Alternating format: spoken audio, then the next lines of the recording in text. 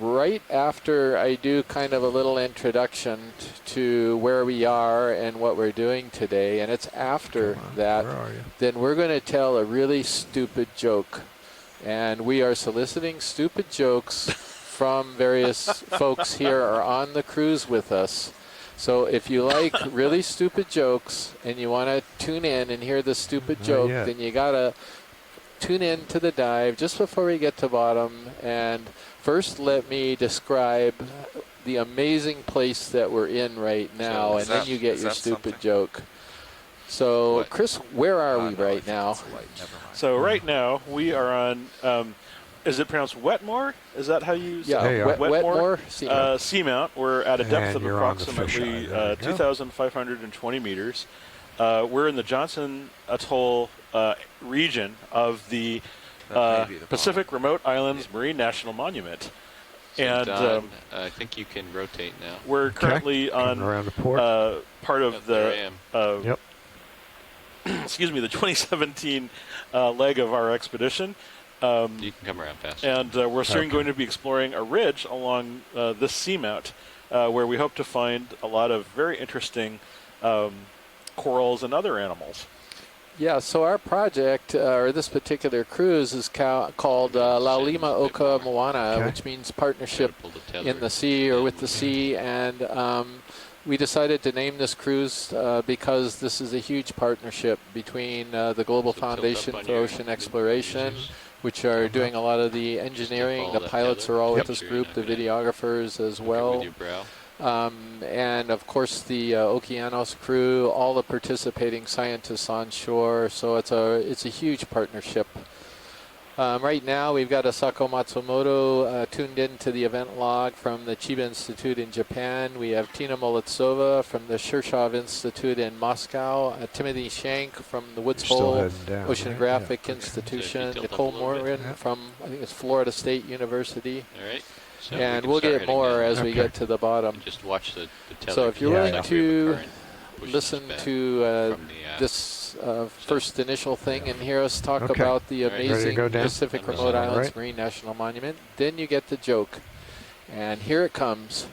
This joke was offered by James Scott, who's one of the Okeanos crew members here.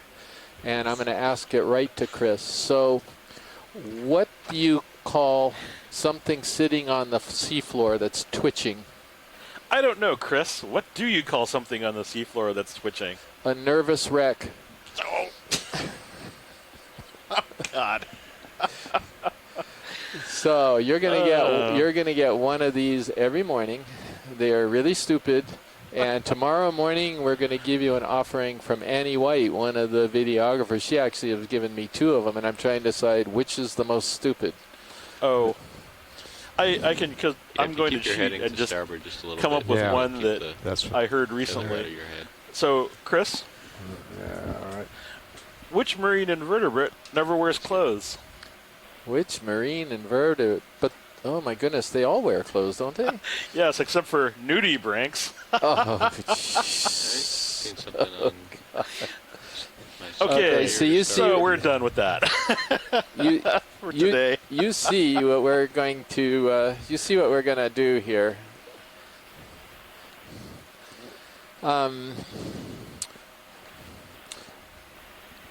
So a couple other notes here as far as some of the other partnerships that are helping us out with this cruise.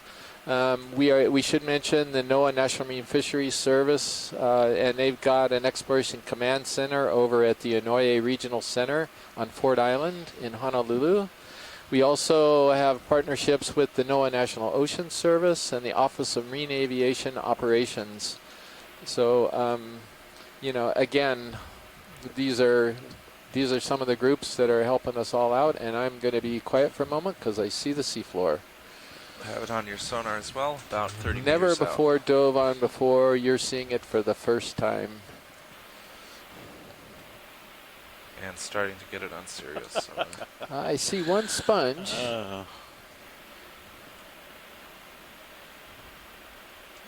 And looks like a lot of boulders and sediments from this height, but we'll see what we see when we get closer.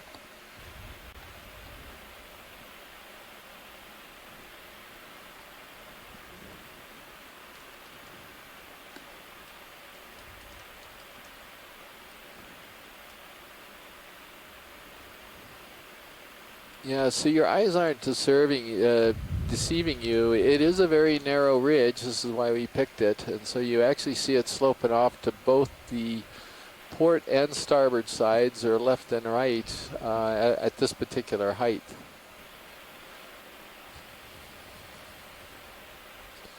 And so one of the things that we're always interested in is the sort of environments that you find specific types of animals in, and why certain types of animals are more abundant here than others. And one of the reasons that ridges are so attractive is because you see so many, you have a lot of high currents in these areas, especially as they're moving over angular surfaces and so forth. Perhaps. And these promontories create effects on the current, which make filter feeding and other types of animals face up slope. Yep. it makes them desirable because they can exploit the water current for food. Are you gonna? Well, we're still settling down, but one last joke from the ISE Watch group. You got all right. You know what? We're gonna save that for tomorrow. Another marine joke. There's always more of them. That is so stupid too. It's as stupid as any of ours.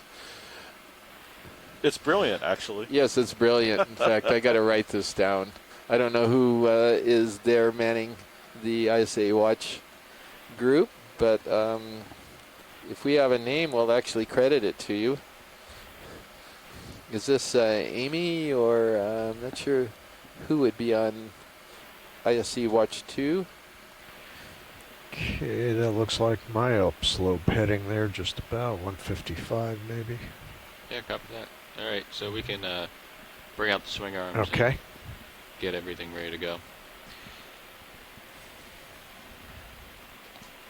All right, Chris, we're all set up here, and we're on bottom and ready to start exploring. Okay.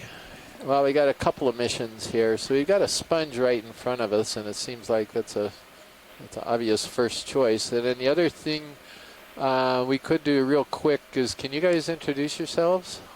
Sure. So this is Joshua Carlson. I'm piloting D2 at the moment in the co-pilot seat. Don Libertori. In the navigator seat. Dave Casagrande.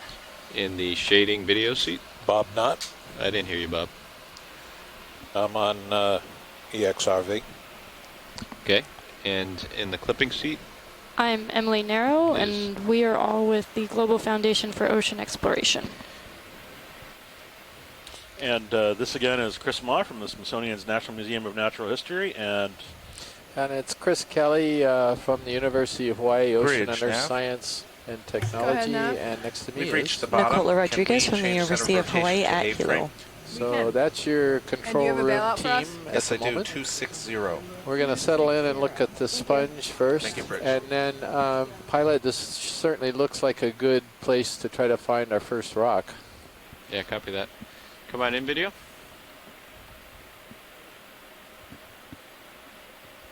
Aravina Bridge center of rotation has been shifted to the A-frame. Thank you, Bridge. You're welcome.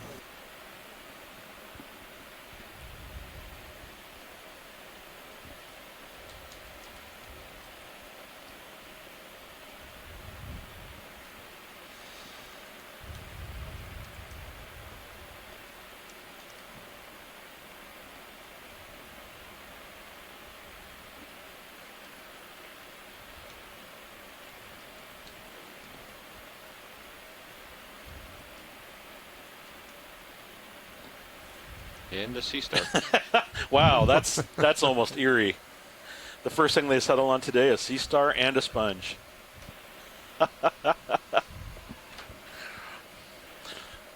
Looks like a goniasterid, the sea star anyway. We'll need to sort of get in a little closer to see the surface in order to observe the details. So the reason that's so significant is because those happen to be the respective animals that Chris Kelly and I both work on. That is a little eerie, as though we planned it that way. Yes. I dropped down here last night to 2,500 meters just to do that. Well, this is a very strange glass sponge in the family Pheronematidae, I believe. So it's a good start. It's got glass sponges have skeletons that are made of silica that gives them a very transparent appearance, just like glass. And this particular one attaches to rocks versus a whole series of threads there. You can sort of see it at the bottom. Kind of a different species. I think I've seen it before. And one of these days we're going to grab one of these, but I don't think so right off the bat. It's a little too early to start thinking about collections, unless unless we see something that we're sure is completely unique. Yes. Well, let's see what the Sea Star has to offer. When you guys are ready, if I could get a zoom on the starfish.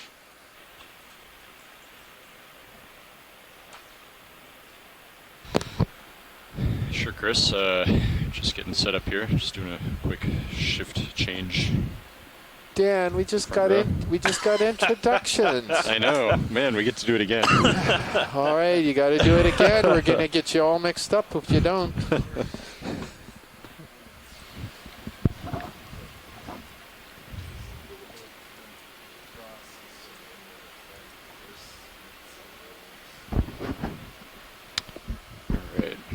So you can hear me all right, watch lead? Yes, we can. Okay.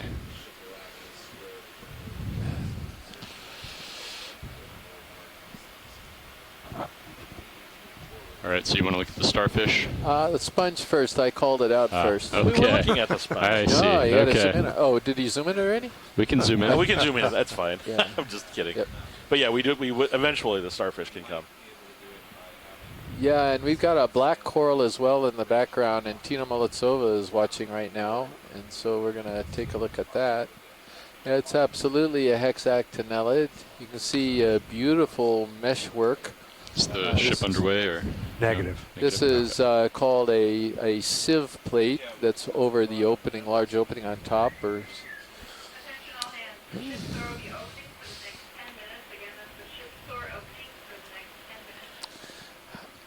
Okay. and it's And covering little this shrimp down large there. opening. And you'll notice that there are several animals, such as this shrimp, and there was a little crustacean called an amphipod Go ahead and living zoom in inside there. it.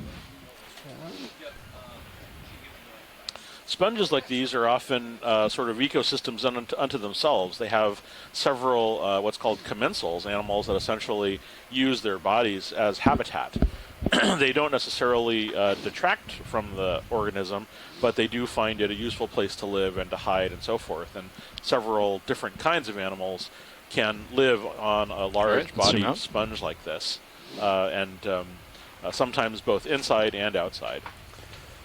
So what we're going to do, if we could pilot, is to look at the Sea Star, and then before we leave here, there's a black coral that's a little further up, Okay, and see we're it. also looking for a rock. Okay. So that's our starting agenda, No shortage of if those. that Yep. works. All right.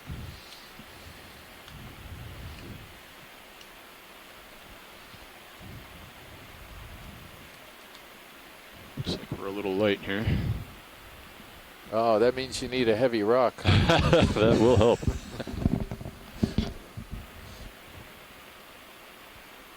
Let me just dial this in and I'll come back in on the Sea Star. Great, thank you.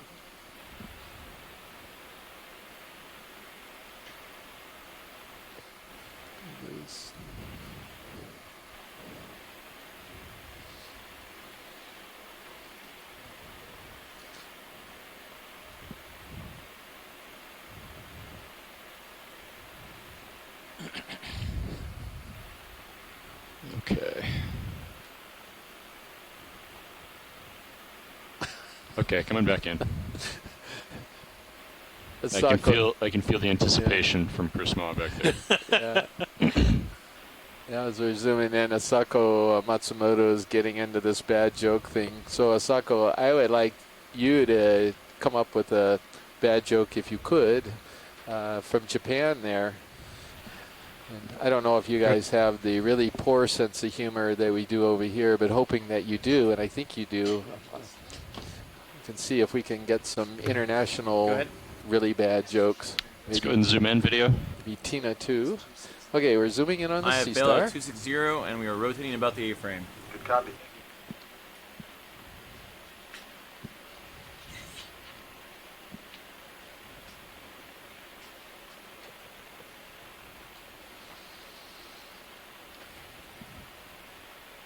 I think I've dialed in the Z-bias there.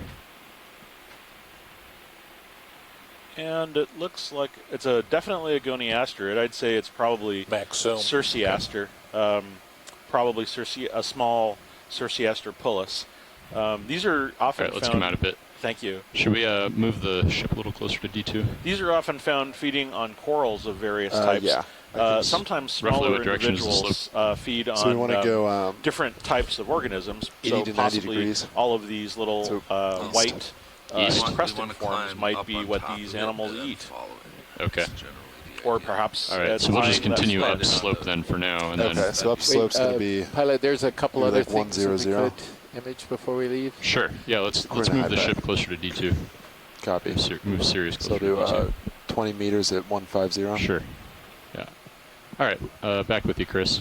Yeah, I'm trying to see it right Also, now. It's there's behind the sponge somewhere. There's a Right. black coral. So there's a black coral, a brushy frond-like thing on the rock just on top of the screen. Go ahead, Nav. And there's also a sea anemone there as well. Yeah, it's at the very top of the screen right I now on see it that up there. boulder. Sure. Yeah, that's it. Well, we're going to have to wait for a ship move before we can get up that far. Okay, and while we're waiting, Dan, we got a lot of candidates for rocks here. Nav co-pilot. Okay. And we would like something girthy. The one, we've had the the larger DC one bus yesterday return ground was. fault monitor off I think for it's the a good descent rock, to but a little approve the small. I CTE wonder if we can get trace. something I'm a little going bit to turn bigger it back today, if on possible. at this point, if that's all right. So we already have the profile. I think you can come down a few meters, Dave. Nav, bridge move initiated. Yes, I will pilot. Thanks. All right, so no rocks here that you see? Well, yeah, I do see some rocks, but maybe we can zoom in on that black coral just Okay. first and Sure. make sure we get it. I won't be able to get too much further out What's here. the direction of that move, Nav? We're moving 150. Great, thank you. Yeah, so Should have a little more Tina, tether now. Tina's Okay. commenting, did we ever collect that black coral? And we did not. I saw this once in the Northwest Hawaiian Islands, and I think you were asleep at the time. And I think I've forgotten what you might have called it. But why don't we get a close look at this, Tina, and then let's consider it, because this was really unusual when I first saw it. Maybe it was last year. And how far was it, Nav? 20 meters, right? Great. Yeah, 20 meters. Yeah, just We'll to get... still This be is a fine, good yeah. different perspective this time than that first time we encountered this animal.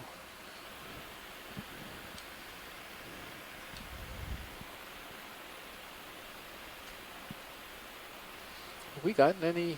Oh, we did get one black coral so far this cruise, right? Yeah. Yeah. I'm impressed that you remember one coral from cruises ago.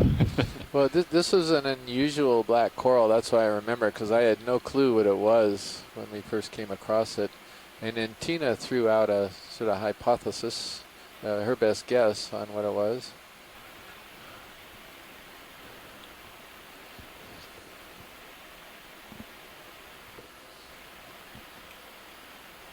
Right, you want to zoom in video? Hold there. All right, go ahead and zoom in.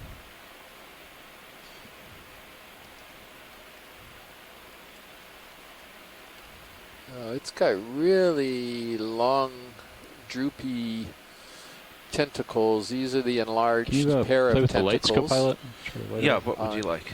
This is a hexacoral. Need more light, a little closer. More light, closer, okay. Yeah.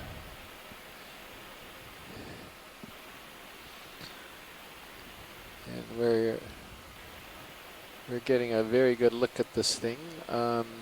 It actually has 6 tentacles per polyp, but you can only see the 2 largest ones per polyp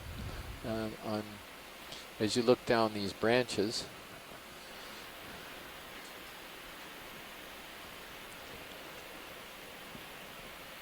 Tilt down. Sorry, dealing with a couple things here. No, you're fine. So I wonder if we could get a close-up also of where it joins onto the stem, if that's possible. Sure. Yeah, we can And, do that. I think that might help Tina. Oh, she's got it? Okay. So Tina, it now sounds familiar to me. In fact, we may even have it in the guide. This is Heteropathes CF americana is the species. Tina just made that. Can you focus Tina towards just the back added of that the video? into the C-scribe, the annotations. Thank you very much. Tina, how about if we do this? Even if Dennis might like it collected, we actually got it to genus and a possible name to it. So maybe if we go up slope and we don't see anything, Can we zoom out a bit, video? A little more unusual, Yeah, hold there. then we could go ahead and grab one of these as well, because it's awfully early in the dive to get one of ours. It's very unique, but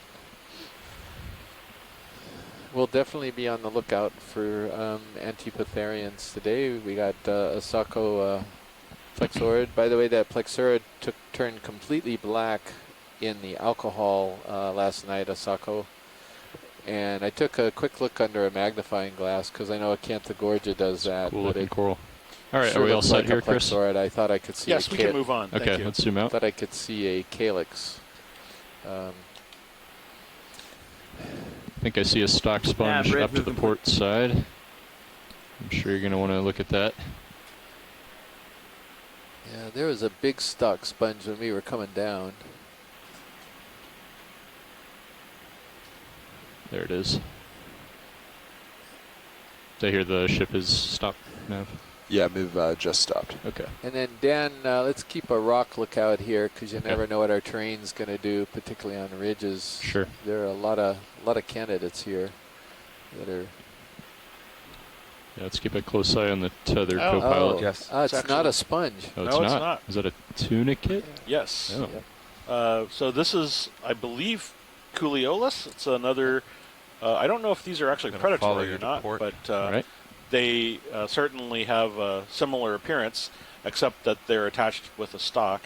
This large gaping hole that you're seeing in the front of it is actually the in-current siphon. These are filter feeders, and they essentially pump water in, and they have another vent which pumps water out.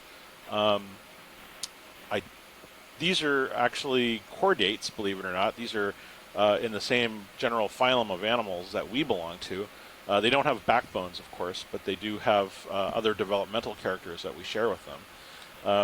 But this one is possibly a filter feeder or maybe even predatory. I'm not sure. We saw some very nice predatory tunicates yesterday. And so this is another type of tunicate. Hold there. Yeah, you can see there's a filter feeding basket inside there, which is where the water sort of gets sieved through. But tunicates are often very bizarre animals. We don't know a lot about them, especially at this depth. So it's always interesting to take a look. I think science is good when our video is. We can zoom out. Okay, a rock. Let's find us a nice big rock. I think we can do that. Why are we collecting rocks here on the Seamount? Chris, you've heard me give my spiel. I don't know, Chris. Why are we collecting rocks? Because this Seamount, I do not believe, has been dredged before. I don't know of any dredging that has occurred.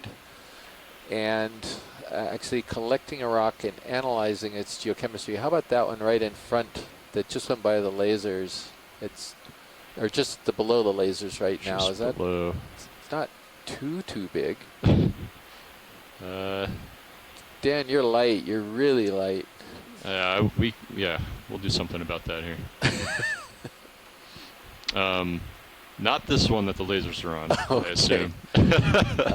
With that round one behind it to the right, do you think that might be free? Because that definitely looks like a pillow to me. The one just below the lasers? That's it. Lasers are just on it. Right now? No, the other one. That's too small. That's way too big, I think. It is? Because that one we thought was really big yesterday. This one wasn't. Here? Yeah. I mean, that's only 20 centimeters across.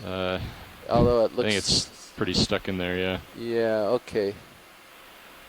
And I guess the other one to the right is too big, huh? Yeah. Yeah. Okay. Oh, sea cucumber. What's down? Well, it's since tilt the we're camera here, up a maybe little we bit, can co-pilot, zoom just a the bit. zoom the sea cucumber since Sure. we're here. Let's do a quick zoom. Yeah, that's good. Thanks, Dave. Okay. So this is a different Hold kind there. of sea cucumber that we've seen. The ones that we saw yesterday were, I believe, members Coming of the up. Synallactidae. Okay. These, I think, are in the family Letmagonidae. These have these long, extended projections. And all sea cucumbers have certain similarities. These feed on sediment. They sort of absorb and eat the ooze that settles out on the substrate, on the rock, and on the mud and so forth. They then proceed to digest all of that and poop it out the way that an earthworm might. And they leave castings of the sediment behind them as they move along. may still be some of them swim at this let me depth. know, This when one you stop and I is can keep probably track of just that. a sort of a more conventional crawling species. Very bizarre looking, but I think we're good for now. Okay, let's Yes, go ahead and thank zoom you. out.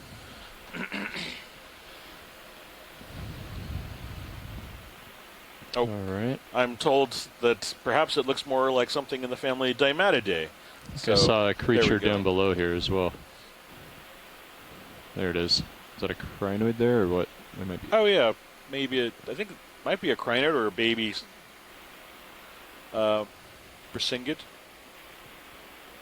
Oh, I see it. Do you want to do a snap zoom here Yeah, video? We'll just quick take a look. snap zoom. Yeah, let's take a look.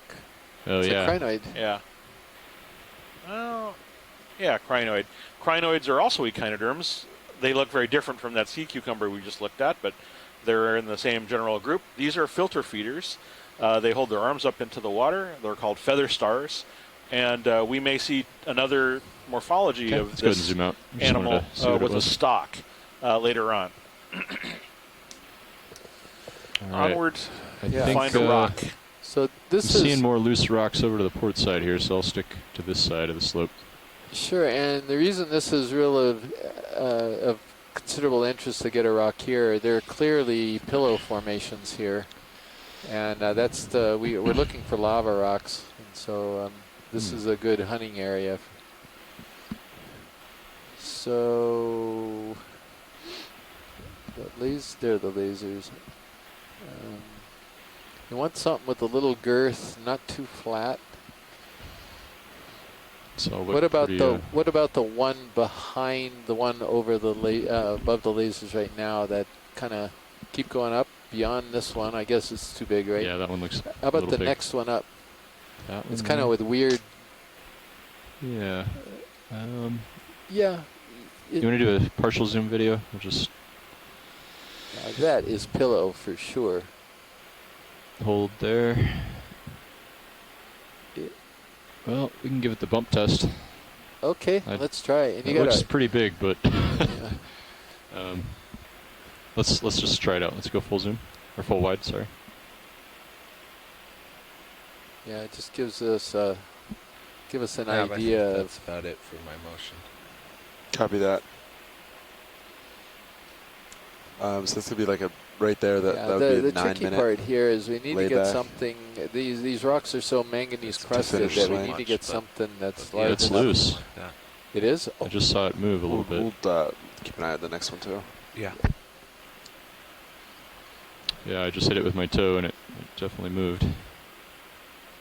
It looks quite large, but it's hard to say. Well, what do you think? You wanna? I'm Try happy it? to try. We can Okay. try it real quick. Let's try, and It then looks- if it's too big, then Yeah, okay. That's fair. thanks. I appreciate it, pilot. Ramping up. Okay. You're good. I'm just going to come down a little bit. Oh, man, that looks really big. Yeah, I don't know about that one, Chris. Okay.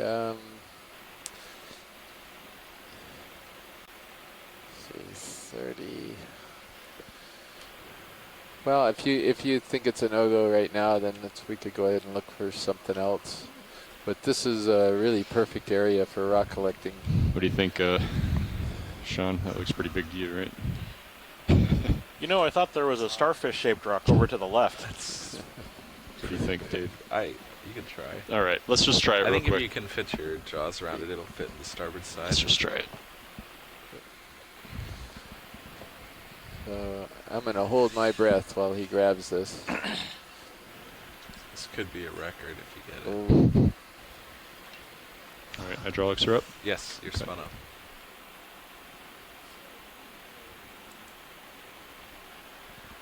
Do you want any help with cameras? I think I can just nudge it from here. Okay.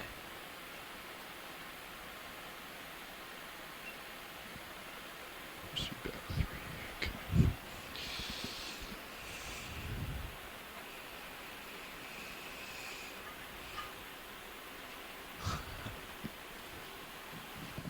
You got this.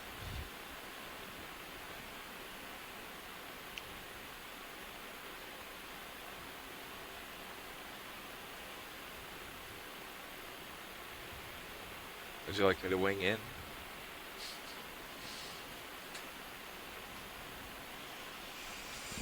Can tilt up here. Oh. Can we zoom? A little bit. It's kind of precariously in the fingers there, but just to fill the frame at the rock there. And zoom out just a little bit. Yeah, that's good. What do you think, Chris? I love it. What do you think, front row? It looks. I think it'll fit. Think so. Starboard side, stick up a little bit, maybe.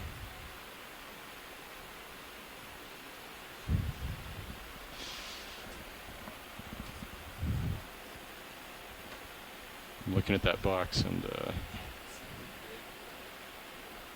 I'm gonna take Mini Zeus and bring it Yeah, up on let's my get screen. another view on it.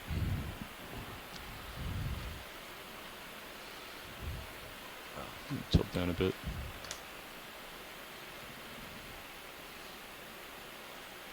Let's see. If I compare the size of the rock, the size of the box. If it were a mirror image, it would fit better. All right. Well, this seems like a really important rock to get, right? Yeah, that's got to be pillow. Okay. Right there. Well, but boosh. Yeah, I think it's too big.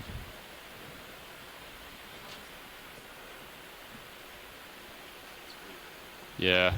Sorry, Chris. I think it's a little big for us right now. That's okay.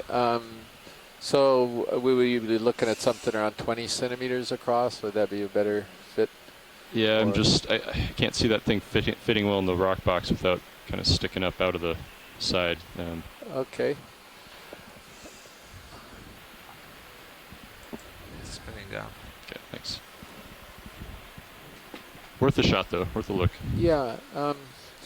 So we can just move up slope a little bit. And There's a sea star up on the right. yeah. And I bet it's right near some rocks. Yeah. Okay, I'm taking my screen back. Okay. I see the sea star up there. Lovely. Your camera. I'm looking down at you at 7-0. I wasn't kidding either. It does look like it's near some you're off loose, to jagged port a rocks, bit. Chris. Yep. Yeah. Oh, I know. I saw it Yeah. there, so no problem.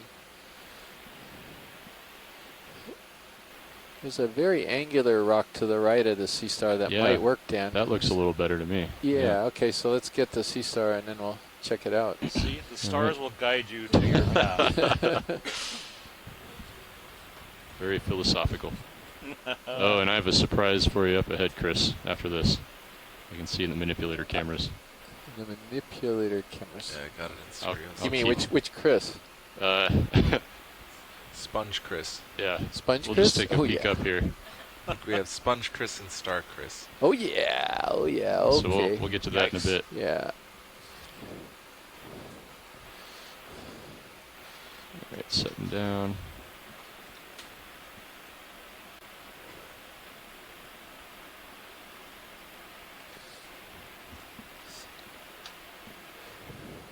See that Les Watling has joined us from the University of Hawaii, Department of Biology. Good morning, Les.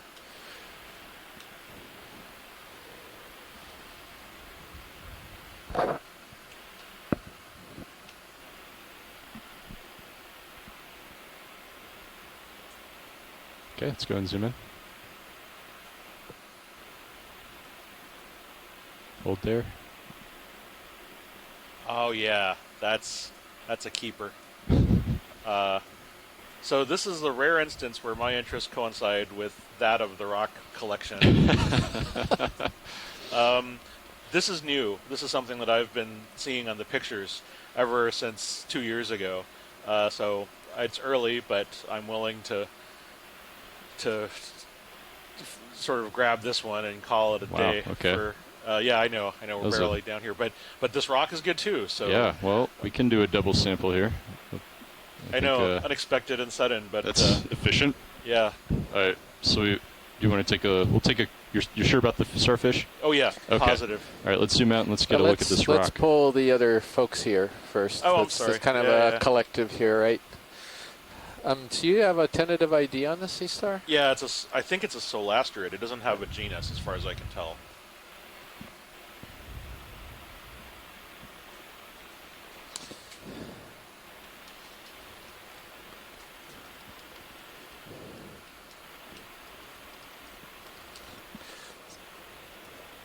So we got a couple of corals yesterday.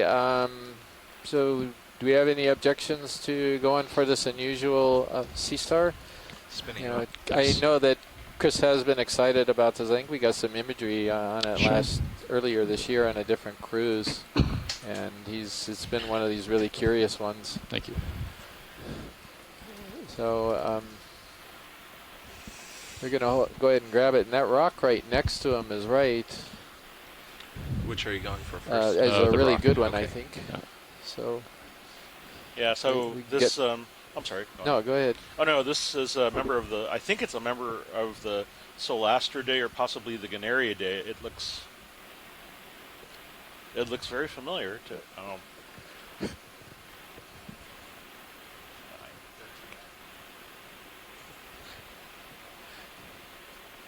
Do you want to look at the rock here, Chris? Go ahead and grab it, yeah, and see, because that looks like a good rock. I can put it in the starboard. And it's mostly, if it's not flat, it doesn't look flat to me. It looks good. Can you take my camera and tilt up? Yes, I'll take both. Thanks. Tilting up.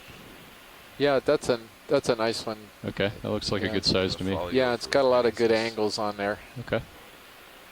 So confirm you want it? Yep. Following you. Stopped.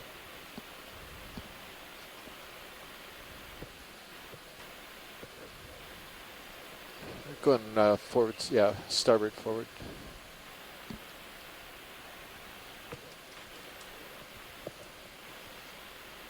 Oh, perfect. Great. Thank you. That's a great rock. So, co-pilot. Looks like you can't get the drawer open. I don't think so, no. I could try. Yeah, I don't think it's going to open.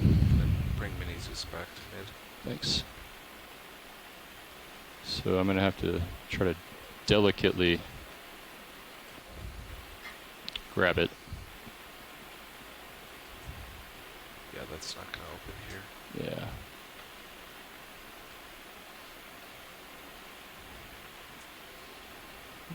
I don't think there's any angle I can land on this spot where it would open. So if I put my right toe down on one side of it, it'll hit that group of rocks, and same on the other side. Would it be weird if you picked up, opened, and then? Please pardon the interruption. Yeah, I think that's the only choice I have. It's just a matter of keeping it cradled and not losing it. Continue, press star 1 now, before you pick it or up. the conference will be terminated. Extending the drawer and landing with the drawer out. Would that be wild? Ooh, the risk there is that you end up hitting the toe of the drawer, and then you flex that hydraulic cylinder. Yeah, copy that. That wouldn't make Carl too happy. But What I could do, well, I'll just see if I can gently grab it, and then I won't even lift it up. I'll just I'll come up a little bit in auto depth. Okay. And we'll get the drawer open. Can you get the port bio box ready? Please pardon the interruption. Your conference contains less than 3 participants at this time. If you would like to continue, press star 1 now, or the conference will be terminated.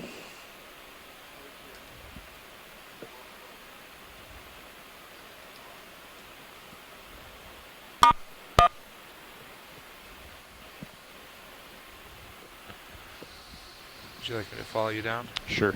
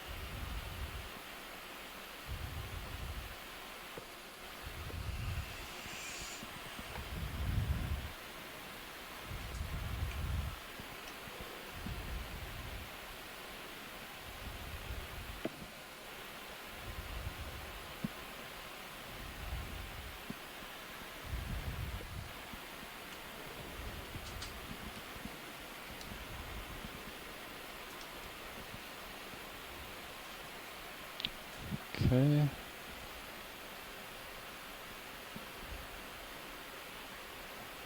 Yeah, let's go ahead and get the box open. Opening box.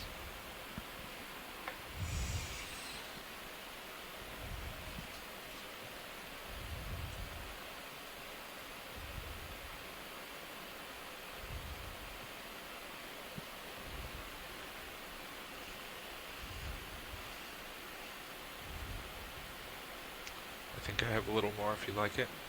That'll work.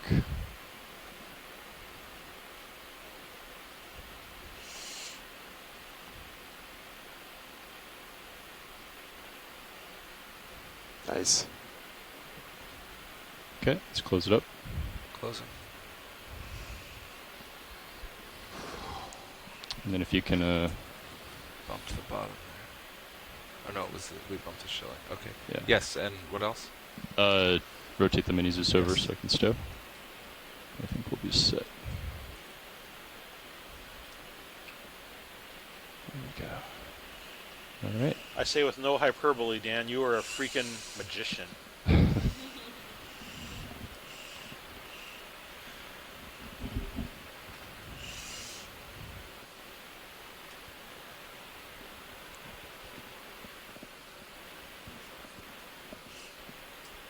All right. Okay, you have your main. I'm going to center mini Zeus before giving it back. Okay. Thank you, Nav. Thank you, Copilot.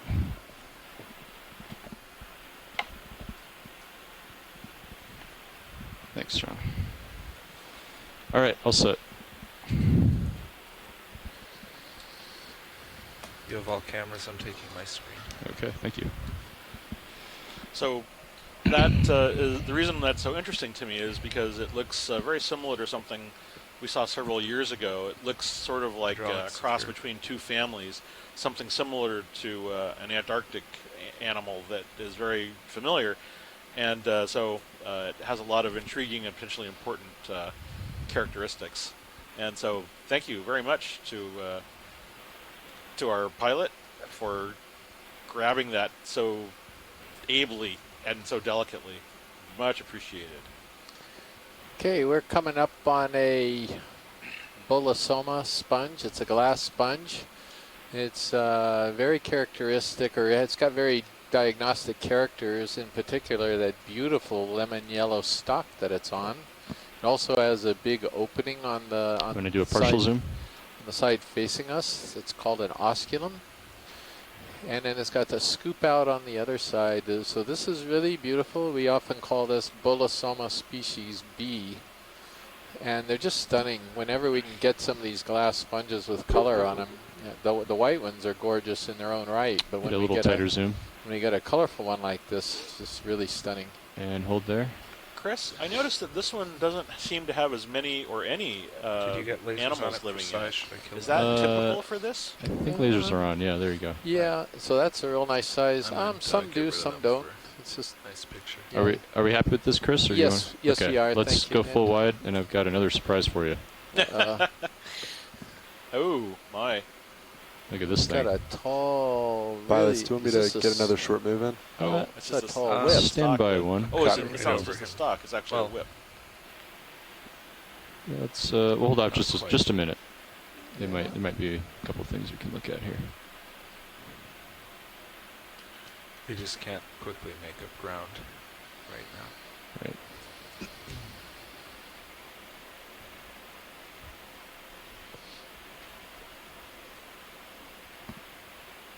Okay, let's go ahead and zoom in. Partial. This is actually a surprise for Les Watling at UH because this is one of his guys, a bamboo coral.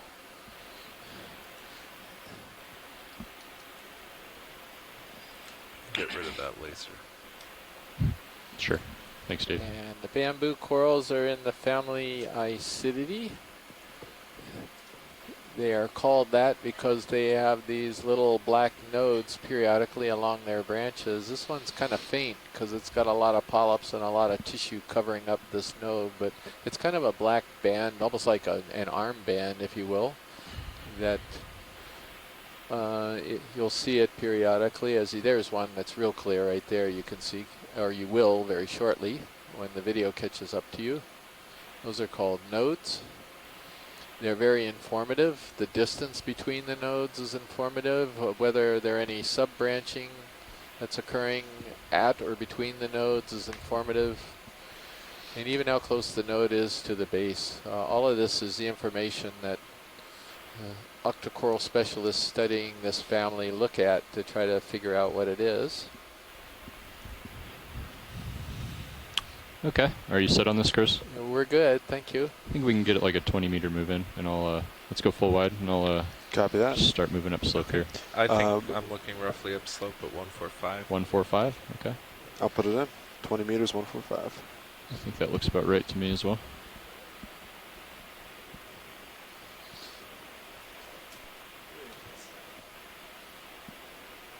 Yeah, that looks great, Dave. Send it.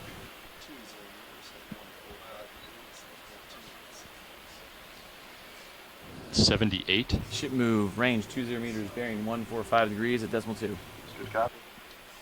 Oh boy. It is. What has that reading been the entire cruise? Nav, bridge, move initiated. So pilot, there's a white branch structure over to the right.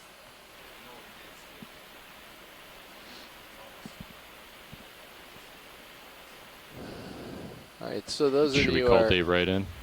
For those of you who are interested in let's get him in here then. Oxygen levels as we're zooming in on a couple of why don't we get Dave right in here.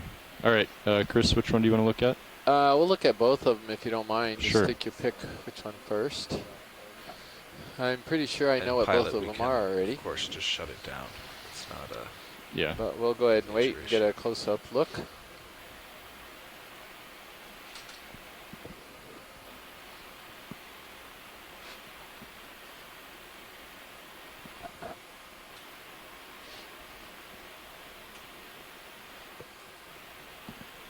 Let's go ahead and zoom in partial here video. Try to keep it stable in the water.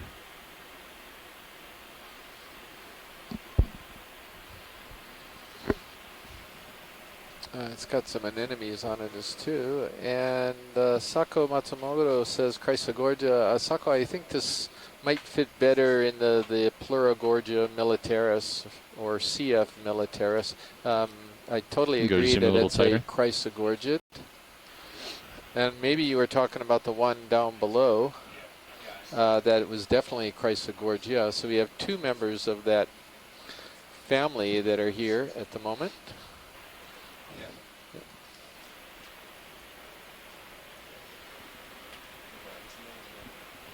Yeah, he's gonna get him for us. All right, are you happy with this, Chris? Or? Yes, I am. And All then right. the one to the lower. Let's go ahead and zoom out. The one to the lower right would be good to get to. Sure.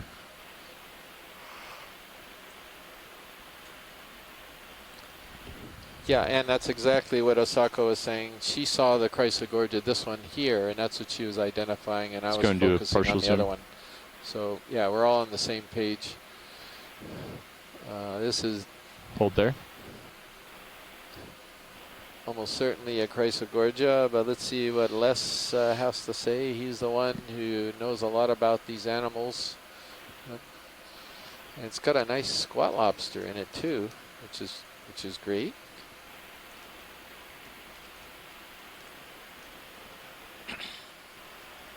Okay, are you set with that? Or do you want a closer look? We can zoom tighter. Yeah, let's look at the squat in there and catch some of the branching. Hold there. Yeah, so that looks like now, a if you'd like, you Galathioid can drop a marker of some kind. Let's go ahead and zoom out partial. Sorry, I'm floating away here. Let you Come know, back in. That's fine, That's pilot. fine? I okay. think we're good. Okay. Appreciate it. Thank you. Let's go full wide then. If you want to drop a marker at the edge of that return on my sonar, I can let you know when we start moving. Ship still moving? Okay. All right. Good then.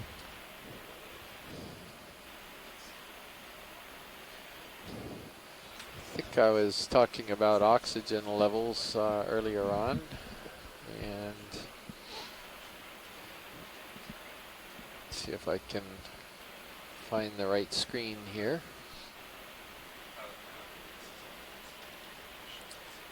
Okay, the oxygen hit a minimum that's below 1. In fact, it looks like it's below 0.5, so it was a true oxygen minimum. And this was at about 450 meters or so at this location. It started to go up, and then it went down a little bit and did a whole bunch of little things. Maybe the Sirius is moving around a little bit in depth.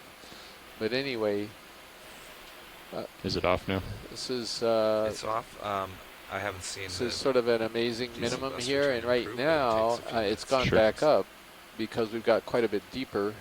We are now looking at oxygen levels of about 2.5 milliliters per liter. So it went from 0.5 to 2.5. Right, I'm going to push up slope a little bit. And to put that into Copilot. perspective, that's the surface is around 6 to 7 milligrams or milliliters per liter. So 0.5 is really low. We certainly couldn't. If we couldn't be water, we certainly couldn't exist with that level of oxygen.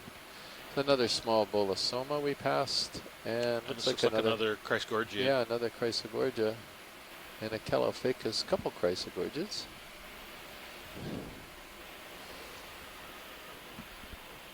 All right.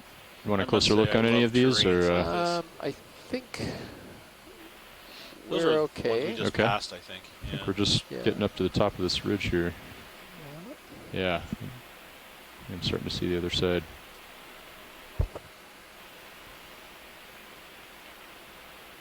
It's a good thing we grabbed that rock earlier, huh? Yeah, that's why I always go for something like that. You just don't know what's going to happen. Just going to peek out over the edge here. Yeah, absolutely. I love these vistas. Yeah. So we're getting a bunch of corals already. Sort of a mixed substrate here. And we may or may not see really dense bed today because we're right on what we suspect is the maximum depth zone for the high density bamboo beds. So that's why we chose this depth in this location, to really explore a depth that we don't have that much data on before, data on already. which is around 2,500 All right, pilots. meters. I think based on HIPAC, Cirrus is starting to move. Okay. Starting to move. Our current Correct, depth starting. is What's the delay there? 2,555 meters. 5 or 6. Okay. These are beautiful pillow lava flows, these big, huge, globular I think we rocks can get in another front of move. us that are very manganese crusted. Yeah, copy that. So yeah, now that we're at the edge, we want to start Can rotating we get more a quick east. zoom on that Yeah. white structure? Which one? There in the center. There's small a one there? white. Yeah, there's a small white. Sure. I'm not sure what it is. Sure. Pilot, that doesn't seem like that was it. I'm going to run through some Okay, yeah. non-essentials, like rail cams. Go for it. Yeah. Yeah.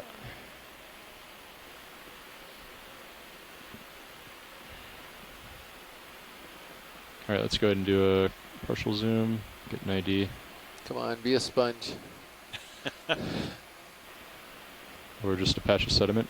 A patch of sediment. Oh well. That's sort of star-shaped. All right, zoom out. It was. I thought it was a sponge.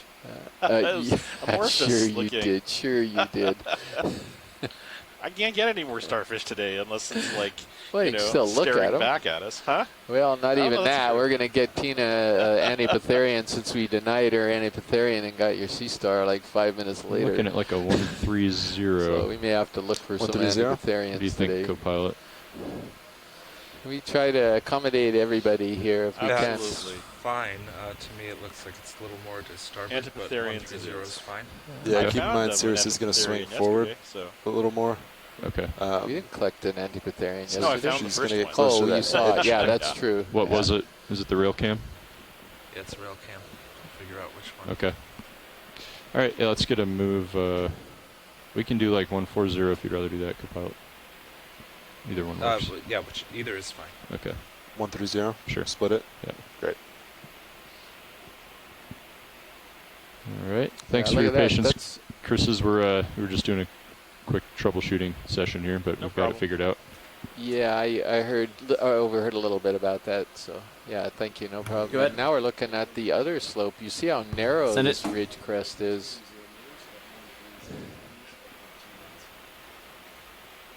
20 meters, bearing 130 So degrees getting at that decimal rock 2. in the bag just certainly always calms me because I know that if anything happens, we've got a really important specimen. We also have this very important sea star for Chris, so we've got a couple things right off the bat Nah, bridge moving that are issue. really good. You just never really know what you're going to find on the top of these ridges, right? You never know, and you never know if the weather's going to kick up or something's, you know. Very true. Just something. There's a branching thing coming up on us on the top of there. All right. Definitely sort of a mixed Two of them. substrate of globular pillows and Yeah. sediment and All right, rocks. let's do a partial zoom.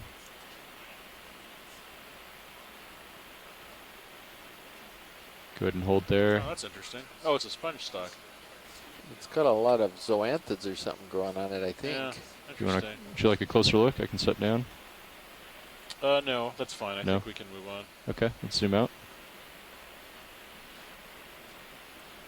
Is that a? There's a little red object over to the See right. that? Yeah, I let's think do it's a a shrimp. partial but- zoom. Yeah. Video's saying shrimp here. Yeah, Yeah, shrimp. There's a little sponge or something to the yeah, left. sponge to the left. Yeah.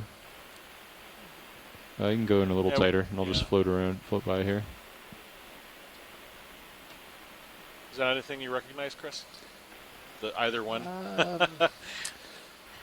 Yeah, well, it's got an osculum on there. These little weird Zoom out. sponges, I just don't know. Probably a euplectellid. Thank you. All right, we'll go full wide. Yeah, Just we doing can a move snap. on too. Yeah. We got a ship moving in. We're heading up slope. We're making progress here. Making progress. And do we have a waypoint 3? Just curious. Yeah, let me zoom out for you real Okay. quick. So pretty Dan mild. or Yeah. Nav, you guys would confirm we are on the crest, right, already? We're almost there. I think we're getting there. Oh, well, good. Actually, Wow, if we're not on the crest, I feel even better. Yeah. Because the crest is usually where all the action is happening. So. Yeah, because we're still facing. D2's facing southeast, and that ridge runs from, southwest to northeast. So we're still kind of coming up the side of it here, but should be on top of it shortly. Yeah, no, good. That's But yeah, pilot, if you look at high pack, so pretty much get on the crest. And Just follow it up. Waypoint 2. Okay. There's a branching And structure waypoint 3 is over up to there. the left, Chris. Okay. Do you want to take a look at any of these things in front of us, or There. Oh, yeah, we can do a there's snap zoom?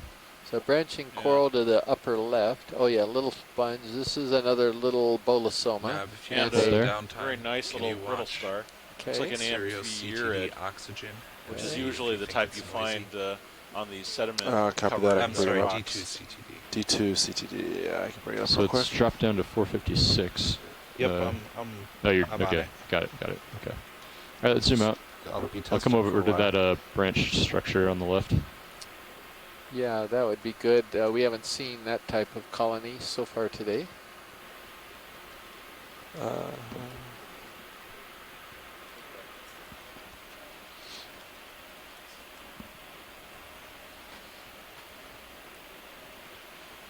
It might be off the bottom, or you might need to watch the Jeez, values look at that themselves. big, huge The glob of display. pillow lava there. Yeah. That's just So normally amazing. That one might be a little big.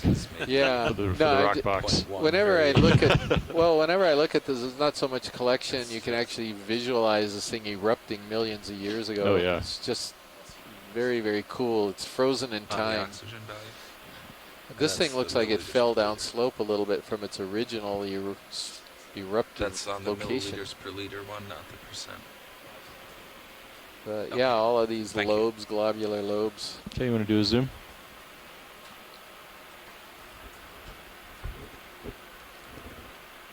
And hold there, and I'll bring it over. Hopefully. Okay, so Just lost my toe there, but that's good. Ooh. It's getting there. Greetings to Scott France. Looks like there's a little coral under the rock. Oh yeah, I think that might be a. It's a Little ROV dust, sea sorry. whip or Go ahead and zoom in. something. Yeah. Hold there. Oh, it's a I think so. The sea whip looks, or the octocoral looks like a primnoid.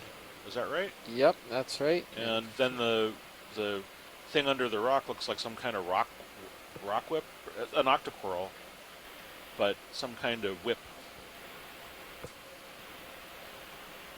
It's So I'm going to take a guess at this. It certainly looks like something called Just kicked up Narella a bunch of dust. macrocalyx. I can put that in as a question mark. Is it still Macrocalyx noisy is a species Sorry? in the Now genus is it- Narella it's oxygen for still noisy? primnoids that's kind of very leggy. It's got just a few branches coming out right near the base. And they're long branches that typically don't Okay, subdivide. thank you. And so that's what this looks like. And so these are okay. this is Zoom first out. described in Hawaii. So thank you very much for that. It's another stocked creature here. Yeah. So pilot, CTT is what we've been seeing. It's the starboard rail Yeah, cam. I think that's and a we can turn dead that on. sponge We can stock run with some that brittle stars fault. climbing over it. Yeah, let's not- leave it's that not- off then. We, Yeah. we can use it. We can run with it on. Oh, we can. It's not Okay. gonna damage the camera. Okay. Okay, I'll bring it on then. Yeah, we'll just keep an eye on that. Yep. So just Thank you. I'll check that periodically, maybe. All right. Are you good with this, or do you want to zoom? Yeah, we're good with it, yeah. I think. Okay. More stocks. There's another stock sponge. Getting into a little more consolidated. Well, it's been back and forth, consolidated, unconsolidated. There's a white bush on the left side of this big rock we're coming up on. Oh yeah, I see it down there.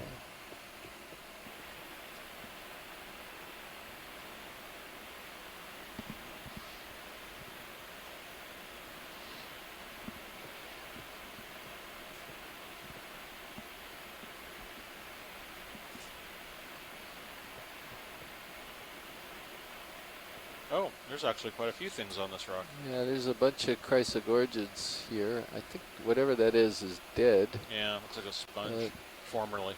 Formerly. The dead thing formerly known as sponge. You want to do a quick zoom here? Yeah.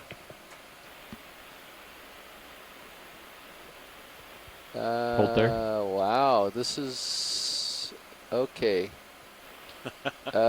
Yeah. Okay, so I think it is dead, and I think it's a demo sponge. Whoa. But it's got a primnoid growing off of it. Yeah, it is. Setting down your video. I'll stabilize in a second here, hopefully. Got a nice little amphiurid living on it. I am not understanding those holes in it. The osculum right through the colony. It looks like it could be a demosponge, possibly in the genus Stellodorix, but those holes are very puzzling. But it's dead. Best we can do is image it. Dead sponges are not collectibles, and anyway, we're kind of an Antibatherian watch anyway, but that's a weird one. That's a great image. So keep an eye out for a live one then. Yeah, and also that black coral that we passed by at the very beginning of the dive. Yeah. It'd be good if we could see one of those. Okay, let's zoom out. Tina says they're quite rare, and sort of regretting. I wish we could have seen them a little further along on the dive, because. And then that one there, that chrysogorgid right in front of us, the leggy one would be good. I think Les would appreciate a look at that one. Sure. Do you want a quick look or a real detailed one? Look, decent. I mean, quick. Let's do a quick in between. Let's go and do a quick zoom. Well, we can do a quick, identification, or I can sit down. We can get a nice stable shot. So it's always up to you. Well, most of the time. That's really good in that he can. Yeah, and then we follow the lead here from the chat, and so I think that's pretty good. I think that'll give Les the opportunity to look at the branching pattern. So. Okay, let's zoom out. Yeah, thank you. Well, we're seeing plenty of animals so far. It's a good morning. Yeah. There's another stock structure right on top of that, next to the chrysogorgia. What's that, Copilot? Do you want lasers on? Yeah, sure. Get them on for a second. General flying around. Yeah. Is that Let's go and do a quick zoom. Yeah. No, it is. Could be. Black coral? Hold there. Oh. It's overgrown, whatever it is. Yeah. Okay, it's just hydroids. Hydroids on a stalk. Yeah. Let's zoom out. The surface of these rocks look like they have these little finger-like, I don't know, they're sponges? I was just going to ask how the tether's looking to you, Copilot. It's all right. Didn't appear to be any loops or anything in there. No, I've been running up and down the length of it Yeah, whenever it seems pretty straight now. It's going pretty well. Yeah. It's pretty steep topography we're in today. All right, I'm going to move over here. That's another a tall one. Look at that. It's another bamboo coral. I saw a yellow stem that we passed a moment ago too. Yeah. I wonder if that was one of these deepwater stichopathes. I guess we know what this is, right? Yeah, maybe a snap zoom on it. Okay, quick zoom. See if the polyps are the same hold as what there. we imaged. I'm thinking that Yellowstock might be just a ex-bolosoma. Yeah, it could be. So we're looking at an unbranched icidid or bamboo coral. We imaged one of these already today, if it's the same thing. We think it could be.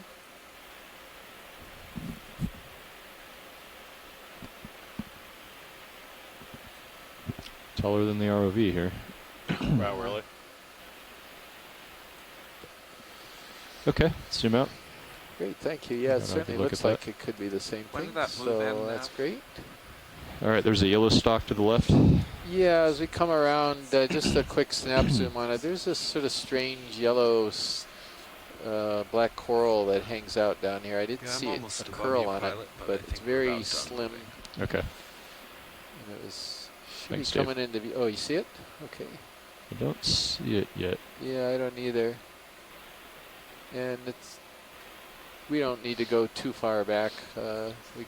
Fish? Video says See a it sees a fish? fish. Okay. Bottom. Oh, yeah. Good eye. Good eye. Let's do a quick zoom before he swims away. Where is it? Oh. Oh, okay. Hold there. Rat tail? No. No. Ophidiid, Cuskiel.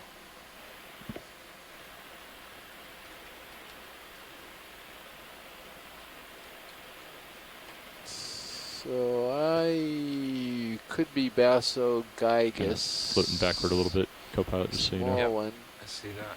I'm going to put Basso Gygus question mark. Bruce Mundy is not with us today, but he will be with us tighter tomorrow. zoom. Yeah, now that he's holding, that would be good.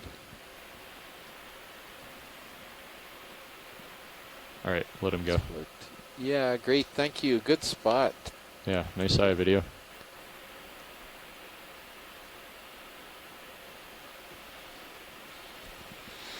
Okay, yellow stock. And if we don't see it soon, I'll just go ahead and push up slope. Yeah, that would be fine. No, it is. Video says he...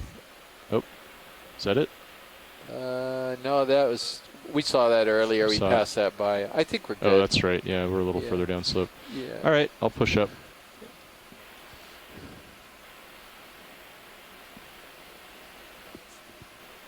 Oh, you see it? Oh, up here? Ah. Is that it? That must be it. Well, it could be it. Yeah, it looks like it. I'm going to call crinoid stock. It could be a crinoid Let's do a quick stock. zoom. Without a crinoid? Formerly. Do a tighter zoom. Yeah, not much going on there. Yeah, I think he lost his head. Yeah. Okay, All right, yeah, thank zoom you. out. Yeah, hyacrinus, but it, or hyacrinid, but Well, means we're entering crinoid territory. yeah, that's true. That's hopeful. Interesting.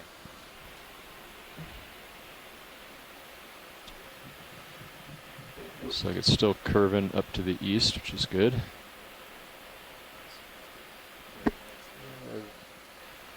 Yeah, we should probably put in a move here. 120 sounds good. Yeah, yeah. Sounds good. All right. What about this guy? Is that same black coral? Where is it? Oh, right here? could we take a look? Yeah. Actually, stand. Oh, come on. Stand by half a second now. Yeah, sure. Let's go ahead. Oh, sorry. Yeah. Oh, Nav, hold on.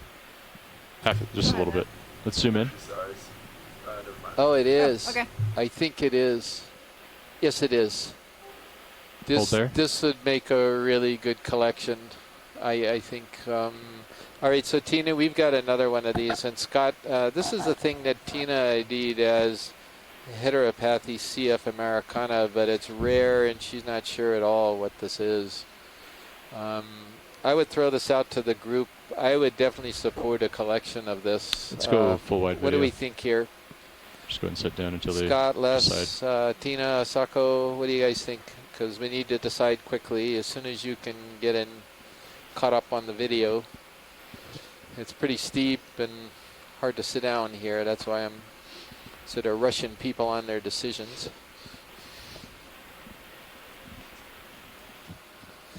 Scott thinks he supports a collection.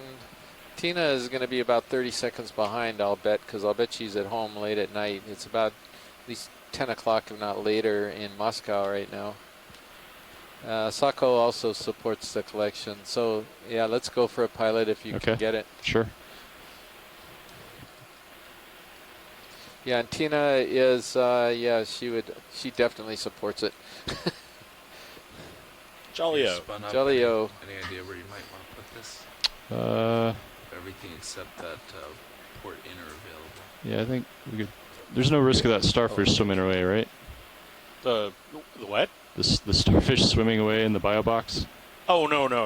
Okay. I mean, there's always, you know, I mean, if there's too violent a flush of water, it could push it out, but it, in and of itself, it doesn't swim. Well, just checking. I didn't think so, but yeah, that's fine. Don't want to lose it. Yeah, no, that's fine. Thank you. Okay, I'll prep for it. So, pilot, would the whole colony fit in the box? Because I'm sure they'll want that main branch point, if possible, all the way down. Yeah, I think so. Yeah. Okay, Yeah. terrific.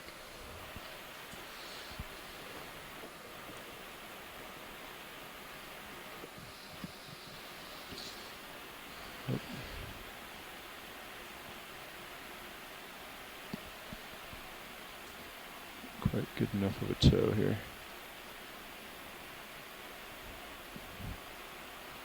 I'm sliding down, hold on. Yeah, Tina is definitely in supporting the as much of the colony as you can get. All right. The whole thing. Yeah, I think we can get most of it. Yes, species 3. Right.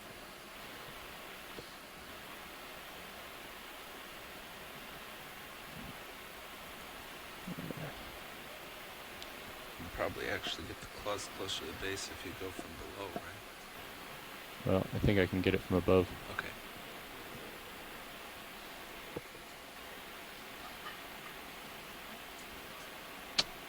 Not quite heavy enough today. Need another rock. You know, I hate to tell you this, Dan, but I was actually going to suggest that we are in such a good area for rocks. We might as well get a second rock here when you have a chance. I'm always happy to sample. Yeah. So, yeah. Well, it's just, I mean, it's a perfect area. There's pillows all over the place. Yeah. And they're loose. I gotta get a little closer here. I'm gonna try that.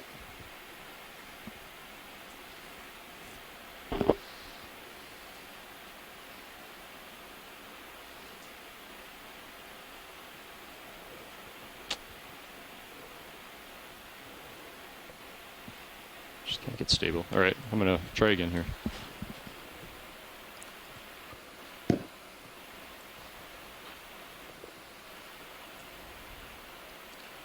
So it's lunchtime. Chris Ma is going to go ahead down there and grab a bite to eat while we're doing this collection. And I just saw a Pleurogorgia militaris in the background, upper left. This is a really beautiful black coral.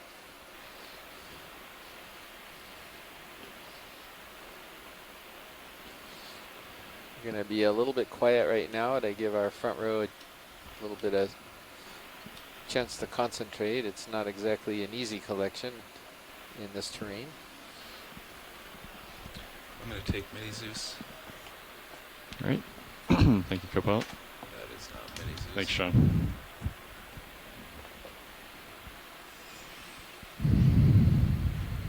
Okay, hydraulics up. Yes. Okay.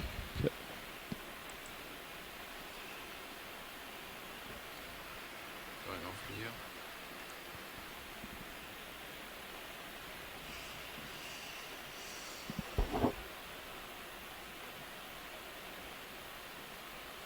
Centering.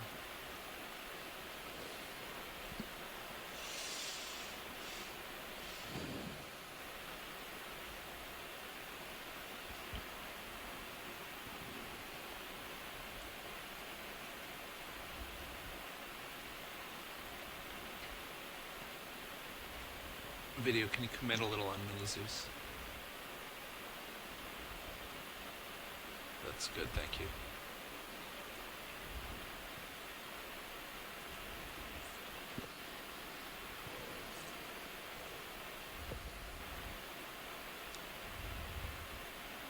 That's beautiful.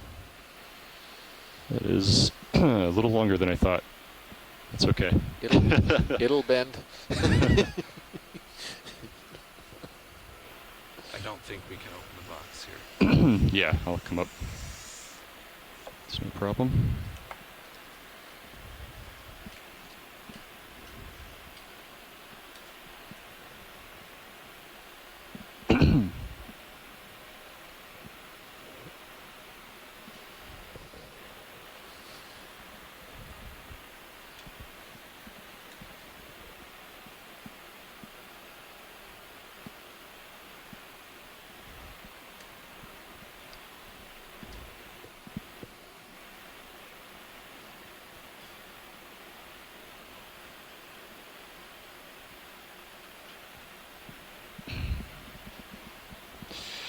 All right, and Nav, if you can help keep an eye on the Sirius camera while we're doing this, that'd be good. Thank you. Yeah, absolutely. All right. Boy, that is large. The most important part is where you're holding it down there. So if some of the little branches stick out or something, but I don't know. Sure. Let me think about this.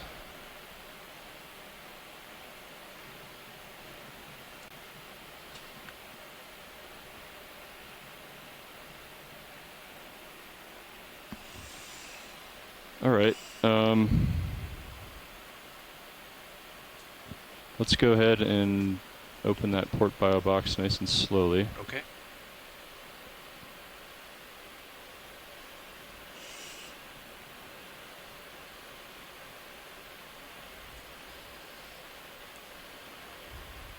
We go full open.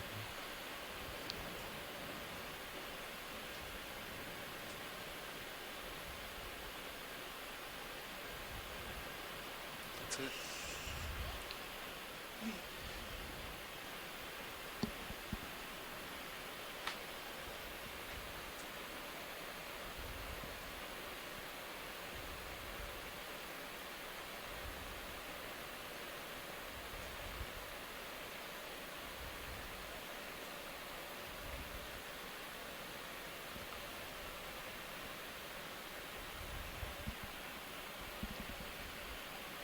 Are these going to be springy, Chris, or? Yeah, they'll bend. It won't. I mean, if I let go, is it going to spring up? I don't think so. But you might. Yeah, what you're doing, rotating it, might be the best way if possible. So it might spring up a little bit, but not too much. I don't think. I think that's perfect. Nice. All right. That is beautiful. Closing drawer. Kudos to the front row. Beautiful collection, Dan. Oh, we need to move the shilling up Yes, okay, a bit. I will. Yep. Yeah. Tina, we got the whole thing completely intact. Beautifully placed in the box. All right, we need at least one small piece in formaldehyde. One pinule is okay. Just be aware, it looks like your wrist. You gonna help me remember that, Nicola? Yeah, okay. Thank you. Get it out of here, then I'll work on it. Yeah, okay. Thanks. Okay. Full closed. You work on that, and I'll bring my mini Zeus over to stow. Okay.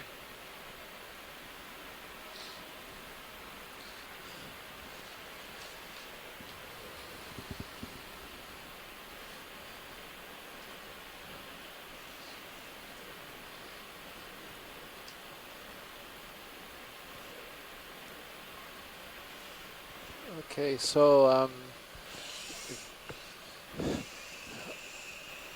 one thing too, as we cruise along here, again, if you see a really nice angular rock that would be appropriate size, I see no reason why not to collect a second one here. You always hedge your bets in case for some reason you were fooled and you wound up with a piece of manganese.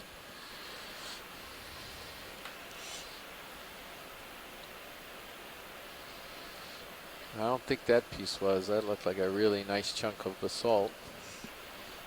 Yeah, kind of a broken pillow Okay, there. Take To the the back. right. Got it. Deal with a couple things. We can move on. So, pilot? Sure. Yeah. Yeah. Go ahead. I was just going to suggest that there isn't any reason why we shouldn't get our second rock in this area after you put the arm away. Oh, well, you had to do it anyway, yeah, right? that just takes a second, so we can find a rock here. And nice angular one. That might help you with the buoyancy, too. Always looking out for us. Yeah, that's Appreciate it. I'm thinking just for you. That's it.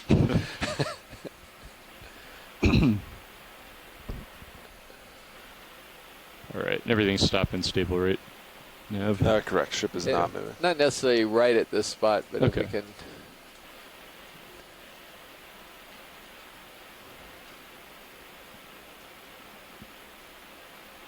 How about that square one that's coming up, angling to the right? That The one's one sticking kind up. of 2 o'clock from the lasers? Yeah, what do you think about that one? We can take a quick look. Tell you what, I'll hit it with my toe. See if it's loose. That's a funny look on the way it's propped there. Hard to Looks see. like maybe a little piece of pillow that maybe we're looking at the bottom face of it, the part that cracked off. Yeah, that's why it would be beautiful. Or if not that one, that angled one where the lasers are. Well, let's see this one first.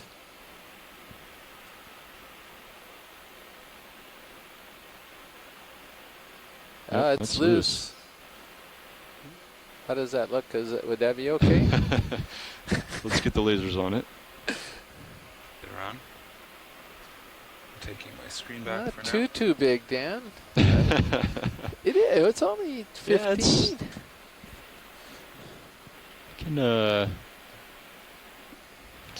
Yeah, I think we'll take a look at it here. It's large. Yeah. But I think it's manageable. We'll take a look. Great, thanks. Appreciate it.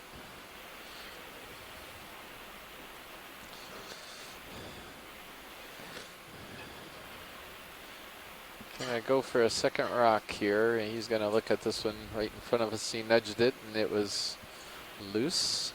Chris is just returning from lunch. I was filling him in on where we're at. The black coral was beautifully collected and put in the box right next to your sea star. Okay. I expect nothing less. Your sea star better not harass that black coral, though. You know, this one, that particular one was found in these basaltic areas. I'm not sure if it's a predator.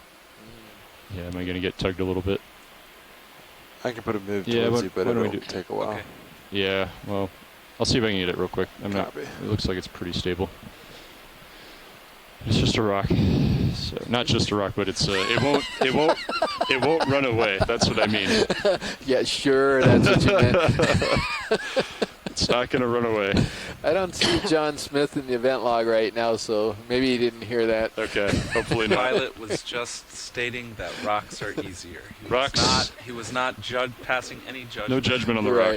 Just rocks don't run. Right. Or swim. All right, let's bring the port wing inboard a bit to start. Coming in.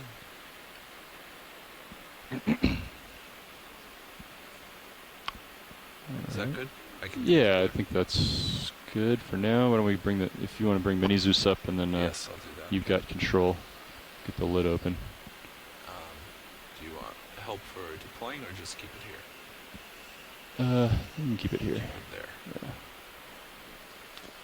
So what's really different about the rocks we're trying to collect here at this site today, or the one that we did collect and trying to collect the second one, versus yesterday, is yesterday's rocks, we believe, were a result of what they call secondary volcanism, which means it was not part of the volcanic events that created that particular seamount, the main platform and the main part of the seamount. It was an eruption that took place billions of years after the main seamount was formed. Whereas these rocks today are most likely, inboard a little bit, why don't you? These are rocks that are from the original volcanic event that created the main. That should be good. The seamount. Thanks. So that's the difference, and I'll be quiet to let him concentrate. I forgot. So my lips are sealed.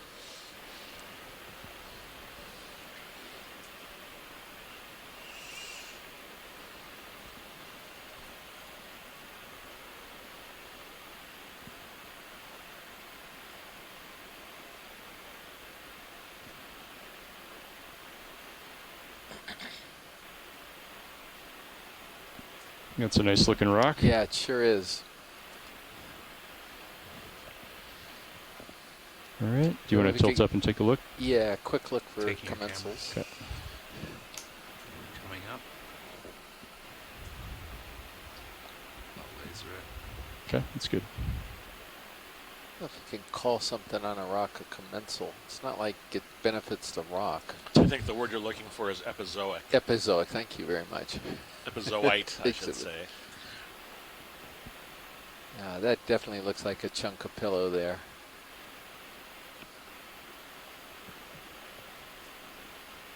All right, happy with that? Yeah, beautiful. I certainly am. Okay.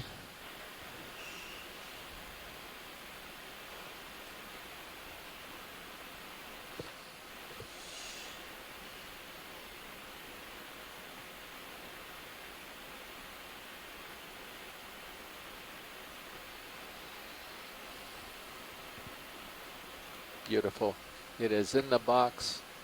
Thank you so much. We could try the auto close.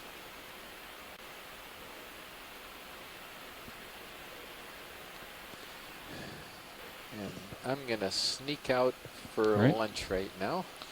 Alrighty. I'm going to go ahead and close it up, or bring I'll the be back. port wing Lightful. outboard. Yes, port wing out.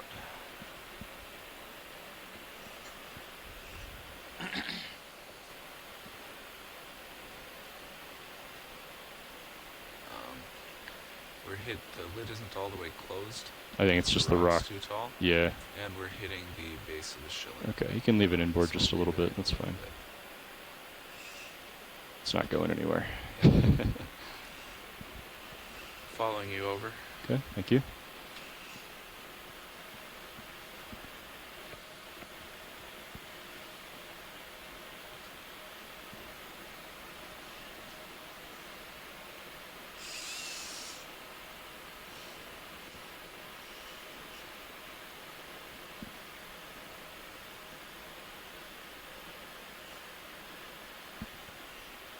All right. The arm is secure. You have your main. I'm centering Mini Zeus. All right. Thanks, Sean. All right. Guess we want to get that move in pretty Yeah, soon. What were we looking at? So during the course of those two samples, I followed you all the way around to 8-0. Okay. Which I don't think is the direction you want to move. Yeah, I think when you were at 100, that actually looked I'll come pretty back good in front of you then. Okay. Can I we can rotate put Sirius forward. back up? 1 second. Yes, put Sirius back up. You have all cameras. Yeah, thank you. All right, come back over to your starboard view. 100. Coming to 100.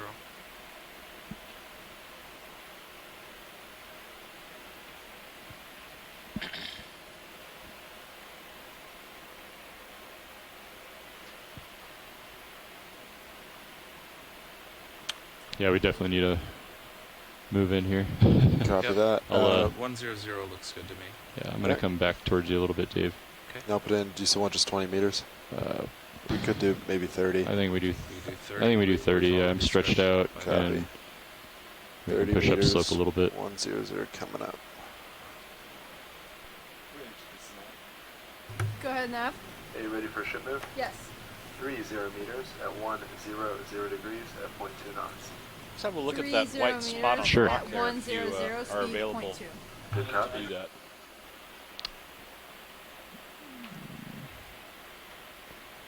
That might be the same stock we were looking at earlier. Oh, The one off to the right. oh, but no, the right. Ah, okay. I'm still stretched out a little bit. Let's do a quick zoom from here video. Hold there. I can't really come down. I have the tether right under me. Yeah, that's Yeah, I fine. think that's just a dead stock. We can move on. Okay. Zoom Thank out. you. Yeah, that's fine, Dave. I'm gonna keep backing and RV nav bridge, move of 30 meters, bearing 100, speed decimal 2 initiated. Good copy, thank you. You're welcome. backing up toward you, and then I'll come down from there. Okay.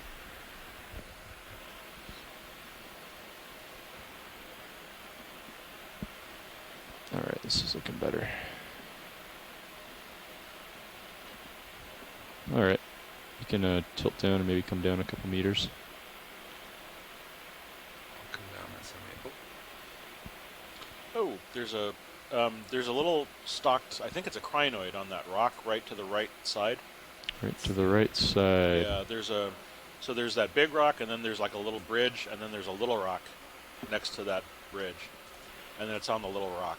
Is it up here? Is it on the left side of the screen right now? Right side of the screen, Right side of the lower screen. right. Lower right.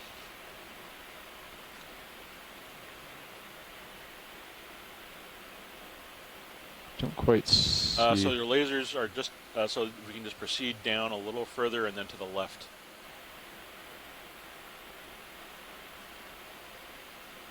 Yeah, up a bit. Up a bit. Yeah, sorry. Sorry, I'm just not seeing.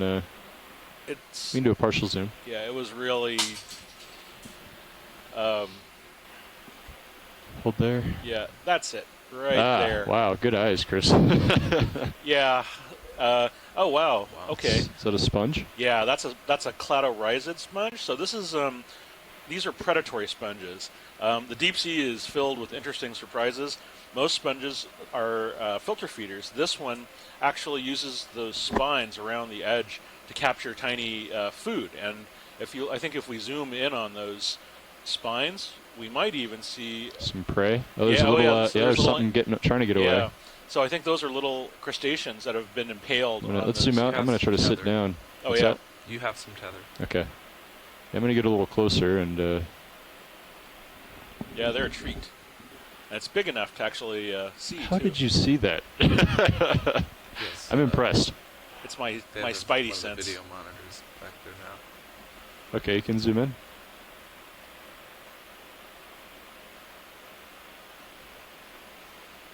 Hold there. Oh, beautiful.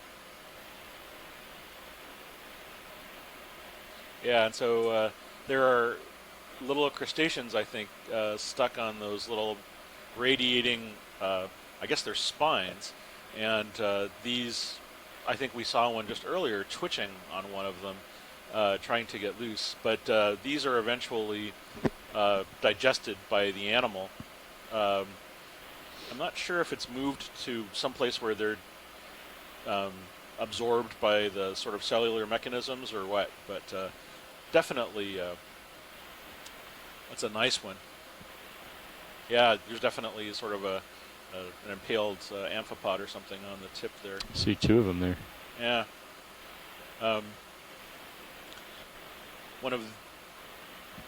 There's probably something.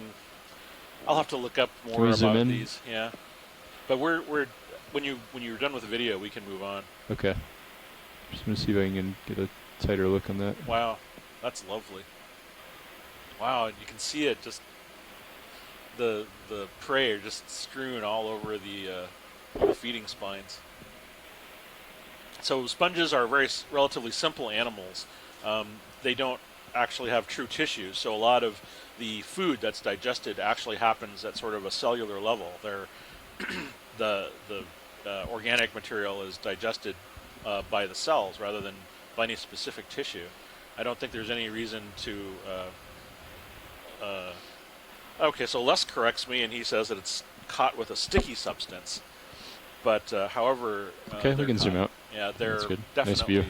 fastened onto that. Got some tether now. Spine. Pretty good 2-branch bamboo to your right. Interested? Okay, we can move on. Lovely, thank you. All right. I think I'll just push up a little saw bit. it in the rail cam. Oh, did you? Where it is. Disappeared.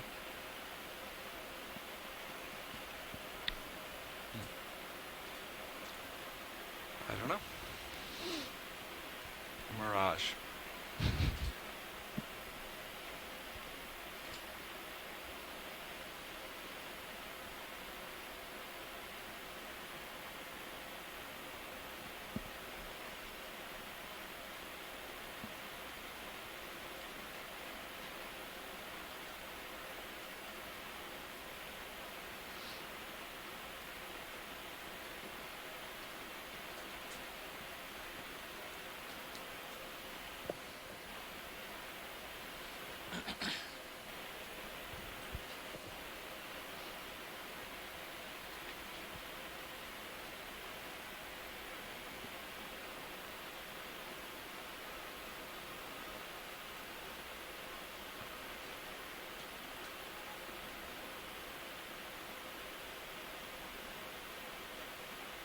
We're feeling that move now, right? Yes. Okay. It's been about 6 minutes since it was put in. All right. Looks like it's starting to turn north, so hopefully we're almost to the top and we'll turn northeast. Oop.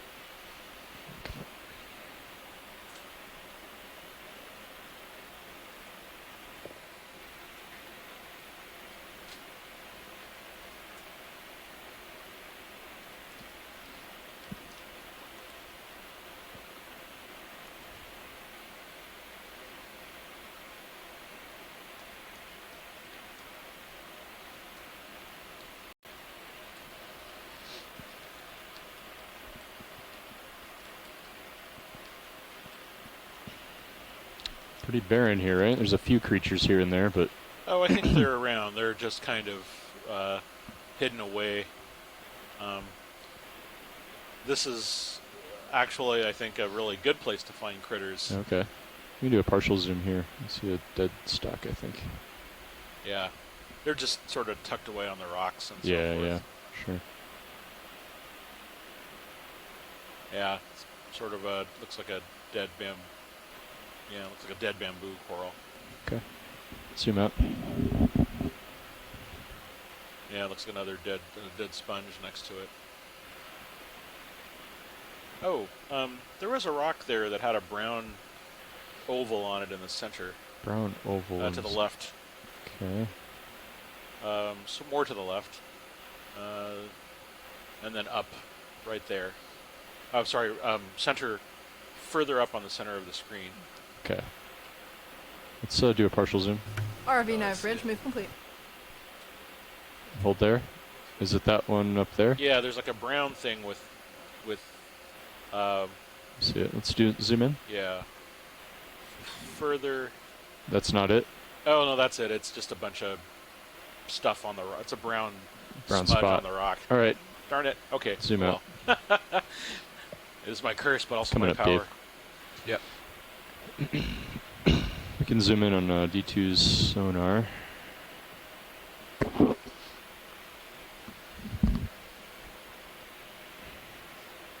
That's 20 meters. That's good. Wow, Thanks. this is spectacular. So these are all basaltic rocks formed from lava. They said these are Cretaceous seamounts, so from quite a long time ago. Looks like Sirius is seen over the top of it here. I'm gonna just come up. Let me look at my camera. I'm coming up, Dave. You gotta come up. Yeah, I think I see the top. Okay. Okay, so what's this? There's a white Yeah, let's keep coming up, thing Dave. over to the left center. 15 a minute. Tilt your camera down. So I can see myself. There we go. Upper right screen. Upper right. I'm sorry, upper left screen. Upper left. What are we looking for? What were you saying, Chris? So to the right, sort of like a little The white spot? rod-like thing. Yeah. Okay, to the right side, I think there's a... Yeah, either right on the tip of that rock there. Yeah. We can do that real quick. Yeah. Let's zoom in. And hold there. Yeah, okay. And so these are barnacles. These are stock barnacles. They're similar to the ones that you might be familiar with. And the move was complete right now. Intertidally. These are, from what someone told me move yesterday, ended some of 5 these minutes ago. are Okay. actually So we should only have a little bit of swim left. female with small males that live inside them, providing them with gametes for fertilization. I think the reason we can't see anything serious sonar is We can move on at your convenience. toward the top, right? I'm above We're it, seeing yes. over it, right? I can see okay. over the top. Cool. All right. All right. I see this little brittle star or something over yeah. here. You can always take a look at a brittle star. Let's go ahead and do a quick zoom. Just for an ID. Hold there. Wow. So this is a brittle star. These are distant relatives of sea stars. They're these are the most diverse echinoderms on the planet. There are some zoom out. 2,100 Just give species them a view of them. what it is. These are probably in the family Amphiuridae, and there are quite a few of them. They're usually buried, but they have those really distinctive I don't know if long you've noticed, arms but and the high pack plates on the disc. contour depths are That I Small use. That's how I coral use. coming above lasers. Those are the readings characteristics we're I use to having. identify them. Right now we're at the contour 2590. 2590. You can The zoom in video. Swimming depths are worm off, up but there. I think the shape seems right so far, does it? Oh, Is this another coral. Yeah. You probably should. Yeah, that's a. Chrysogorgia? Yeah. This looks like a Chrysogorgiid. So, to my Down shoreside 80 pilot. scientist folks, I think this is just a Chrysogorgia or something like that.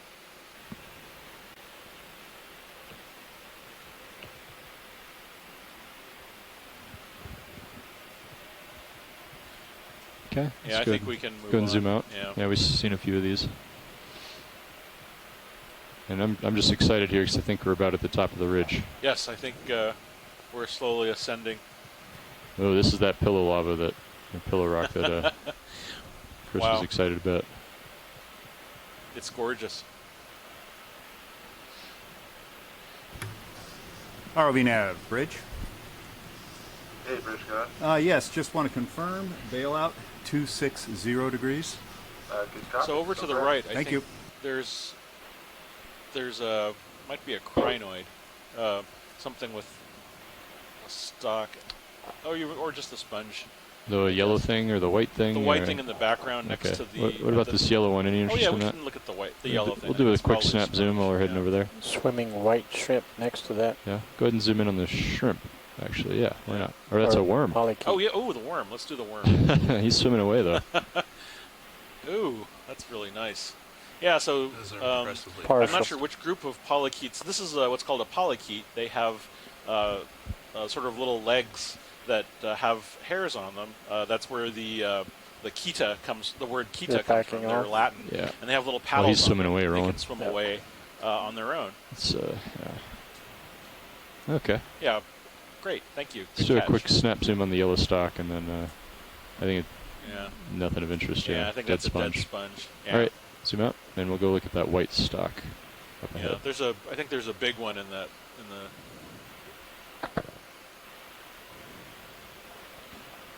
And our shoreside expert Les Watling Another confirms coral on it the was a left edge of the Chrysogorgia, a screen young one. with an associate.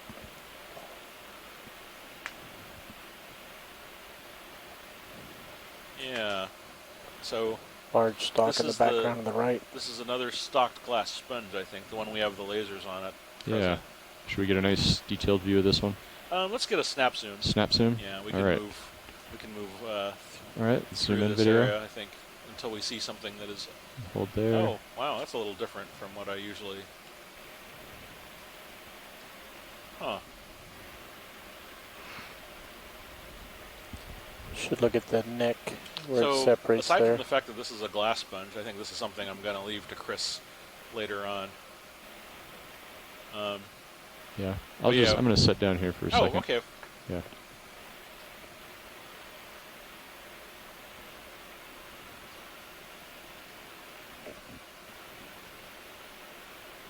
It's nice and smooth here. Yeah, yeah, and there's lots of interesting things here, actually. So on that stock that is over next to it, we also have I think a large hydroid. Zoom in video. Living on the Hold surface there. of it.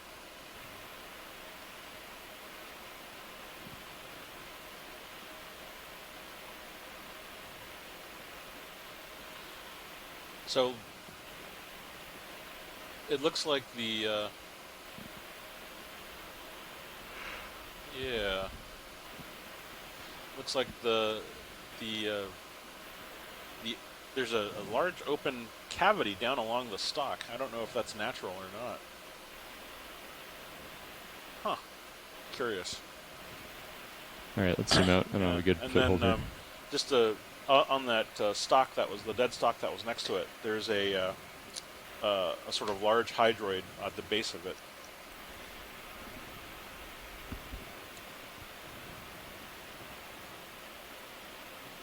Looks like we have crossed over the ridge. All right. Was that And narrow? let's see what that. I think there's a white on the right side. There's a white sort of a barnacle, I think. Yeah, yeah, that thing right there. I'm not sure what. There's sort of like a white cube or a square on the underside of that rock face, that dark rock face. It's almost kind of yellow, at least from where I'm sitting. All right, Roland, you're going to do a partial zoom while I'm moving in. Confused by another dead coral base. Yeah, okay, zoom out, please. Tricky. Okay, I'll have to adjust for that. All right. Yeah, we can just move on. Let's find this. Yeah, let's find the ridge here. Did you guys get any rocks? It looks like a good location. We've got 2 rocks, and 2 bios. Swimming polychaete laser left. Down.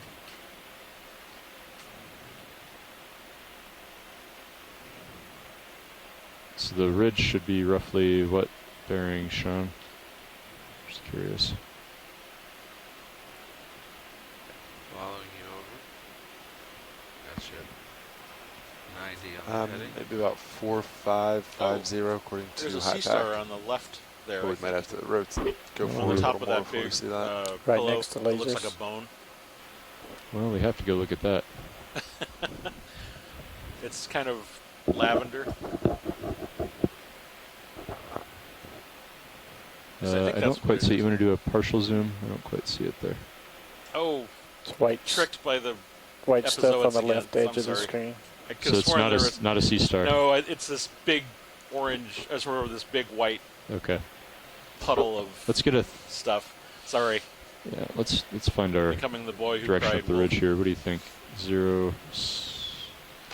So, like a zero. Looks like I'm on it now, but we think it curves around. Yeah, I think we should. We could do. What about a 075? We could do a short, yeah. Why don't we? 30 meter 75. Yeah, why don't we do that? Yeah. Copy. Sounds good. It may bring us a little to the northwest edge again. We'll see. That's all right. We can adjust. Something red diagonal down This is right bridge. from Go the ahead. laser. Brown I'm on thing the right in heading front of us. Yes, sir.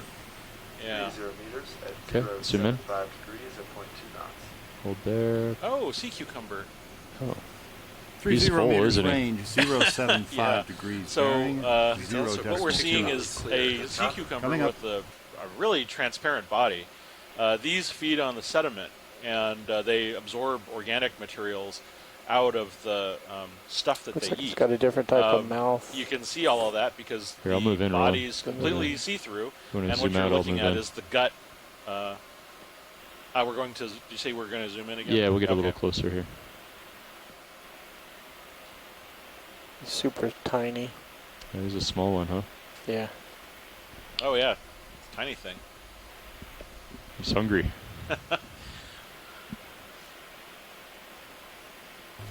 RV nav bridge. Move These initiate. are really delicate animals too. We collected one the other day, and they don't stay solid very long, unfortunately. Stable. Yeah. Go to the head. But so Lower you can part. see the looping of the larger intestine, and then the lower intestine seems to sort of fold back on itself. Looks like there's some projections coming off of the body. This might be something like an elpidid, Oh, like sorry, a sea Roland. pig. Yep. Let's zoom out a bit, just a bit.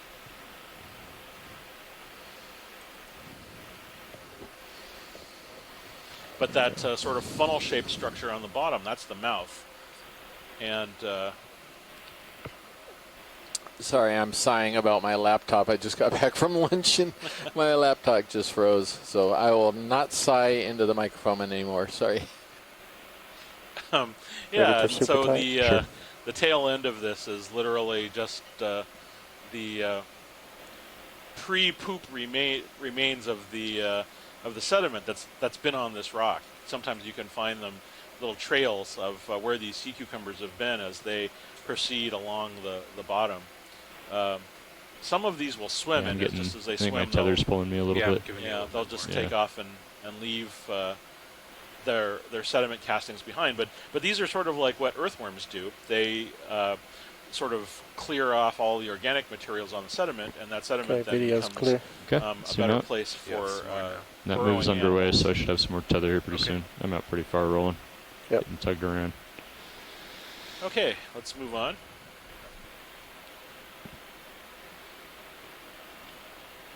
So, Chris, since you were gone, I think Something we're else, actually on the bridge maybe now. another holothurian diagonal up right. It's mostly Yeah, it looks like translucent. we're right on the crest at the moment. Yeah. So what type of creatures did I miss? Not enough tether to get out there. Yeah, straight Guess above we the should- laser now.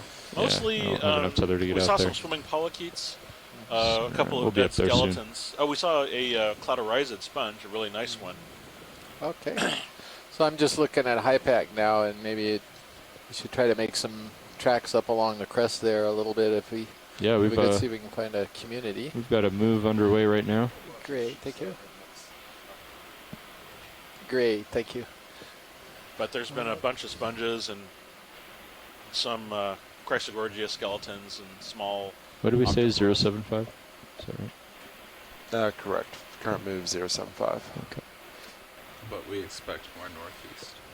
Yeah. Those are beautiful pillows up there on the upper part of the screen. Oh, it's a stunning vista. Yeah. Lots of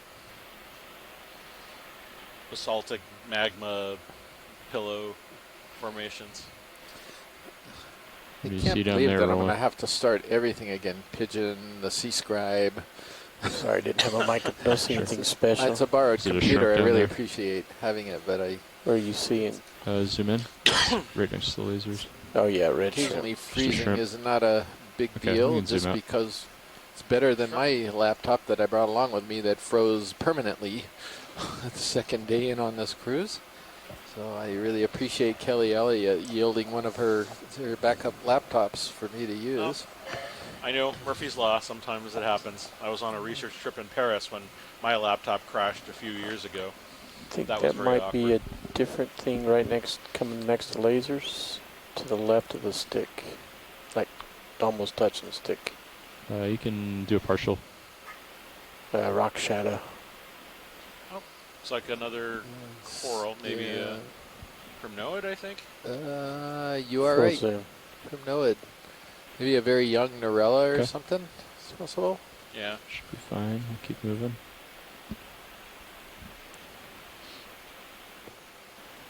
There's a sort of a reddish. Oh, I bet that's another sea cucumber. Oh, yeah. We can do a Yeah. snap zoom there. Yeah, that's the one I was seeing before. Oh, okay. I'm going to zoom in real quick. Just confirm. Actually, no, I'm sorry, that's not the one. Looks like, yeah. Yeah. That might Oh. actually be the same. No, it's not the same one. It's Yeah. different, and he's Different. got It's the his same mouth species, up in but the air. Yeah, not yeah. the same individual. Right. Yeah. Oh, that's a gorgeous animal. Different RV angle. nav bridge, Yeah, that's move that's complete. definitely some kind of sea pig, and I'll pity it or something. Okay, and zoom out. Yeah, we should get that. It's a different angle. Yeah. Yeah. All right. I said no because it is a different angle.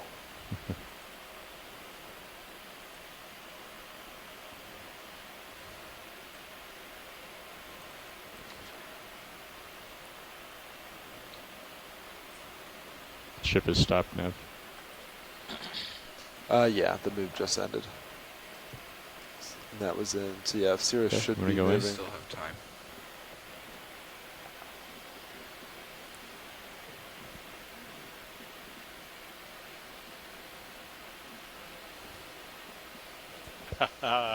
Lovely. So we're looking head on to the feeding apparatus of a sea pig, a type of sea cucumber.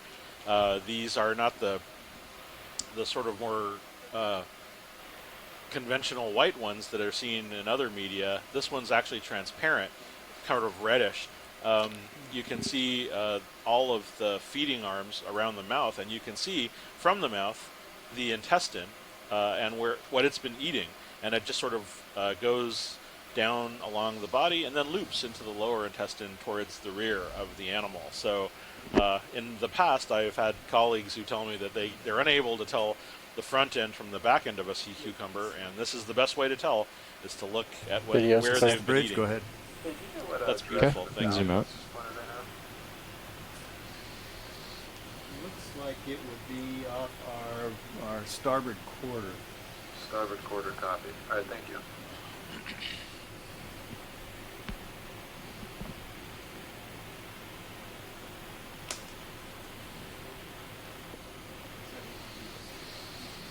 That would bridge up the mic.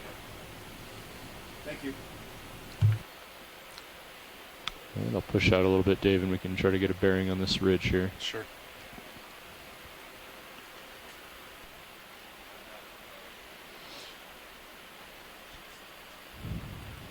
Okay. Just had a long delay with my The gains. iris adjustment. Oh, yeah. I remember that happening to me a while back. Yeah, it just took probably about 4 to 5 seconds before it responded. See, we got a couple glass sponges while I was gone. I've just got Sea Scrab open and just getting caught up with what you guys saw. I was gone. Yeah, there is a weird one with kind of a It's a an small open C stock. star down yeah? right of Is that a lasers. brittle star or a Down C right star? of lasers. Right next to lasers Open now. Oh, I stock? see it. Well, the stock had You wanna kind do a of quick zoom? a fold down the middle. Oh, Is that a brittle star? Brittle star. Yeah. Okay. Yeah, this is the same kind we saw before, I Okay. think. Some kind of Zoom out. amphiurate or something. Yeah, we can move on. I can't tell which direction is upslope based on my sonar. Okay. All I see is that it's flat. Yeah, copy that. yeah, I think about our tomorrow heading. it's sponges time I'm not again. sure. I think we try to Copy. rotate around with the animals that we collect, and Well, sort I'll of push keeping out at a track tether of the length and different see what we groups can we find on collect, my trying sonar to here. give a little bit to everybody. So we got a bunch of corals Well, the day is yesterday. young, and- Chris. Yeah. Well, I mean, I think if we do a third collection, it's a special one. We want to keep to, and we haven't made that much distance so far today, so it'd be good to actually survey up this ridge, since we've got Something 2 rocks and 2 large biologics white already. on the right, But, in the background. yeah, broken pillow right there. The radiating rays you can see in it. It's a beautiful Possibly large split out I sponge. love looking at these. So That looks downhill, doesn't it? ancient and basaltic. Looks like another Narella macrocalyx there. That's on the bottom. I think you got an image of it. And this is, we're looking off of the, okay, we're looking off the east side of the ledge. That's why it's going off Yeah, to nowhere. we're trying to acquire the ridge direction here. It's pretty flat. So Scott France chimes in on that sea cucumber we were looking at. It should be flat too. That in IPAC. Okay. must be a tough job extracting value So from this those isn't old abnormal. organic materials. Les Watland comments that long-coiled intestine is So we probably go an by adaptation HiPAC. to maximizing absorption of 050. digestive products. 050, that's pretty much what follow IPAC you. wants. Since the Let's try quality it. of the organics Copy. is probably pretty low. do You all right with that, Copilot? Lots of We just try processing. 30 Yeah, meters at that's fine with 050. me. Okay. I'm going to come around to that heading. All right. The Polyopicon sponge Sorry, we off can't- to the left. Okay. Can't quite get And- up far enough to see the one on the right, but we That's can. right. That's okay. That's one of the Bolosoma that we imaged earlier. What about this one in front of us? Maybe a snap zoom on it. I'm pretty sure I know what it This is. is the bridge. Go ahead. Okay, snap zoom. Yeah, Yes, sir. I know what genus it is. meters at 050 degrees at 0.2 knots. So this is something that we called, Polyopogon meter species bearing A, because it has 050, two Speed 0.2. sort of concave Coming up. surfaces on either side of it. And Polyopogon B, we call it that because it has only one concave surface and the other surface is convex. And that's where we are on this whole group So of sponges. this is Polyopogon A. This is A because it's got a double convex. But For a moment there, I thought it was because you named it after the fawns. You know, A. It looks like a big thumb. No. No, I gotta check. I get all confused on A, B, and there's a 2 and there's a 4 and all types of things. Nice. All right. You know. We can probably zoom out here. One day we're gonna ROV nav, move initiated. get some good names for these things. I look forward to that. So that is Polyopogon species A. That's right. So these big massive sponges, they're in a group, an order if you will, that's called Amphidiscophora, and that's in reference Is that, to a very sand or specific type of star spicule lower right of microscopic lasers? part it has, which is called Looks an like sediment amphidis. to me, but we can take a look. And they're beautiful, and I always find it very exciting to no look longer at them looks under the scope star-shaped. because it looks like 2 umbrellas that are hooked by their handles in opposite directions. So you've got Do a quick zoom. 2 That's umbrella sediment. openings. Yeah. Okay. Worth a look. And they're very distinctive for that order of sponge. And so it's always fun to see them under the microscope. Scott France offers another great interpretation of Polyopogon species A because he's Canadian, so maybe he was saying Polyopogon, eh? Back down to 70. And that's just the rail cam, right? Scott. So we're- Yep, that's Okay. just the rail cam. That's pretty good. That's better than anything I came up with today. What a great day starboard rail today cam. is. And we had some exciting stuff earlier, Roland. Yeah. Got some good samples and I thought it was Pun Day Sunday. I got you. Roland, it's going to be pun day every day. I actually have started to accumulate a list on my iPad from people who've offered their stupidest puns to me. And we're going to fire one off every single morning to try to hook people on listening to our monument introduction here. Because believe it or not, I think there's a lot of people out there that actually like really stupid jokes, like me. So Hey, I'm all for them. we're going to make you wait until you find out that we are in the Pacific Remote Islands Marine National Monument in the Johnson Atoll unit of that marvelous monument before telling our bad joke. And a little bit about it as we're cruising over the bottom. Pacific Remote Islands are a set of islands. They're under U.S. Curved coral jurisdiction, and they include Johnston, Atoll, Jarvis Island, Palmyra, Kingman Reef, Howland and Baker Islands, Wake Islands, and now they're all in they're all under monument status. And we are working in the monuments. We have for the last 2 years been working in the monuments, helping the monument management agencies such as NOAA Fisheries, and, you can, as well as sanctuaries, you can definitely come down which a few is meters, overseeing the Papahanaumokuakea Marine National Monument in Northwest Hawaiian Islands. We're helping them understand what their resources in deeper water. Thanks. You want to take a look at this, Roland? Yeah, pilot, could we look at this sponge or squirrel that's, if we get a chance, the lower left? Yeah. Another, is it it's a shrimp or an amphipod or something? Okay. Yeah, there's a... All right. Okay, there's a looped coral over to the left. Yeah, I don't think we've documented. There it is. I don't think we've documented polyps. this before today, but it may be a bamboo, but I'm thinking it's a type of primnoid. That's my guess, and I'll bet I'm wrong. But just let me know when I need to move over, Dave. I think there's a crinoid just behind it. I agree with video. You're good for a while. Okay. Very manganese crusted substrate right here, that very bubbly texture.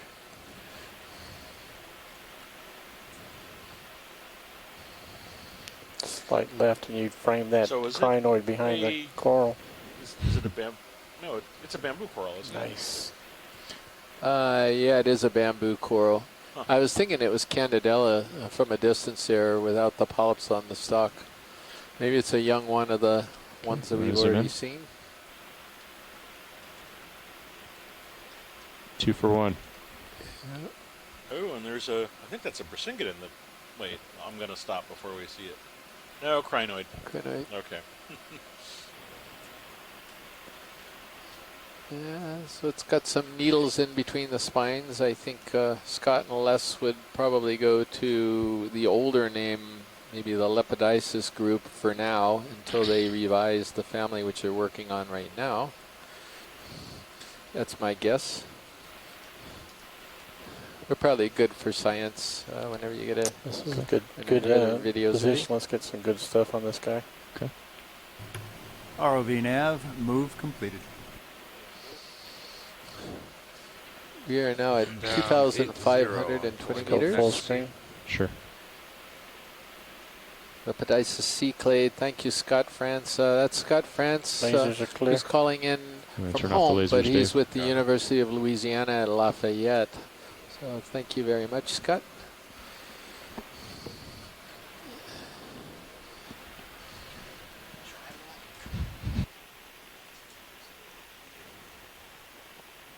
And video's clear.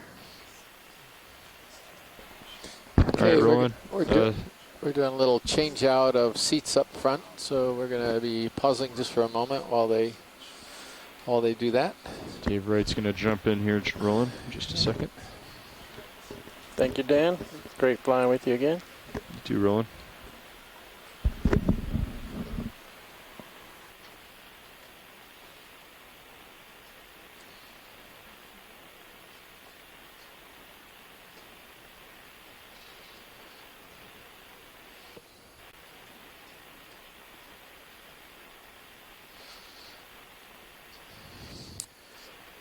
a couple of our chat room participants. We've got Asako Matsumoto from the Chiba Institute in Japan with us this morning on a Sunday, which is terrific. Or is it? It's Monday, I guess, in Japan. That's true. I got to get my... Nicole Morgan calling in from, participating from Florida State. It is Sunday for Nicole. Nolan Barrett. We've got Nicola Rodriguez from the University of Hawaii Hilo. I already mentioned Scott France. We've got Tim Shank from the Woods Hole Oceanographic Institution, and Tina Molitsova from the Shirshov Institute in Moscow. So thank you very much for spending your Sundays or Mondays in the case of now in Moscow. Let me think here. Pardon the interruption. Moscow is going to be Monday 2, I think. If you would like to continue, press star 1 now, or the conference will be. Well, it's going to be east of the. It's going to be east of the. Here, let me look it up. Yeah. Tina, what is it? Is it? She's asleep, by the way. So I see her in the event log, but I'll bet she's asleep.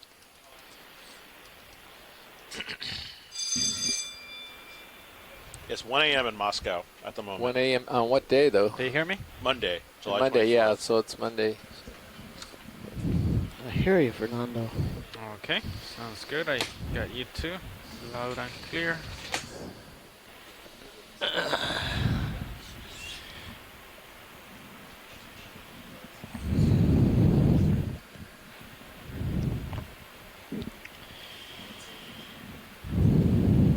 Get some things adjusted here. So, watch lead. Yes, pilot. Go ahead. I recognize that voice, Chris. I recognize your voice, but I can't quite make out the other backs of the heads here. I wonder if you could introduce them. I'll do an intro as soon as Nav finishes his briefing and his relief there. Yeah, I did notice you had one extra head, so yeah, maybe we should wait for that. We don't want to get ahead of ourselves. I think we created a monster Yeah, today. we're just being magic today. Don't worry, the punishment is just beginning. All right, that does it. I'm going to throw out. This is from Rebecca at the.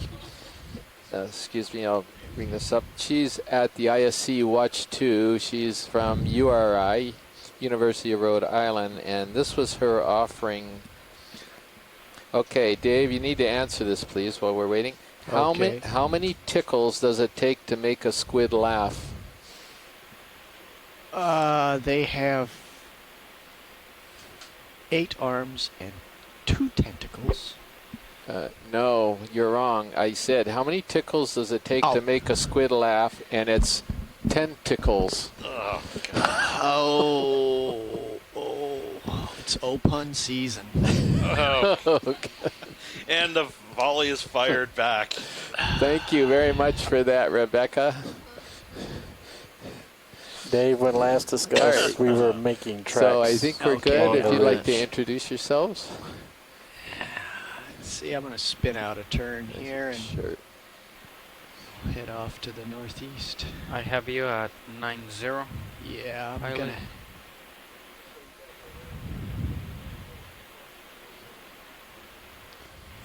Uh-oh. That's not nice, Roland. Okay. We'll be straight for a little while. Fish. Yeah. Lower right. Is that a fish? That it is. A fish. Stand by. There we go. I think that's the first fish today. It's a big one. What was the direction of our last move? Copy. Thank you. It's a Cuskiel. And I've just made a maneuver. And I'll bet from I have him here like it's right going to be Basogigas. That would be my guess, but maybe not. No, maybe not. It's going to turn on us. No, I'm going to take that back.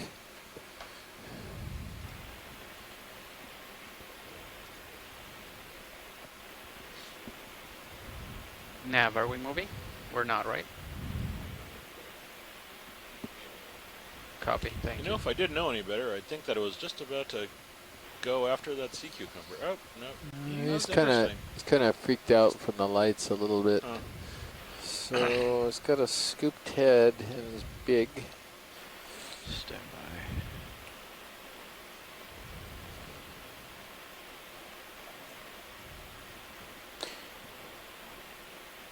He's Serious headed VMAX. down there.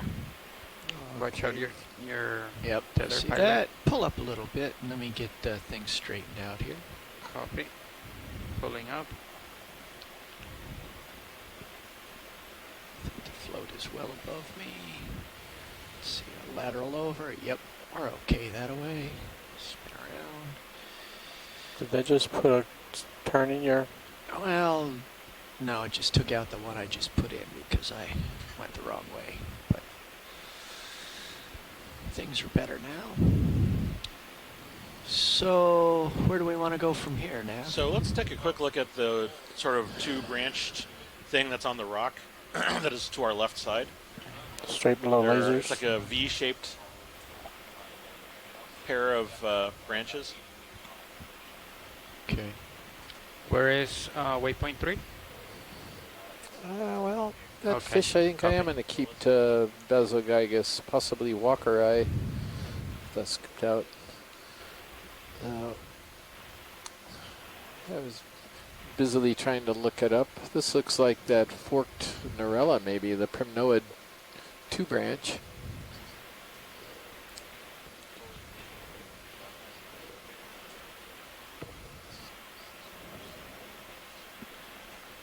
Okay, let's hang on here a little bit. I'll get steadied up here. Video, come on in. Yeah, this looks like Primnoid, the one we saw before. That's great, Dave. Thank you. Okay, wide, please. Get out a little bit ahead here for the benefit of my co-pilot. Go ahead.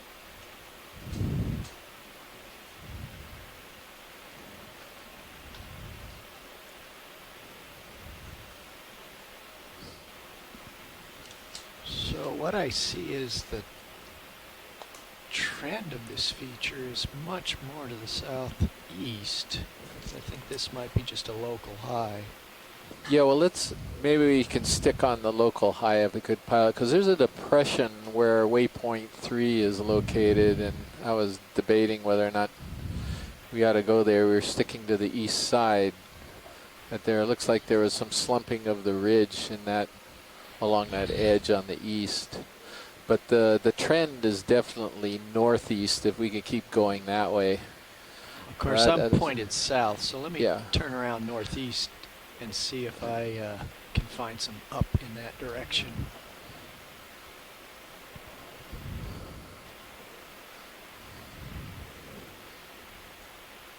It may be we just climbed up one of these knobs and have to jump off and run across. Yeah, I think that's it. If you want me, I can turn that way to see if I see anything in my camera. I think just hugging sort of the west side like there as you're coming around. I think that's your best. There's your high right there. Okay, so there's terrain to follow. I'm looking almost due north a little bit, actually, a little bit west of north right now. Yeah, and then this will gradually curl to the northeast, I think, if I remember the bathymetry, the higher is bathymetry. Okay, so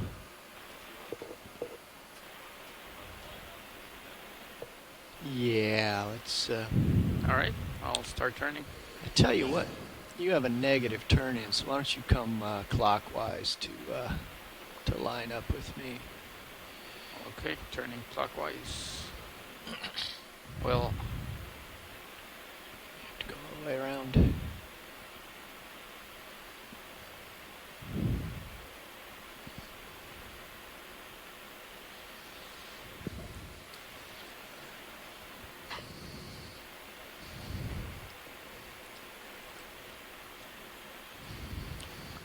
So right now, I think I mentioned for those of you listening to the pre-dive, and we were talking about the selection of this particular site. This is a southwest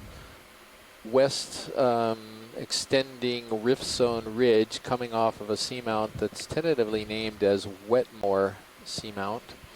And we picked a depth which Should you is just go something over that we the haven't tether? explored enough. Pull up. It's right around 25, between 26 and 2,500 meters that we think could be potentially a possible maximum Is that a for safe really altitude? dense bamboo communities, bamboo and sponge communities. We're not sure. We don't have enough information. We have not explored this depth range very much in the past.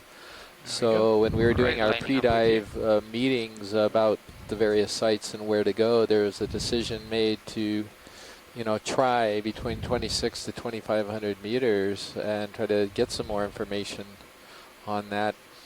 And right now, I mean, I think we currently believe that there is some truth to this, some type of a potential Swimming barrier. fish, I think just right below, around 25 to 2,600 about, meters. And today I'm not seeing anything 3 to that would 5 dispute inches. that. It's just another data point, I realize, but this is again So you'd more say the supporting slope is at of the fact that the really amazing communities are a bit 340. further up, maybe in the 2,000, 2,200 and above range. So we're still getting animals, and they're still scattered around and interesting stuff, but certainly no amazing ridge communities that we've seen elsewhere at shallower depths. So we were on a local bump, and we're going to have to go back down to proceed northeasterly. And Okay. So we'll do that. So best guess, Nav, and we'll head in that direction.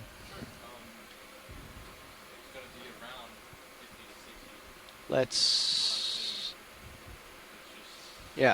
pick 050 and go, because and come on down with me, co-pilot, and away we Going go. down.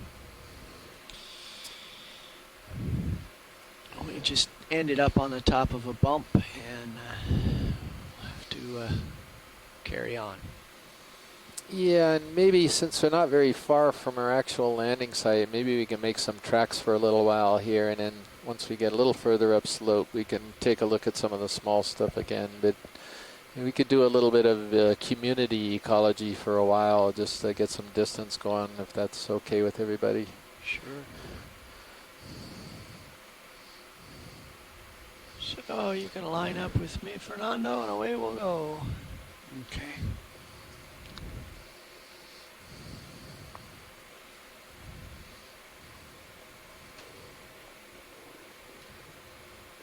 That's good.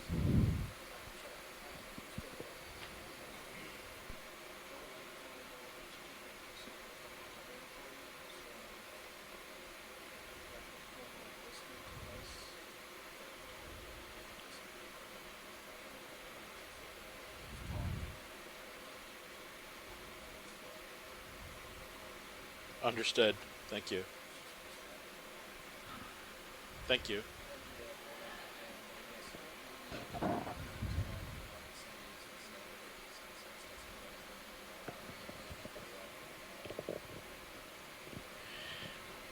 So I apologize for all this spinning around and the appearance of aimlessness, but we now have found ourselves and are headed off. Okay, and we Northeasterly and found ourselves in a boulder field too.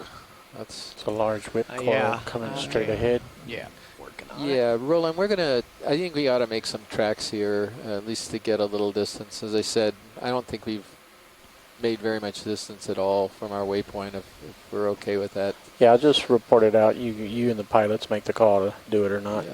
Okay. I'll just Co-pilot, point it out just so you steady guys up note it. on 050 and stay there. Yeah, it And looks that'll like keep me on the true path here. Yeah, it looks like it's right on the way, the headings. We could do a snap zoom on this as we go and just get a little distance, and then we'll settle down again and go for things.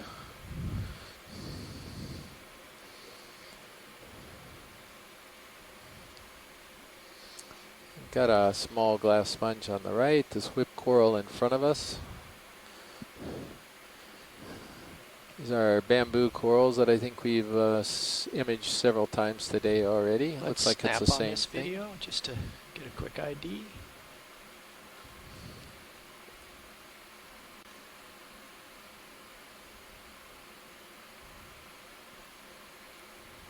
this, that looks pretty good. See if he's got needles. No, it doesn't really have very many needles. In between the tentacles, I mean. There's some smaller ones. Okay, we'll just stick to sighted for the moment. Yeah, I'm looking off to the east here just because I got to following this coral here.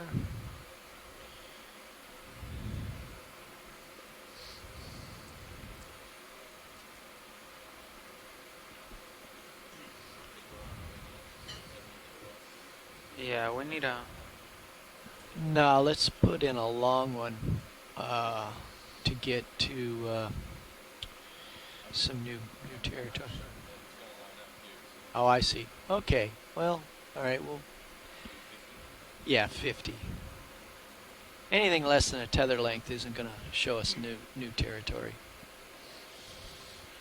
So are we moving bearing 050?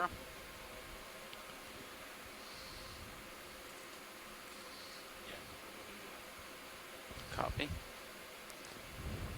So we're getting a interesting change in topography. This is the bridge, go we ahead. had a lot of pillow lavas, very obvious big bulbous eruptions. Now we're kind of in a little bit of a flatter plate-like area, I guess, with some manganese nodules on the seafloor. 050. And we do see this on the ridges. It's a little bit coming up. Hard for biologists, I think, like myself, to understand.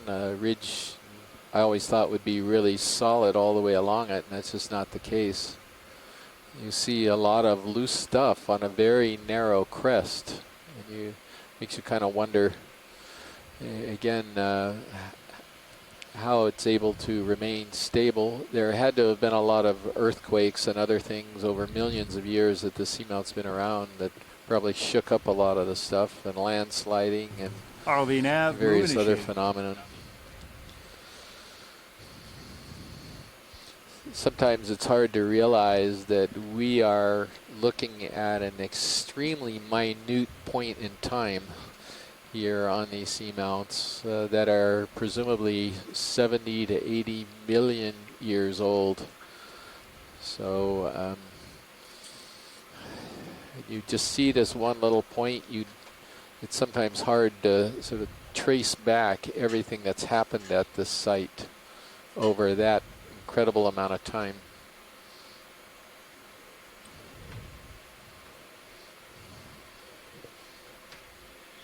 So now that we've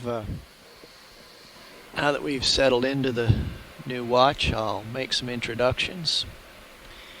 All of us here in the front row are working with the Global Foundation for Ocean Exploration. We operate the ROV systems here on the Okeanos Explorer. My name is Dave Wright. I'm your pilot for the next 2 hours. To my left is... And to my right... Fernando Aragon as co-pilot. And to my farther right... It's Roland Bryant in the far corner. Video operator. And the back row. Tara Smithy back here clipping. And this is Chris Ma from the Smithsonian's National Museum of Natural History. And I'm Chris Kelly with the University of Hawaii School of Ocean and Earth Science Technology, and we've got a new person to my left who is... Hey, this is Matt Dornbach. I'm part of the National Centers for Environmental Information, and I help out with the Deep Sea Coral Program, all part of NOAA. Yes, you might have heard at least 4 different institutions there mentioned in those introductions, just in this tiny little control room. Okay. And for that reason, because these cruises are so collaborative, and that we decided to name this particular cruise Laulima Oka Moana, which means partnerships in the sea. And it really is. It basically takes a village. It takes a lot of villages to make something like this happen. And so that's what we're doing. We've got monument folks participating. And a lot of folks on the chat line, too, are participating. And Chris, what did we just zoom in on? We were just looking at a feather star, which is an echinoderm, an animal related to sea stars, they hold their arms up into the water and they extend those structures called pinnules to filter food out of the water currents as they bring that by. While I cruise along. Oh, and Dave, there's a little frond-like structure that we went over as well, sort of further back. We don't want to go back. So that was the xenophile for. Not just zooming out, but right. See that rock onto the right. Oh, I see what you mean. Talk Not to me, quite so Roland. further back. Yeah. I think upper right. I think that's a dead sponge. Is it a sponge or a foram? Well, that's a xenophile for foram. So this sort of frond-like sediment structure, this is the sediment house, if you will, of a giant amoeba called a xenophiophorian. And so I'm not entirely sure how big the organisms are that make this, but a lot of these sediment structures are made by single-celled organisms similar to amoebas. And if you can think of giant deep-sea amoebas that can eat animals, there you go. Some of them can produce a reticulate network that can feed on worms and other small critters. But the animal or the organism that made that was a single-celled beast. And we can move on. We're just now starting to get things rolling here, and I have some tether to work with. And those little cobbles down there are what we call seamount nodules, because they're actually occurring on the flanks of seamounts. They are manganese nodules, and you can find these types of little cobbles, black-covered cobbles, way down on the abyssal seafloor in various places, just covering the seafloor for miles and miles and miles. Here you just see them in pockets mostly on these seamounts. You see them on the summits of flat-top seamounts or geos. But they are of interest because all of this crust you're seeing and all of those nodules, there's possibly, they may possibly be a movement in the future, maybe 50 years, 100 years from now, to actually begin extracting the minerals from this type of precipitate. That's what it really is, manganese crust and manganese nodules, because there's a lot of valuable minerals inside of it, including cobalt and iron and titanium and rare earth metals and so forth. So there's a bit of a scramble right now going on to develop technology, and that's kind of the reason why we are diving on manganese crust depths, because they're not very well explored, and we want to explore these depths and these substrates and see what lives here.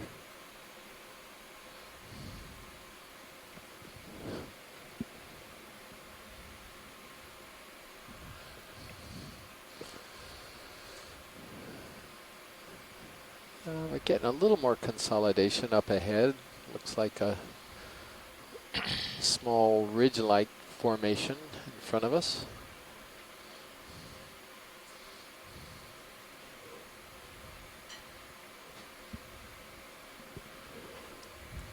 Currently at a depth of 2,530 meters.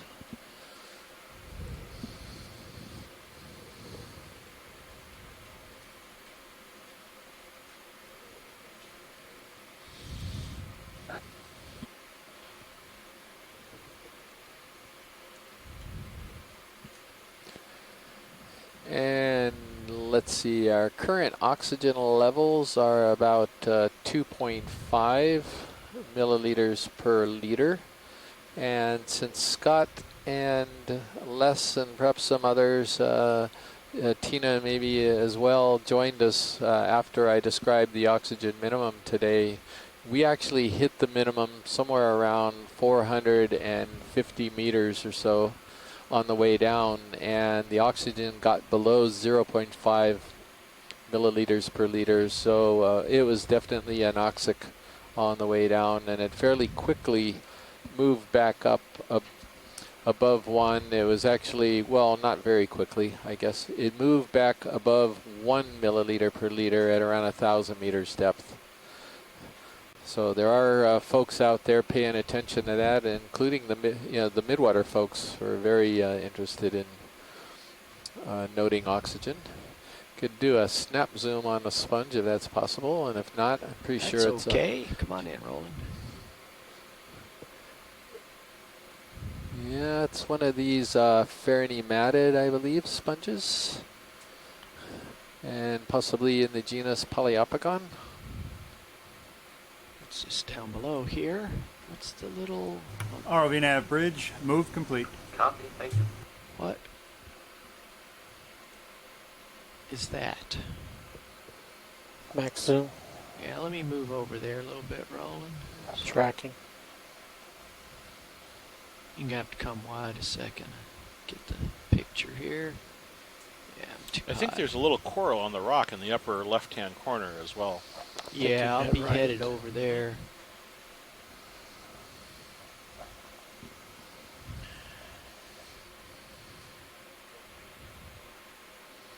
The coral is on the left of the rock. Of the rock we're currently on, anyway.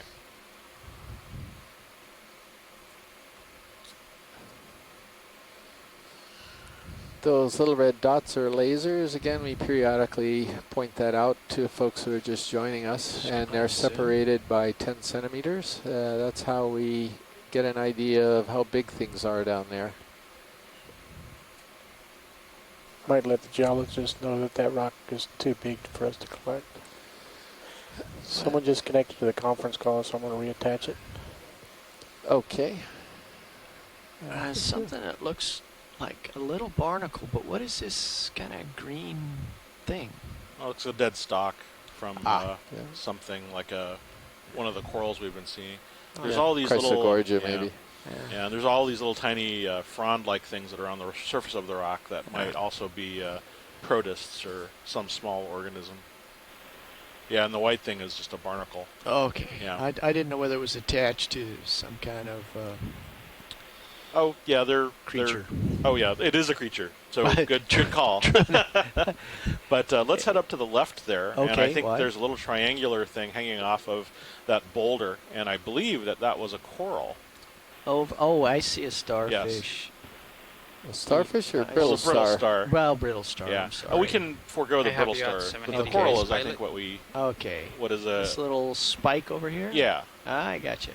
Well, actually, now I see several. Oh, and lower left. Here's a real... Oh, coral with an associate.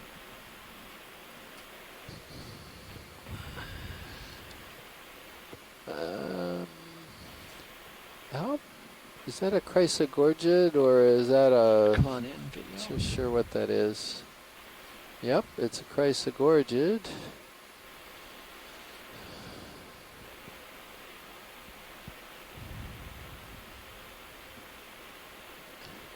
Hard to say what's going on. Looks like it lost a whole bunch of branches and it's got one remaining branches with a little plume on it to the left. Yeah. But definitely Chrysogorgid. It is in the family Chrysogorgidae. See if Les Watling cares to elaborate any more. But yeah, whenever you're ready, we're good for science. Wide, Thank you. please.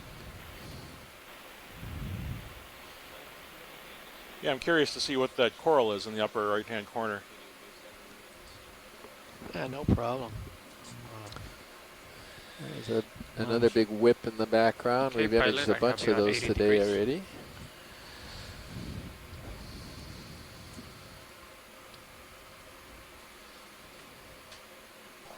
Dave, you weren't talking about this one, right? I think you're going past the one he was talking about. That's all right. Yeah. Yeah, we don't need to look at this whip. We've got a lot of them already. Yeah, I'm going to just catch it on my way by. It's got a little something going on at the top there. Crinoid? Yeah, okay. Probably. Yeah. I'm going to follow this edge around here. This might be more interesting.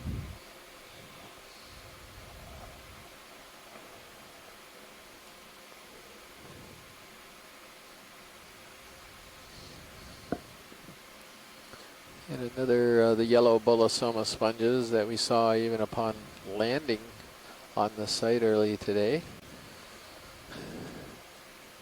think most people who've been watching these dives are now real familiar with that lemon yellow sponge and a lot of the sponges.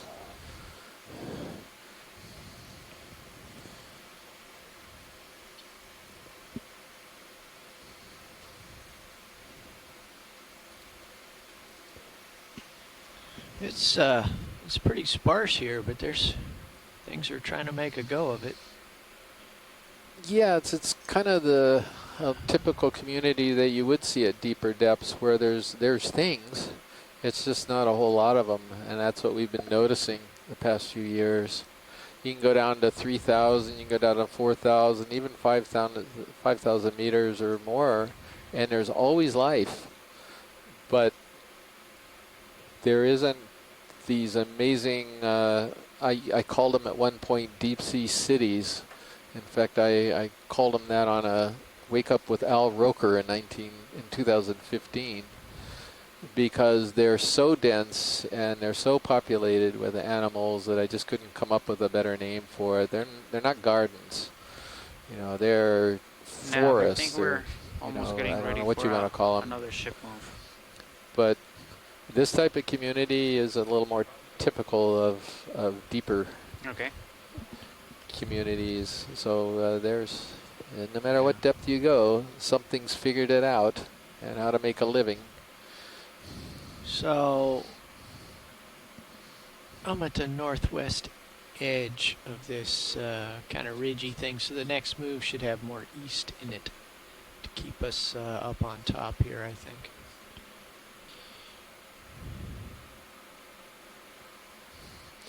Dead sponge stock to the left.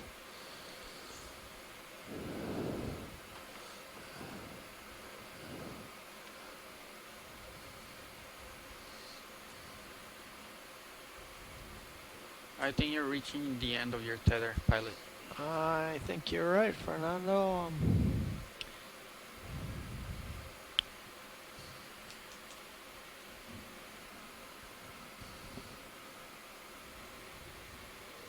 I mean, you're looking right now. Yeah, I think so. Just for the next go here, just to see where we end up. All right. But it could be just it's all low hills and dales up here. It's hard for me to say. I mean, as long as we're going upslope, I can move to 70 degrees and we can move a few meters that way, and then we'll... I have something to my about 90 degrees for me. Yeah, definitely higher terrain to the, yeah. We might be. Yeah, we might want to move the whole shebang east a bit. Do you want to just rotate to maybe 80 degrees, pilot?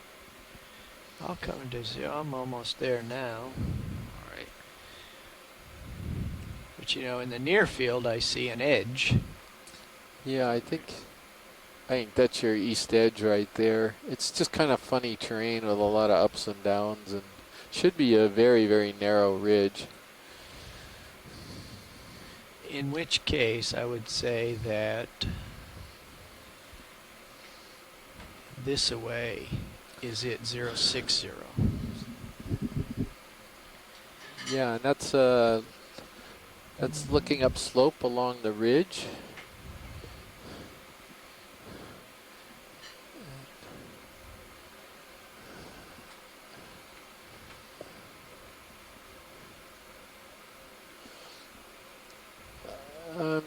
Pilot, so are you detecting any current flow here at the moment? And if so, what direction would you? Tell you what I'll do. I'm in a perfect situation. I'll just let go and let myself drift. My heading is 050. Might be getting a little tug from my tether, but we'll just see where we end up here. I'm turning very slowly to the right. That's tether forces there. There's not a significant current here at this time.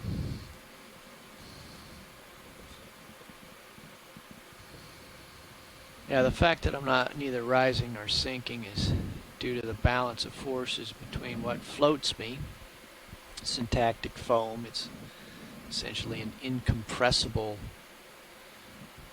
block, which is less dense than seawater. So to make an analogy, if I were a blimp, this would be my gas bag, my lighter than air, or in this case lighter than water substance up above me.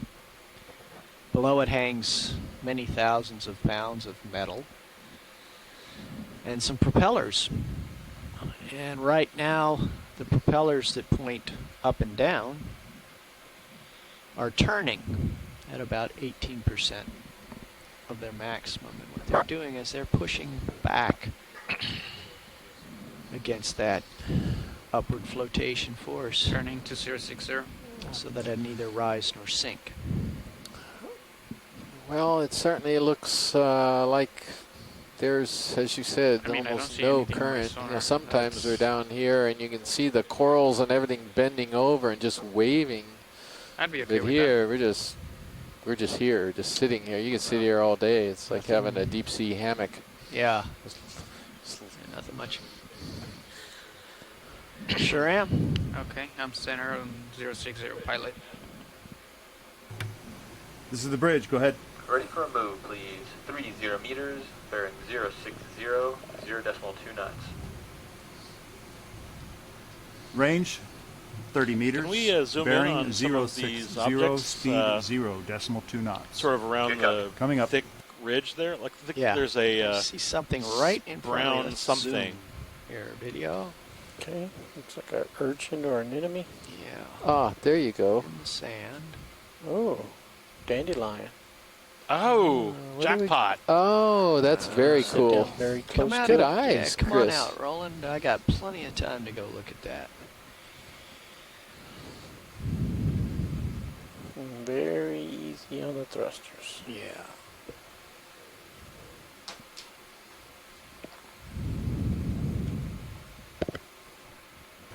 ROV nav, move initiated.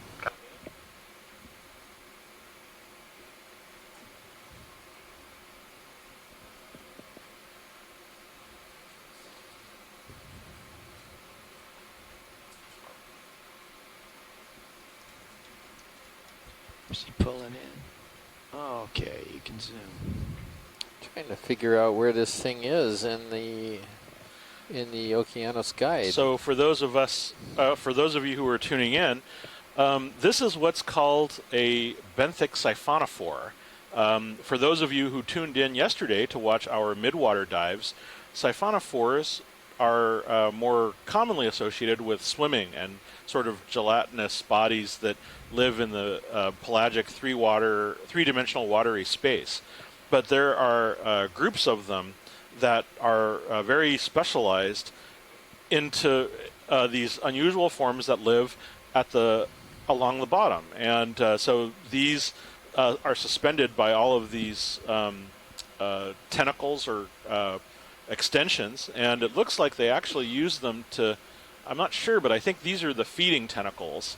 The ones that we see in the water column extend a sheet of feeding tentacles as kind of what other people have called a sort of sheet of death, which they use to capture small prey.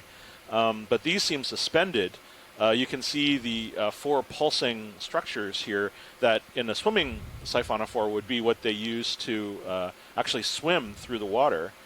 But these are sometimes called, I believe they go by the names, this is in the family Rhodalidae, and I think they sometimes go by dandelion jellies. Yeah. Is that what they're called? Yeah, good. And they're down just so fairly it's at the top of the uncommon screen. We can look at and the really tentacles bizarre going looking. down. They're kind of the siphonophore. Oh, here's a little amphipod that. Is he stuck on one of the tines, or I'm not whatever? sure. He was rappelling down the tines. Interesting. Tilt down. So yeah, it's not entirely clear to me what every aspect of this animal's biology is. They're certainly sort of held by these tentacles to the substrate, but it's not clear. I think they're, as I said earlier, I think they're feeding tentacles as well. But there's not a lot that there are several of these that are poorly understood. Just put it at the top of the screen. It's good. Some of them, I don't. Do we have lasers? How big is this? Yeah, we do. We do have to pull lasers out on. Thank you. Just a little bit. So those things flying across are actually some tentacles that are extending. Now, Chris, this pumping motion, is that... I suspect it's water circulation that, because they're usually held in place. So, I mean, these are being held in place. Usually when they're swimming, the pulsing motion sort of actually gives them a little bit of a push. But I think here, the only thing I could think of is that it actually circulates water around the body. Is that for oxygenation, or...? It could be for respiration or breathing, or it could also be to just generate a current that might help them feed. This could be sort of just a big trap. That's my speculation. But it's unclear exactly. They're, like I said, as I said, I think they're fairly poorly understood, and I'm not entirely sure if they know exactly how these feed. But we're sort of looking up as we speak, trying to figure out some of the more elementary aspects of these. But are those? Yeah. Well, I can't find the pictures of it in the guide. It should be on other invertebrates. There's some stuff flying around here that I don't know whether it's attached to it or it's something it's feeding on. Well, we're probably good, pilot. Yeah, we can move on. Okay. What can't be seen except on my very high-res monitor is most of those things flying around So were it's a actually fairly small animal, maybe a couple centimeters across. Tentacles being stretched out further. Oh, I know why I can't find these things. For goodness sakes, they're hydrozoans. Yeah. So I'm looking at other invertebrates. I keep forgetting that siphonophores are other hydrozoans. Jeez. What's the difference between an invertebrate and a hydrozoan? Well, hydrozoans are a type of invertebrate, but I was trying to look up the ID on this thing because I knew we'd gone further. Chris Ma nailed the family. It's Rhodoliidae, but we had actually gone to the genus Thermophalia, and I just couldn't find it in the guide because I forgot it was in the hydrozoan groups of invertebrates rather than being some weird little thing, some other type of invertebrate that wasn't a coral or echinoderm or something. So, okay. Now that thermo, is that indicative of being found near vents? No, I don't know. It's a good question, pilot. I mean, thermo does kind of refer to maybe fire or heat, and maybe the beautiful red color, palea. I don't know. Like just the color of it, maybe Thermophalia. You think that could be what it's referring to, or? Oh, you mean the name? Yeah, Thermophalia. Well, I think the name is what is it? Dromalia. Oh, Thermophalia. Yeah. Yeah, that probably refers to the color. Oh.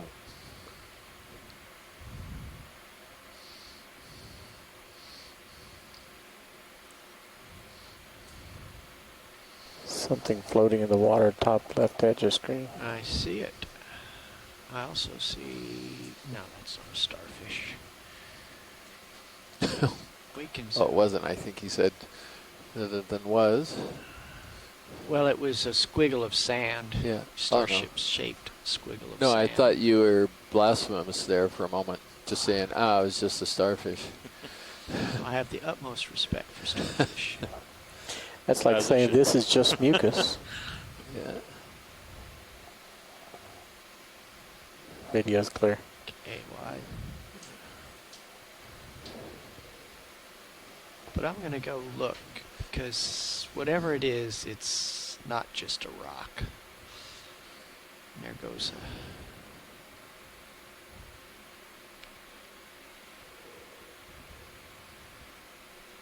Stillyfish, top left, white dot. I see it. Just there's a splash of yellow here, and I don't know. Sediment. Oh, you're trying to muddy my stuff. thinking. Zoom. Sediment. Dead sponge. Okay. Or no, mesh that. Well, it could be a dead sponge. Yeah, it's that debris that we've been seeing. That's right. Those mucus sort of webbing things that seem to be present between rocks. Not a figment.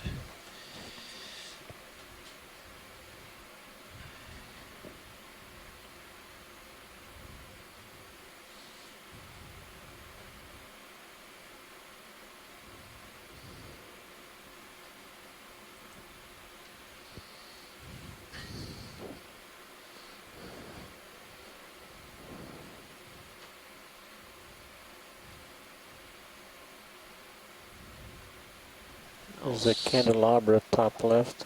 I see it. We'll get that in a moment. Snap on this just for the ID. It's a live Tretopleura. Yeah, with a crinoid on it. This is a type hydroid on it as well. This is kind of a glass sponge. It's in the family Incinitaridae. And that hydroid is tubularid, I believe. Yeah. So hydroids are actually in the same general group of cnidarians as that siphonophore we just saw. There's quite a bit of diversity in that group.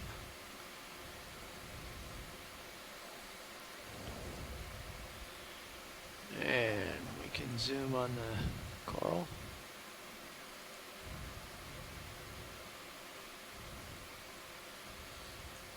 Looks like a primnoid, I think.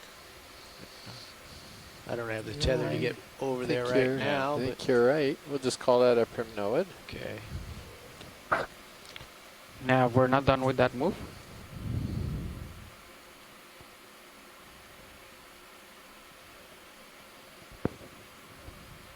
It's that gelatinous thing below lasers in the crack of the rock. Okay. Let's see here. I don't think so. I mean, he's getting pretty far away from me. But I don't know when that move finished, so. Okay. But we can get moving. Oh yeah, I'm always ready. Okay. Yeah, that looks good. What did you see, Roland? Left of lasers, or level with the lasers. This is the bridge. Go ahead. Okay. We are ready to gotcha. put in another ship move. All right, go ahead. 30 Shadows. meters at 060, 0.2 knots. Yeah. Nice broken pillar there. Okay, that the range lasers 30 are on. meters, bearing 060. We've got a speed couple 0.2 rocks, but those are the kind Coming we up. like. We got a couple of those rocks today. No more rocks for you, Chris. I You've know, had enough. we're done with rocks. I think the ROV is now weighed down enough. We could have a rock exchange program. We could have a rock upgrade. I like the ones we got. Thanks very much. Okay. It's I just don't get to play. Huh? it's purring like a kitten right now. Okay. Those rocks. Alrighty. Doesn't even need to go in for a tune-up. Either one of them. Some pillow formations. Those globular formations. There's We're seeing another sponges again. Yeah, ROV the nav, move Bolosoma. That's initiated. the one we've been seeing all day.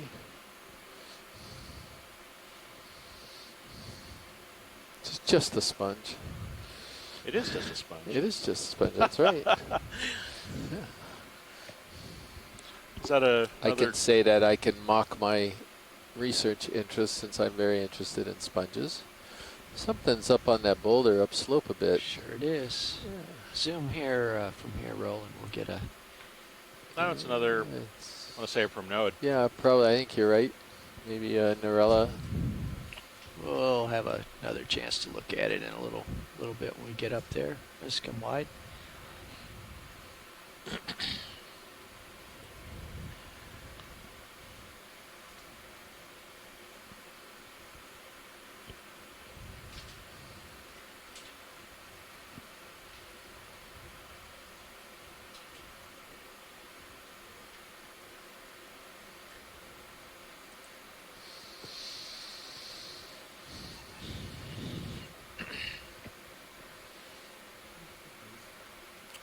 That's that sponge we just imaged a minute ago. just doing a little zigzagging while the train gets rolling here. I should say the bus, the tour bus for science. Science train? Is there something wrong with a science train? Well, it's more of a tour. Well, actually, train, yes. We are linked together, and so we're all from different cars, maybe. Just the partnership thing. Just there you go. I'm in caboose back here. This is going nowhere, isn't it? So this sometimes you start in on a line of stupid jokes, and it just you can tell already you're going to wind up in a black hole. So maybe I can dig us out. Maybe we should train our thoughts in another direction. I think we've derailed the conversation. Yeah, I knew the rail joke was coming in. I knew it was coming in. Figure Roland brings it up. Yeah.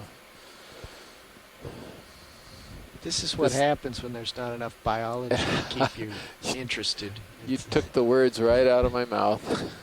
We need some geological commentary here, and yeah, it's Sunday and everybody's at the park or soccer with the kids. We get to see these glorious views and show them to those sitting at home. Well, you know, it is a pretty spectacular terrain. It's not like it's a flat mud bottom or something. There's a lot of topography here. Right. Yeah. Go for it. To sedimentologists out there, nothing against mud bottoms. We'd have less against it if they call and describe it to us.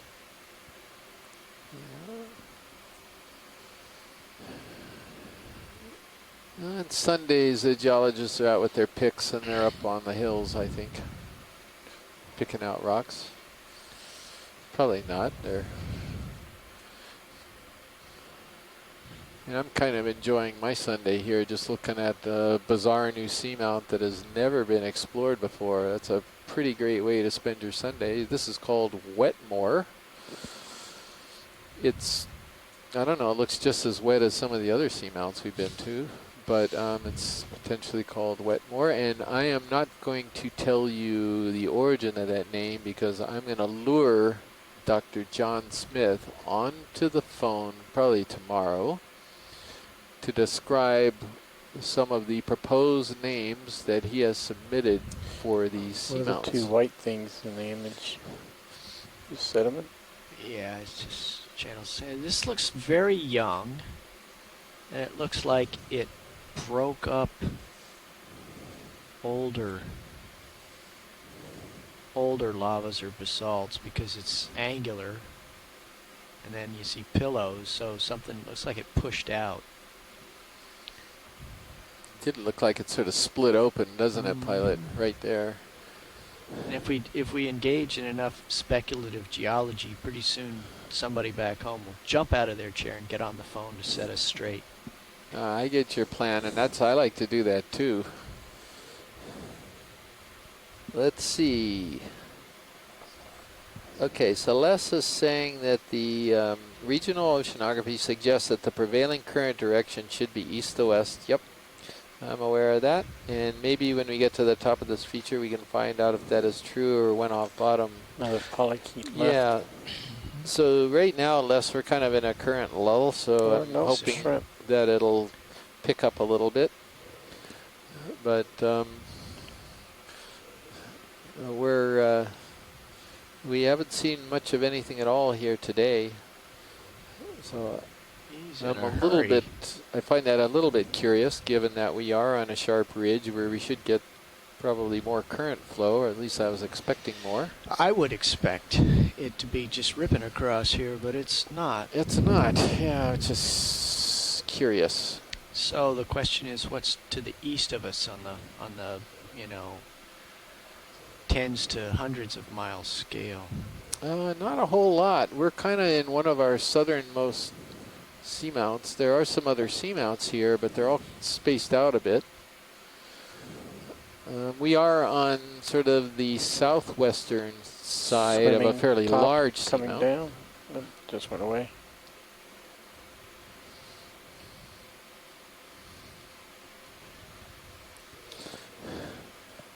You know, Pilot, we have been at the same depth for like quite a while. It's as though we're in a little bit of a flat area along this riff. Well, I see. And I wonder if that's maybe why we're not getting that much current, is that, as I recall, there's a little bit of a saddle part on this ridge that maybe that's where we're in. And then Definitely. ROV nav bridge, move complete. Let's just get another one going here, because it's we're starting to make bad jokes. We need to find some some action here. We are definitely on the local spine. Yeah. And my heading is 045, lined up with it. Yeah.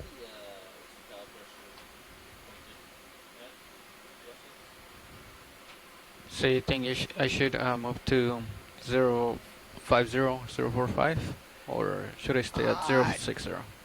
I think our next move should be It's 045. I think. rotating Copy between that. the port quarter, stern, and starboard quarter. Copy that. So right now, is it, would you say it's more towards starboard or more towards port? It's more toward starboard, almost angling to starboard abeam.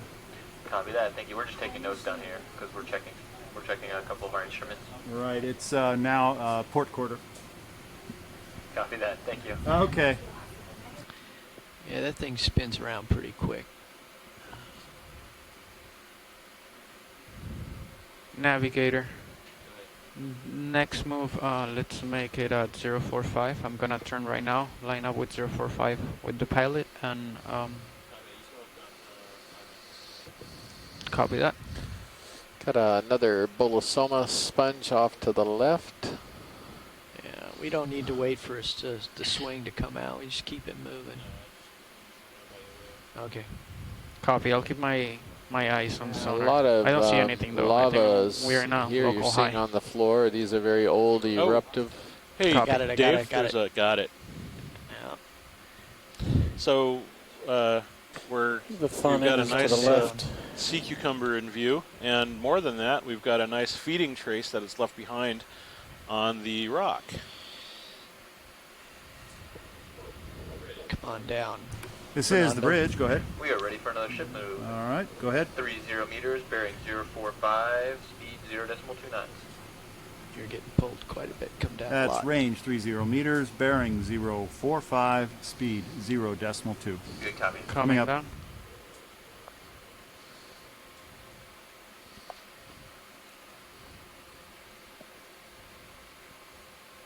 There's another clear one on the bottom. I see that. I don't think I can come. Sure you can. I mean, I'm 10 altitude right now. That's all right. Don't come down much more. Does look like you're on a bit of a high there. So as we're drawing closer, He's all right.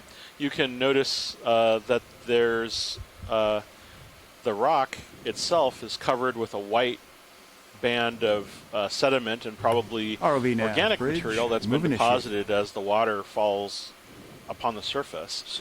So this sea cucumber, whose mouth appears to be on this red side, is sort of making its way around in what appears to be a spiral pattern. It's got the feeding tentacles. It looks like the mouth is reared up. And what they're doing is they're ingesting organic particles that are probably mixed in with the sediment and digesting them. You can see very clearly where the food is going because the body's translucent, and the sediment is something you can view right through the body wall. That's its intestine right there. And what's great about it is you can literally see sort of the beginning to end. The only thing it needs to do now is leave sort of poop or castings. But you have the spiral trace in the sediment, the sort of Lebensspuren, the track. We've even got a little bit of the mouth action going on the left, right around that really dark red area. You can see some of those. They're slowly sort of putting sediment into the mouth on the left side in the upper corner, and at some point it will probably move on or leave a little bit of cleaned sediment behind it after it's absorbed all of the organics. But other sea cucumbers actually can change the microbial composition of a lot of the sediment, and so these become important for the ecology of these areas. some of these can swim, so sometimes I live in hope that we're going to see one just take off, but I think this one's just kind of curious. we can no, it's all right. Suggest to it to take off. We can move on. Thank you. Come wide, please. If I give and a just little, get a good shot of the track is all good. Thanks. A little bit of prop wash might make him leave. Oh, I wouldn't want to be interrupted when I'm eating. That's all right. Okay. All right, wide, please, Roll. You're for wide. Oh. You can also see a potential snail trail or something, a black line. Yeah, I need to come back up this terrain, and Fernando, you can come back up and okay. You'll feel better. Yeah. Heading over this away. Yeah. See What's an that enemy? over on the right? It's yellow, but it doesn't look like a bull. Orange, yellow. You're talking about that ball on the boulder? Yeah, there? the ball on the boulder. Do you see it, Bottom Dave? Yeah, it's going off the right corner, the lower corner right now. Stand by a minute and I'll have a look at it.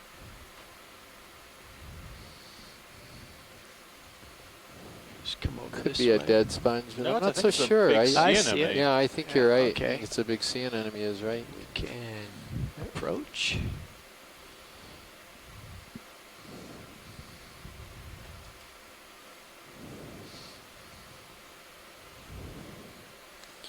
Different translucent, taller 3 and lower left of that. Yes. Okay. Let me try for both.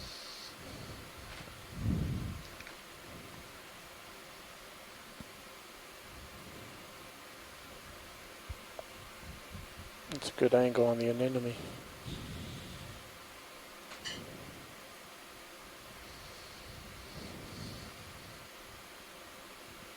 So sea anemones are one of these animals that is notoriously difficult to identify from video. If you think it's hard to do sea stars and corals and sponges from video, then you haven't seen anything yet. These anemones, most of the time their taxonomy is based on doing a dissection and looking at their internal structures, specifically their mesenteries, and the arrangement of the mesenteries inside, which we can't possibly see. So we kind of guess, and then sometimes can get the family on these things. I think this could be in the family Actinostolidae, be a best guess. That's kind of a catch-all right now for a lot of these big anemones we see down there. The lasers would suggest that the base on this thing is 10 to 15 centimeters across at least, so it's a good-sized creature.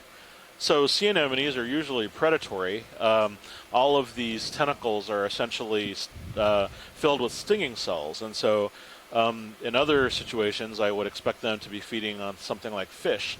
But this one, given how few fish we've actually seen, I don't know, maybe the worms or maybe certain crustaceans, but they would sting them with these tentacles and then move them right into the mouth there.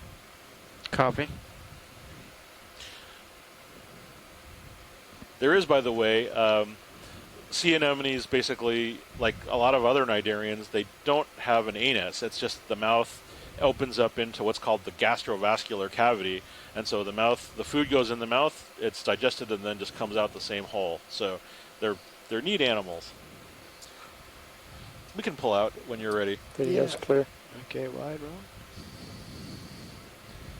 So we're getting some help on these anemones from Nadia Samarian, and she's an anemone expert who is, for the life of me, I've got to remember what her institution is, but she's in Kamchatka right now, and we also get some help from Michelle Rodriguez.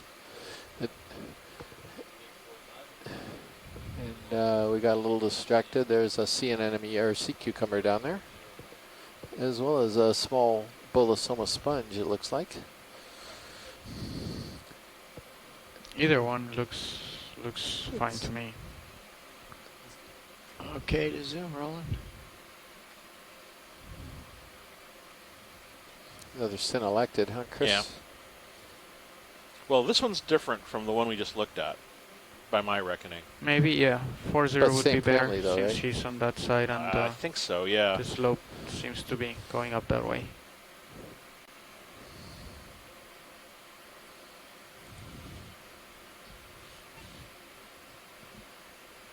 Well, you can see the feeding tentacles sort of scraping along the bottom, or it's not scraping, just sort of absorbing food along the bottom. And again, a nice Video's transparent clear. gut. Okay, we'll go We to can move on. Bolosoma.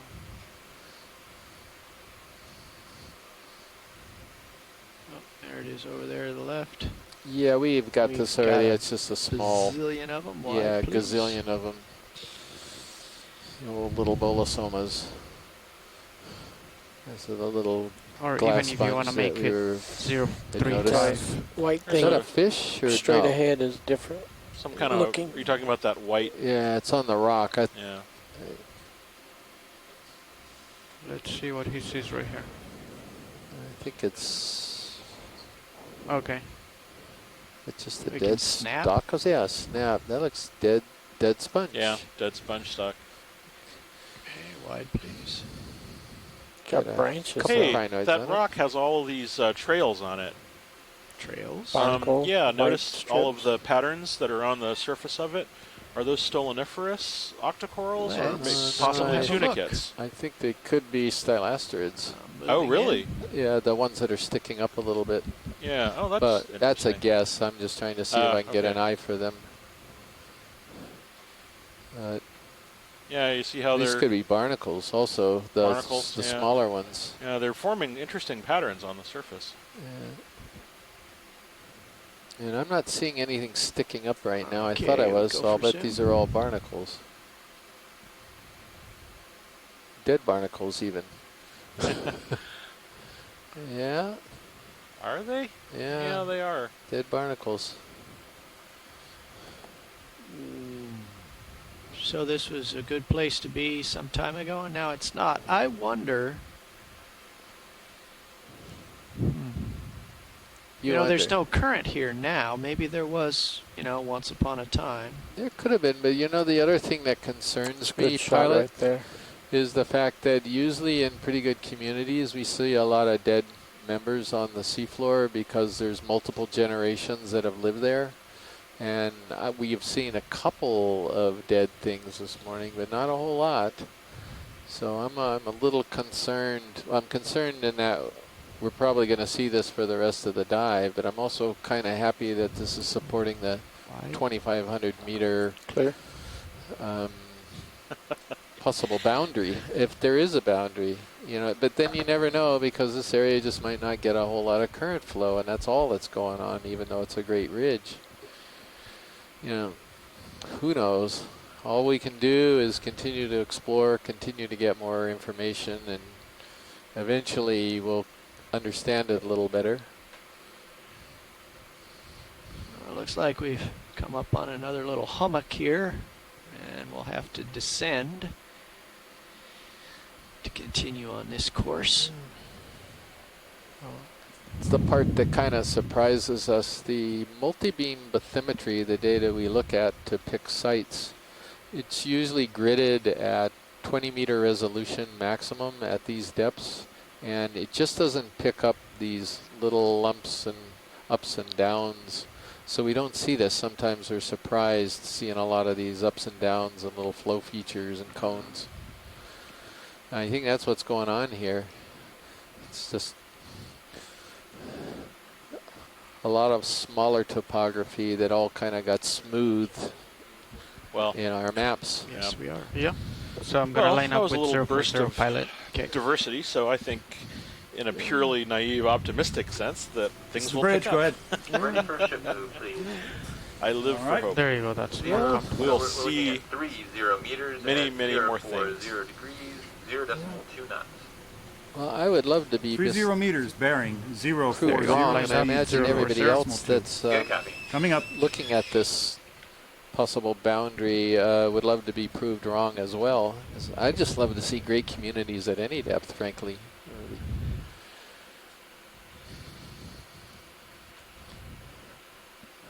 See So you can come down to about 10 meters altitude there, Fernando. Copy.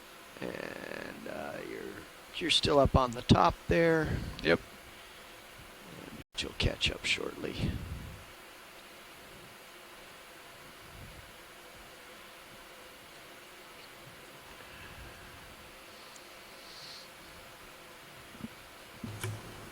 ROV nav. I'm move somebody initiated. who believes in the law of negativity, that the more negatively at least you express yourself, then the more positive things happen. But I'm going to throw this out.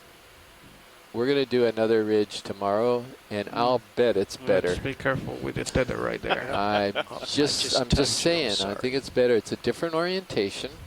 It's going to get there's a possibility that the prevailing current flow is a little more northerly here. And if that's the case, we're on the back side of the Guyot. And that's not great. This other one is on the eastern, southeast end of the Guyot, and it may be clear enough from it where we're going to get better current flow. And we might get a really good ridge. Yeah, and that would be nice to see. Well, following your rule of reverse negativity, I bet it'll be terrible. Thank you. So if I was too positive there, I'm glad you neutralized my positivity. We're not going to see any sponges at all. Yeah. But don't give up on ridges, all of you out there. They're good. And Scott says, careful with that hypothesis testing, buddy. Yeah, I know. It's speculation. All we're doing is exploring and accumulating more data, and at some point in the future we'll have enough to really say something conclusively. Right now we don't. But that's the process. That's the process that all researchers are engaged in.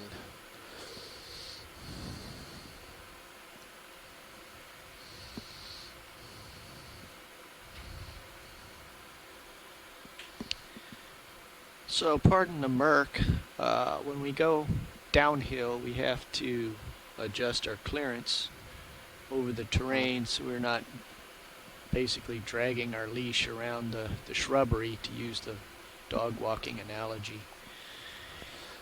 So Pilot, could the general public hear you with that? I'm just making sure that they copied you on that, or do I need to repeat it? You could repeat it for the people listening on to Science Only.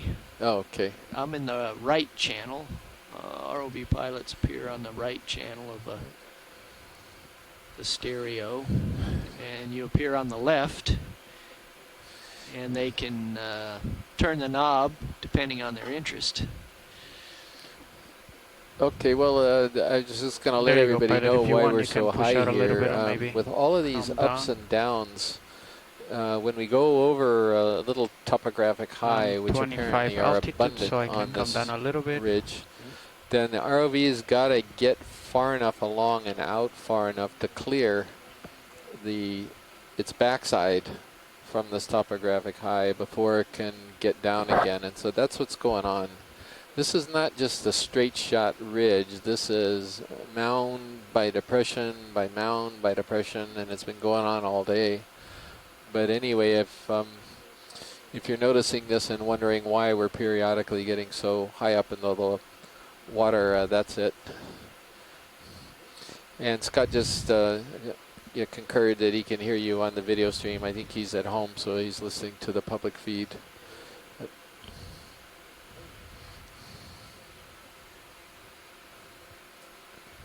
Okay, I'm following you down as I can. Yeah, that's enough, because I went over the corner here just to have something to look at. Copy. While we head this way.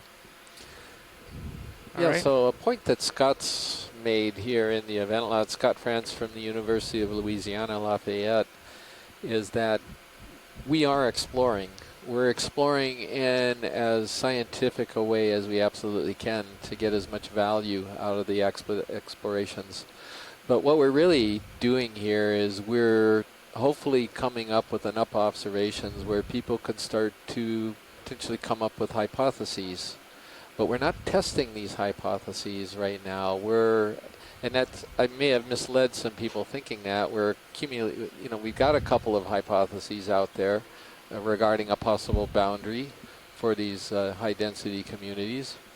But what we're doing is just accumulating data, and at some point then, if we've Okay, got enough pilot, I data keep on and moving we've got some reasonably solid hypotheses, then we're hoping that there'll be Another follow-on ship work to rigorously Yeah, we're still, test these still moving. hypotheses I feel the swing right now. and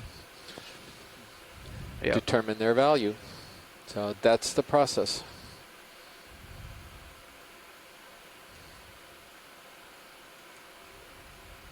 ROV nav bridge, move completed. Copy, Rick. We're ready for another one right now. I don't like where we're at. No, just continue on the same heading. I'm looking off in another direction here to keep my tether off the rocks. It's the bridge, go ahead. Let's go ahead and do the same move. 30 meters, 040, 0.2 knots. All right, repeating move, 30 meters. So if you've been following with us bearing since this morning, you know that 040, we've collected 0.2 several knots. specimens, Coming up. and these will be brought up and studied by researchers. Material from the biological side will be so the corals and the sea stars will be deposited at my home institution at the Smithsonian's National Museum of Natural Okay, History, pilot, if you want to where move they're forward and generally look at made that available sponge to or the scientific anything else, community. you can go ahead. The rock specimens, I believe, are sent to Texas? No, to Oregon State To University. Oregon State University. To Dr. Anthony Copper's laboratory. He's got a repository set up at OSU. And we've got a really nice arrangement going with ROV him. nav, move initiated. And he's doing some preliminary analysis on the rocks as well and providing these to researchers via his website. And specimens that are collected and that have been collected by Okeanos, as they are available at the Natural History Museum, are generally requested by researchers which are at other institutions for loan, so that they can study the material within the context of their own lab. And so there are scientists who will often be able to compare the material collected, so some coral, for example, and compare them both against other specimens in terms of their appearance and also their molecular with molecular data to sort of look at their relationships. And this gives scientists called taxonomists data in order to distinguish a new species and then to describe that. And so there will probably be periods right after these big Okeanos expeditions where there will be a lot of publications following, which are often translated into sort of more popular articles so that people can follow up with what's happening. Roger that.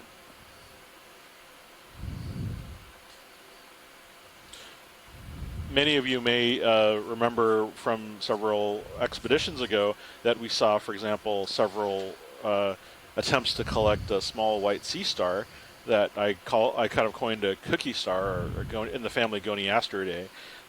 So, for example, that specimen has made its way to the museum, and I had a chance to examine it before I took off for this expedition.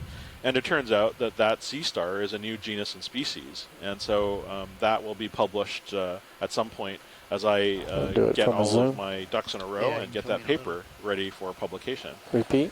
Come in just a little bit. Get that. So Yeah, Roland, if you're going to look at some more of these yellow sponges, then you have to do a highlights video, because I already got your title already, and Annie's in here now too, as well as Tara. Now you guys think of this title: giant yellow lollipops.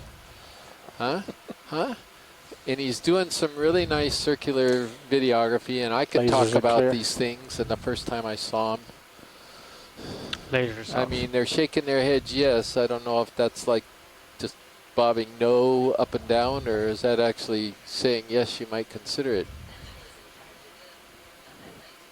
Who is? You could relay that to her. I could capture her. I mean, come on, is that a great title or what? And we got some great imagery of these things. Although it looks like somebody took a bite out of my lollipop here, which is a little rude. Because you're not supposed to bite them, right? You're supposed to suck on them for a while so they last. Yeah, I see that.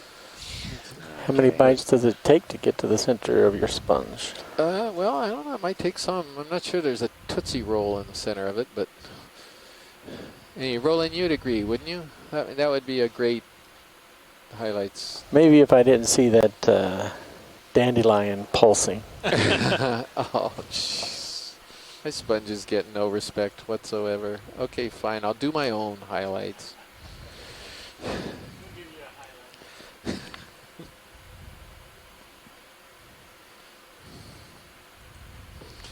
Okay, we call that sponge that we just imaged Bolosoma. It's kind of an interesting name. Bolo, I think, being round or ball-like, and soma, body. And so it's got this big round sort of body on a stalk.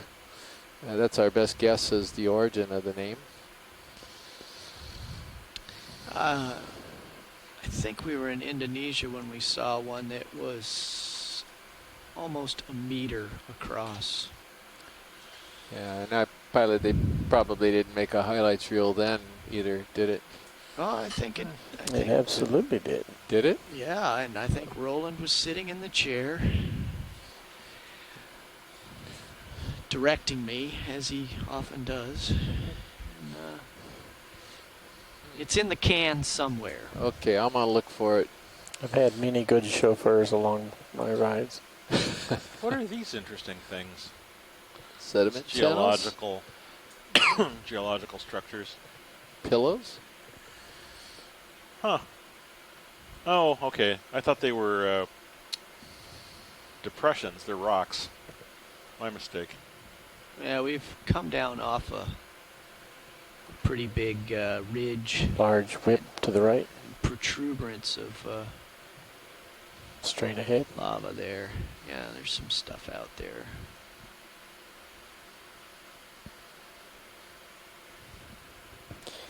Chris, is it not true that these types of whip corals ahead are the ones that do the, what is it, create their own light when they're touched?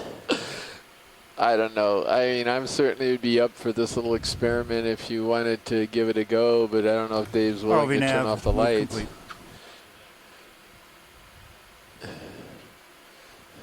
So our videographer, Roland Bryan, he just pointed out that these corals do light up when they're touched. They've got some... May light up. I'm well, a video no, guy. I'll bet they do. But anyway, if you've never seen it, it's pretty amazing. We used to do this sometimes on the very tail end of Hurl submersible transects and dives where we had a little bit of time left, so we went and we kind of teased some bamboo corals, I have to admit, to light up. But I mean, if that's some other coral in the bottom between the crack. Oh yeah, Sue. Okay. It's another Pleurogorgia. They're around, but they're not in high abundance. This is a Chrysogorgid. And it's looking somewhat like Pleurogorgia militaris. It's not perfectly clear that's what it is. On it. And we think that the reason it has the name militaris is because all of the polyps are lined up sort of like military formation along the branches. So we've seen this coral a couple times already this morning, and we've imaged it a couple times, so we're fine when video is. But video's clear. Wide.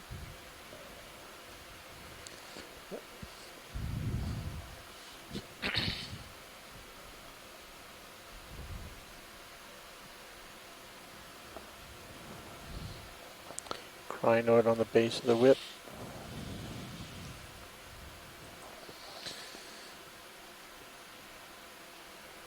We're now in an area of sheet flows or something. I guess that would be my interpretation of what we're looking at. Now, if Jonathan Tree, he's a geologist with the University of Hawaii, were here, he'd be getting pretty excited about these because they're common and they aren't common, I don't think. And they're just kind of unusual. It's an unusual way for lava to get expressed, I guess. From these sites.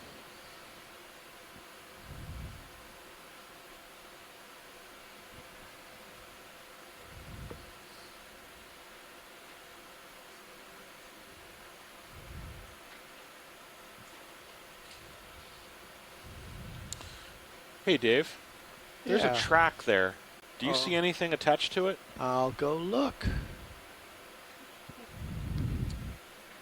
I'm attracted to it. Good one.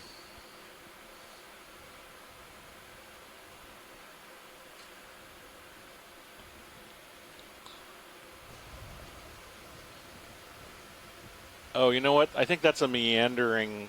That's like part of the rock itself. It's a crack or something. Zoom in, Roland. Let's Yeah. see if there's any cracks in his theory.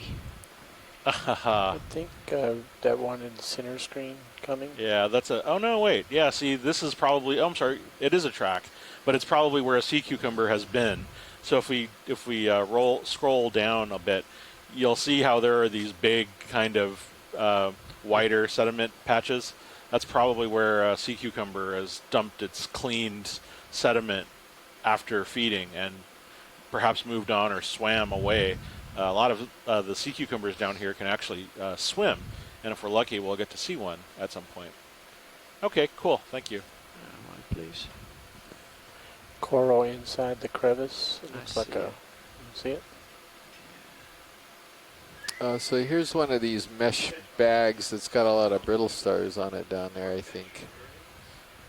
So it's just going. And are these just chrysogorgids?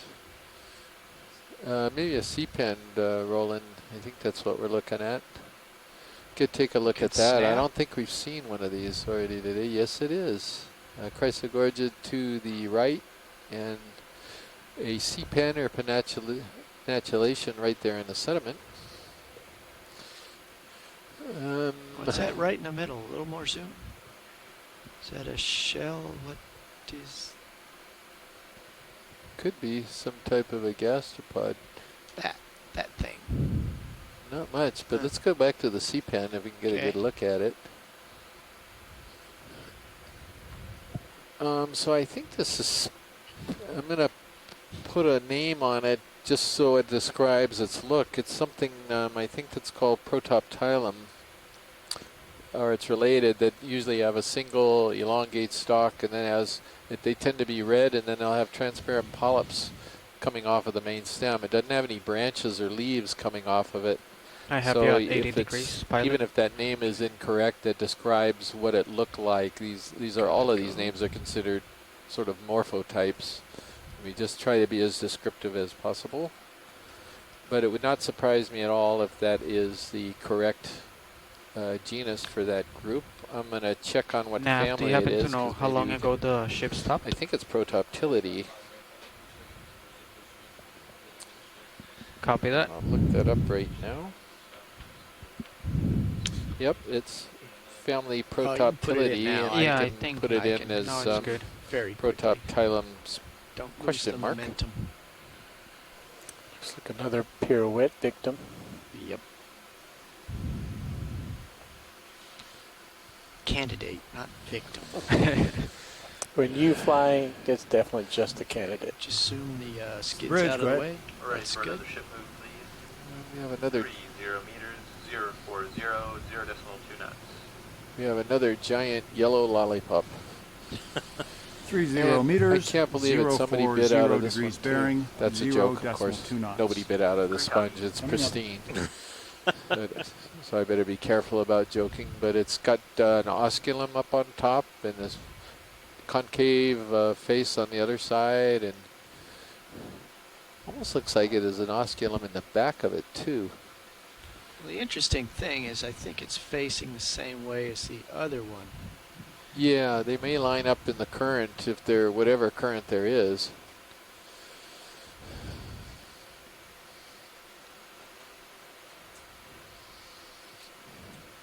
Now that's got to be 3 of these today. This thing deserves a highlight reel. I mean, RV nav. I don't know if you initiated. can go much farther Isn't than there that. like pilot. a yellow cartoon sponge that kind of looks like that? I don't know, a stocked yellow cartoon sponge, is there one? We're good for science whenever video's ready. Video's good. I'll Yeah. just go off and I'll Yeah, we'll let it. fade off into We'll distance. just let it get away. You know, as much as I love my sea stars, I haven't seen a sea urchin in a long time. I would like to see a sea urchin. You know, so would I, actually. It's been a while. I'm with you. I like to see all of the different animal groups because it's kind of fun to see how they all figured out how to live down here.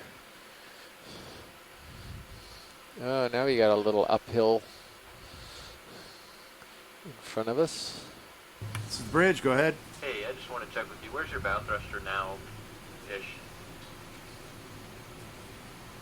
Going between the starboard quarter and astern. Okay, copy. Thank you.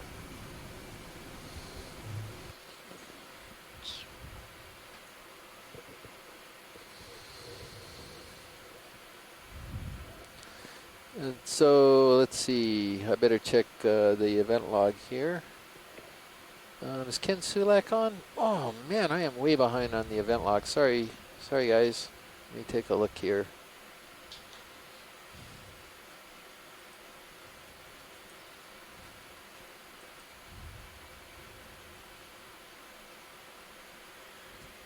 There's a swimmer in the center. Snap.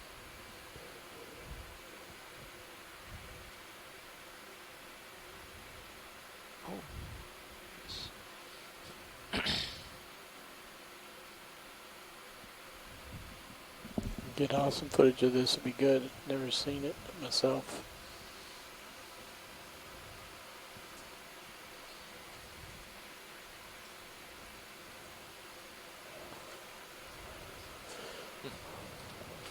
Maybe an ostracod.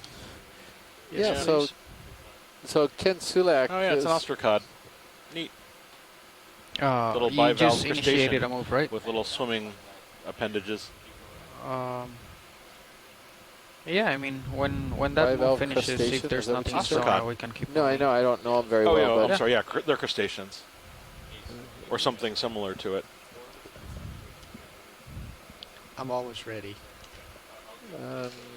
It's not a pteropod. That's a mollusk. So Copy that. Yeah, I think we just got to log this thing straight in the box as an ostracod.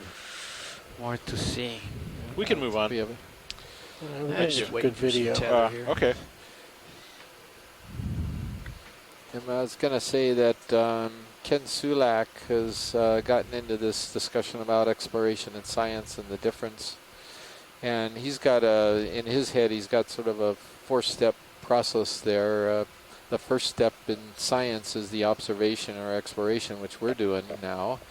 The second step is collection of data regarding observed phenomena, and we're doing some of that because we're certainly extracting data from the video. It's very nice shot, pilot. You know, we extract whatever data there is, let's put it that way.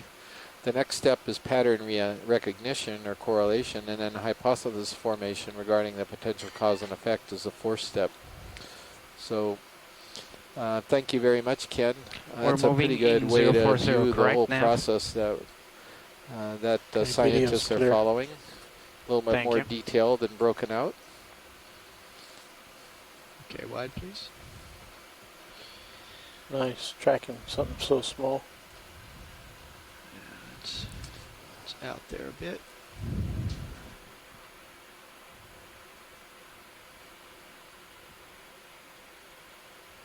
You should have tether now, pilot. Yeah, lots of tether.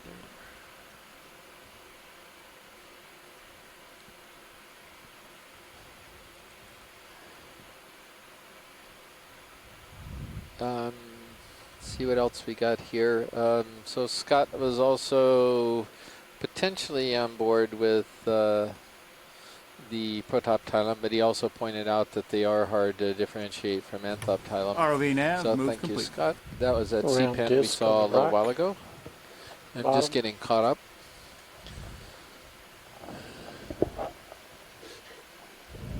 Dave, you see the circular thing just went off bottom? No, sorry. Okay, and we're... It's just a dead stump. Yep. Something. And there's the stem right there. Yeah, we don't really need to damage that. No. I think there was something upslope a little bit. Yeah, looked like maybe another bolosoma, but yeah. Or is it? Yes. Right. I recognize that lollipop. Facing the same way. Facing the same way. Interesting thing about these bolosomas, and I hope I've got this right, because sometimes they get mixed up on this, but they're kind of folded inside out. So in other words, this rounded part of the back end of it is actually what would be the morphological equivalent of the inside of a vase sponge. It's called the atrial surface. And then the concave surface, which is actually further inside of the sponge, is actually the external or dermal surface. So these are kind of weird. These are kind of like this is the folded bridge. inside out sponges on a stock. Move 30 meters, 040, 0.29. Roger, repeating 30 meters, 040, 0.2. Trying to get further along on this ridge, and keep getting deeper as we go up the ridge, which is startling. Yeah, it's just where we are in the ridge, because it can go down and it can go up. We're now at 2540 meters. I think we started out on one of these little mounds or hillocks in the beginning, so we thought we just landed shallower than we actually did, and we just landed on the top and have been going up and down ever since. So, co-pilot Fernando, I think it's time you came over into the big chair here and got some flight training.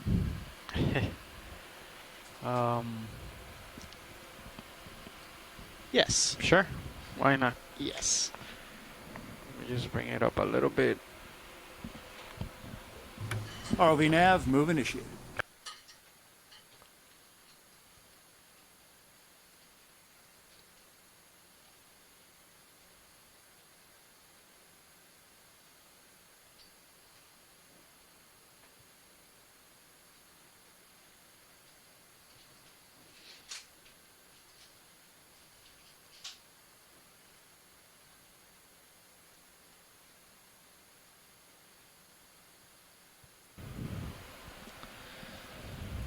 So I should ask, actually, how much time you've spent in that chair. About total, maybe about 2 hours. Oh, okay, well, good.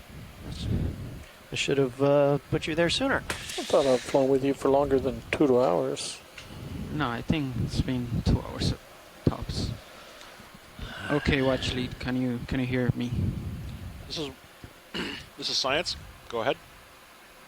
Okay, so do you guys want to take a look at this sponge right here to the left? I think that's something we're familiar with already. We can move on. Well, okay. Just take off straight ahead. You're rising a little bit, so ahead and down. I see you in my lower right corner there.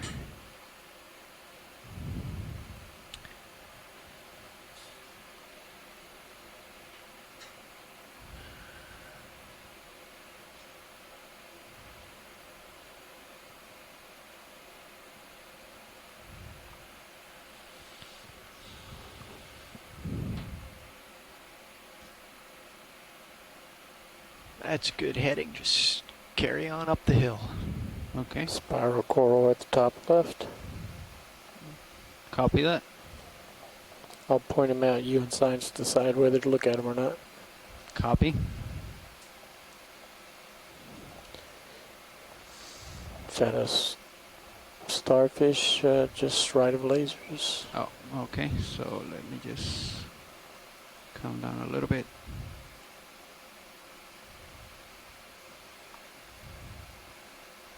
Oh, that's an interesting. There's a sort of a mini tentacled thing to the left on the side of that rock there. Can we get a look at that, please? This one right there with the left? lasers? Hard left. So to the left, okay. there's a side of the rock face with a big kind of a sprawling whitish gray thing. Yeah, that rock there. All right. Partial zoom video. Oh, little sea anemone. Tilt down. Copy.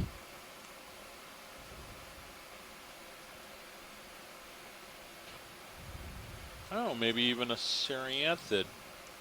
Yeah. Oh, neat. Okay, so this is a sea anemone that I think had usually when I see them, they burrow into the sediment. Usually they live in tubes. These are what's called cereanthids, and this group is distinguishable by the second row of feeding arms on the inside of the mouth there. You can see that dark central series of tentacles surrounded by this longer external ring of tentacles. Yeah, me too. I'm not sure exactly how it gets into the basalt. I think it probably inhabits one of those big cracks in the wall with its tube. So I've never seen one sort of living in a basalt rock before, so that's kind of interesting. Okay, well, once we have video, we can move on. Just a little lateral left as you lift off. Okay. Maintain heading Thank you. and push ahead. Come out video, please.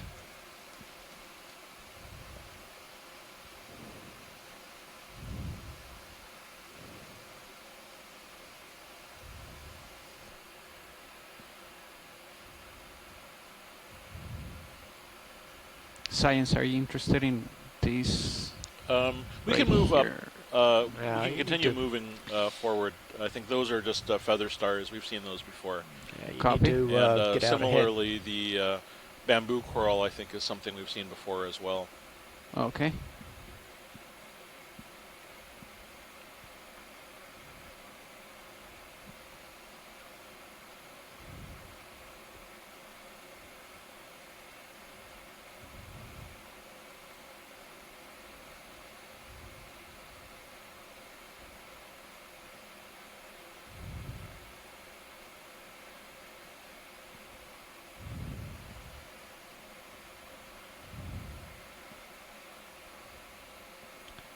Come left a little bit. Carry on into the distance. That's good. ROV nav, move complete. Science, let me know if you're interested in anything. Oh yeah, I know. I'm watching. Okay. Yeah, not a lot to see. I get well, it. partly I'm just trying to scan for things that might pop up.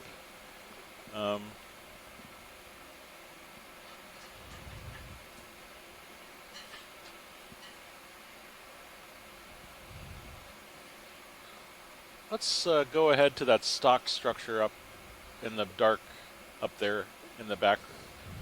Okay. Saw a cereanthid in a basalt rock. Oh, is that very right? interesting. Yeah.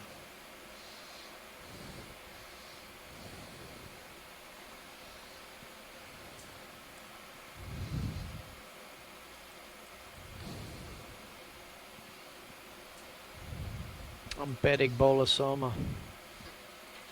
Are we interested on the one on the left, the one on the right? Yeah, let's look at the stock structure on the left. Copy. I think it's just a sponge, a dead sponge stock, but there's sometimes interesting things on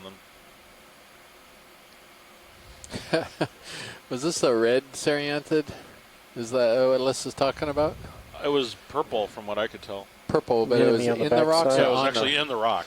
Yeah, it was in one of the cracks. Yeah, we tried one of those one year. That was a waste of time. That thing had retracted so far into there, its tube, that there was no way. Because it was like the perfect and one and only opportunity. Tina was on the line too to actually grab one, and it was impossible. I can only imagine. Tilting up. So great idea, and that's going to remain a mystery for decades. I was just wondering how it got in there in the first place. So this is a sponge stock, a dead leftover bolosoma, and it's covered by what, hydroids? Yeah, it looks like small little hydra type animals. Which, and then on the other side there's a sea anemone, a kind of skyphid, something like that. Didn't see that, but there's a live sponge and there's a dead one in front of it. So it shows you that they look like alive and dead. Yeah, there's a brittle star on top there, probably an Okeacanthid. And we can move on, but I think if we can catch that sea anemone just to show that I'm not. We got it good as we approached it. Oh, you did? Okay. Yeah, then we can move on.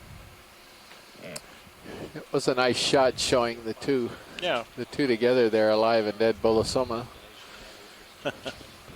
And then there's probably a little stump of yet another earlier bolosoma that's finally gets whittled down to just a little stump, and then it'll be gone at some point. Yeah. Okay, let's try Completely. to go for this video. I don't think they care for it. Okay. He's got So- some time. It's Yep. good practice.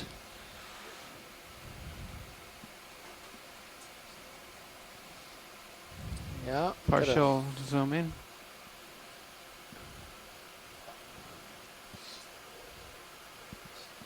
Yeah, brittle star is good enough. All right. Brittle star and a crinoid.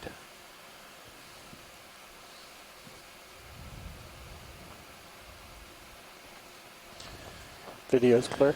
Okay. Yeah, let's so come up. that I can tell you that what I've really got my eyes out for is that giant big hydrozoan ceryanthid, whatever it was, that swam away from us the other I'll day show you a trick, on one of the Fernando. first dives. I literally Watch have been my looking hand. every dive trying to see another one Thumb of and those. forefinger like the same this. depth? Tilt like that. It was in the 2000 okay. range-ish, I think. Yeah. We can move forward, pilot. Thank you. Copy. Thank you. Boy, if we had another shot at one of those, that would be wild. This is, if you go on to the Okeanos online animal guide, Are you we will completely out see a video?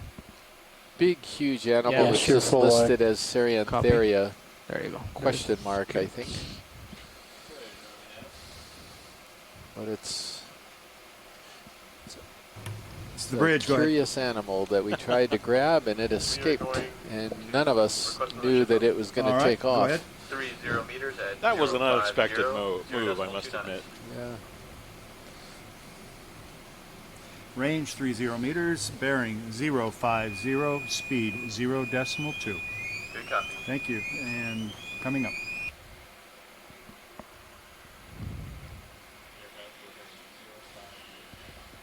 Roger that.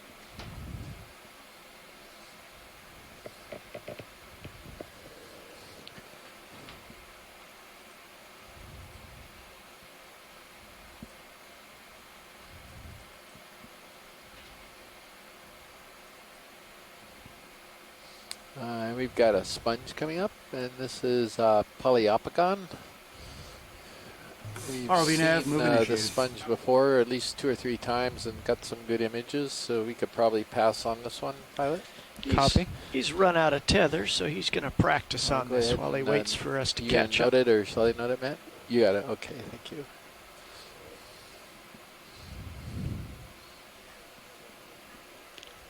Well, it might not, yeah, right. Okay, so science, we actually don't have much more tether. So I'm gonna wait for a little bit of tether right here. Let's do a Okay. partial zoom video. Yeah, so this one we call, it's got sort of a flattened top to it.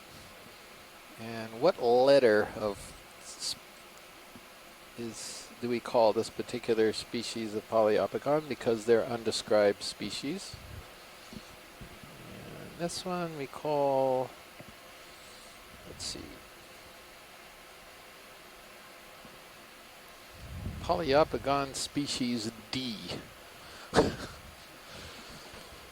So that's where we're at on a lot of these deep water sponges. In fact, there's probably, there was 40 We're undescribed completely species out. a little while ago, and now it's got to be way over Yeah, 50 sure, full undescribed out. just in the Central Pacific alone. Jeez, I thought I was overestimating when I said 40 the other day. No, you were not over. You were underestimating. It wouldn't surprise me if there's now 60.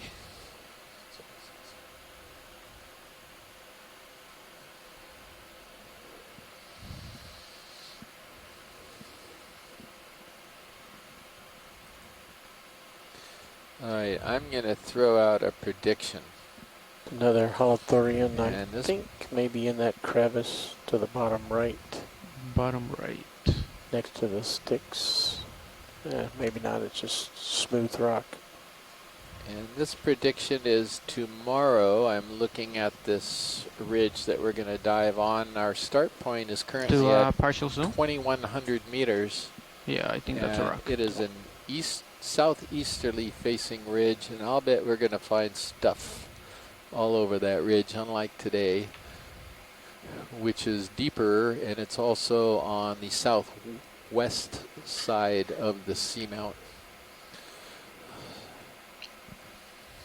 And look at these beautiful pillow flows. Is that some starfish dust just below lasers?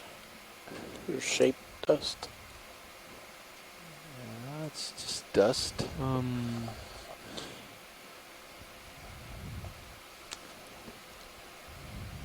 Yeah, I mean, you can come in partially if you want.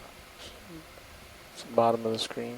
It's beautiful pillow Bottom of formations here. That's how lava comes out in the deep sea. Yep, sediment. Thing about it is we don't have to worry about it because this lava came out not when this wasn't so deep. About full wide. 70, Copy. 80 million years ago. So it's pretty cold by now. Period of the dinosaurs. Period of the dinosaurs. That's interesting. 70 million years ago, I would have expected more sediment. But something's blown through here. Yeah. Yeah, so Roland was just pointing out if it's had that long to accumulate sediment, but the thing is, the seamount just hasn't been sitting at this depth for 70 million years or so. In fact, it took a ride up to the surface. It was probably an island at some point, and then it started cooling off and quit erupting and slowly sinking down below the sea surface. In the meanwhile, the Pacific plate was carrying it from somewhere near the equator. Red shrimp. Center lower. I'm gonna try to get the coral. Just letting the announcement go by, and the seamount's taken a ride on the Pacific plate as the plate has moved toward the northwest. Oh, it used to be over by the equator, much further to the east, and now it's over here southwest of Hawaii. We're zooming in on there is a black coral that's actually a pretty strong interest. It's at the bottom center. Bottom center? Yeah, it's just going off the frame right now. It's barely visible, little brown. Oh, copy. I think this is the first one of these black corals that we've seen. Partial. Okay. Actually, let me get closer and let me land. Thank you. Hey, we've seen something different.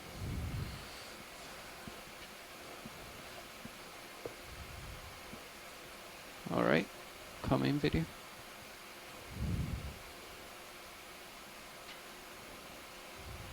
Yeah, Les was talking about this. Can you take my camera? Rock dwelling Sure. Seriantid. Of course, I'm getting a little behind on getting caught up in the tilt? event log, but yeah, Les, that's in my sights. For tilt. Roger that.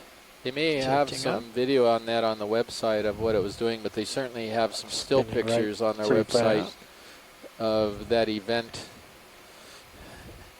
And this is such a curious animal. That's just like one of the top of Tilting my down. list. I think Tina and others and Scott and everybody who's been watching for a while is very curious about that huge Seriantid animal. But meanwhile, we're looking at a black coral right now. I think I've got an idea. I'm going to wait for... Slight tilt Oh, up. Tina is up Tilting. yet or not. She may be sleeping, which I suspect. So Scott, if you are watching, let's see. There you I go. don't know if he's watching actively right now or eating dinner where he's at. But if he is, we'll give him a minute to comment on this.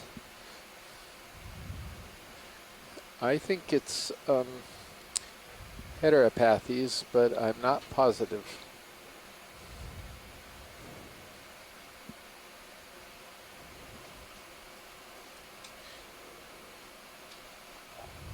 Scott, it's got a row of tentacles right down the opposite side of the main stem. That's why I was thinking it would go into the heteropathes, but if you think Bathopathes Video's is clear. a better fit, I can. Okay, you I have haven't your punched tilt in the back for annotation right yet. Okay, we can come out. Yeah, there was. Right. Looking So at I actually 70 degrees. to take off. Sako is saying it could be the same or similar heteropathes as we collected. So we collected a, was it Heteropathes CF americana, and it was different than this one, Sako. And tentacles, polyps on the main axis is okay for Bathopathes. Okay, I'll go ahead and change that to Bathopathes. Are we interested in this I science? don't think so. It's a stock from a bamboo coral. We can move on. Okay. We'll move on. Okay, so his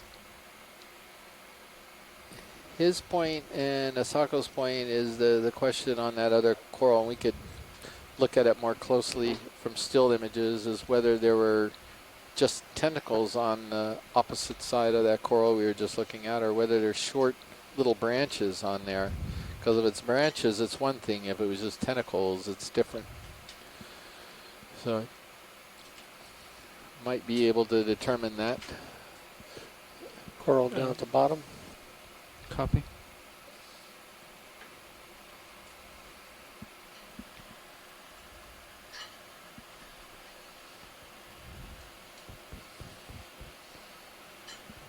Ooh, I don't.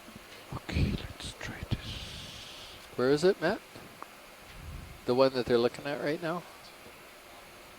Bottom right. Yeah, that one in the middle, right? I think that's a chrysogorgid. I think, yeah.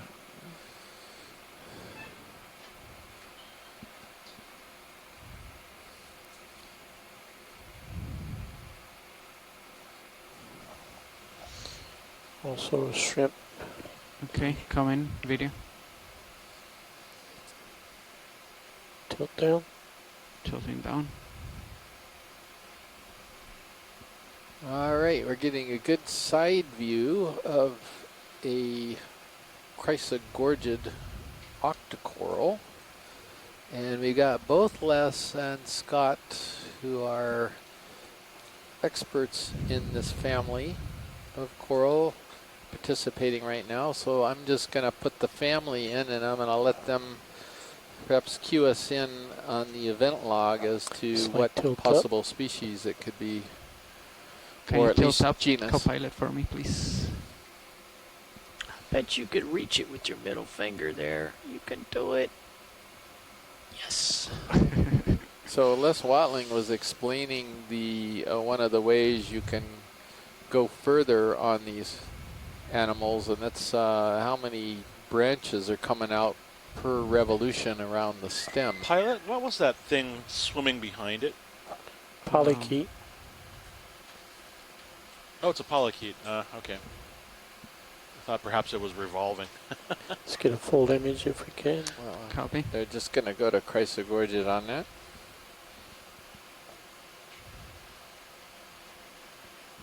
Let me know when we're clear, video. They need to recenter. Oh, okay. A little too wide right now. You're making it work for it, aren't you, Roland? Oh yeah. I don't take it easy on any of my pilots. It's an interesting thing in the top left. Yeah, I saw that too, Roland. I think we're good on the coral. I wonder if we could look at that thing on the top you can left. scratch it. Okay. Yeah, just swing right there, right on the edge. It's a little distant. Pull wide. And then zoom in about now, and I think you'll catch it. You're going to go behind the mound and miss it if you go more to the port it's right now. in the center. It's that Come thing in, right yeah, out on come the in, edge, video. edge Up, there. tilt up. Tilt down. Is that a little crinoid, like a matulid that's still on a top stock? of the screen. Top That's right. it. You mean on the upper Yeah, rock back the there? little guy right there. It's either that or a cladorizid. You're gonna need a little bit more up tilt when he gets there. That's it. a crinoid, I think. It is. Oh, It's probably it is a crinoid. Antidonidae, maybe, and it's on that. Maybe you can explain what's going on here. So throughout the dive today and throughout a lot of the expedition, we've seen lots of feather stars. Well, and I've also noted that there are two different distinct morphs of crinoids, the feather stars and the stocked crinoids. They actually are, they're the same kind of animal, but they actually share certain relationship with each other. The feather stars are actually the sort of independent cup of the stocked forms. And so what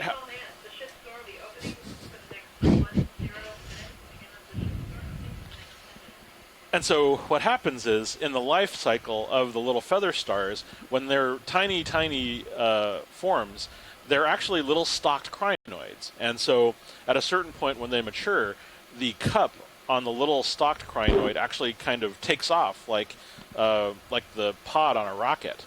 And it abandons the stalk and moves on as kind of its own free-living cup form with the arms that allow it to swim and so forth. It no longer remains on a sessile stalk. So careful. Seeing little forms like that is often very informative. Don't knock it over. But sometimes it's important to know which crinoids are in the area in the first place. So let's just come on, video. Mystery for another day. I think we're done with the little guy. Yeah. All right. Yeah, you need to get out of there. You're getting yourself stuck between two rocks.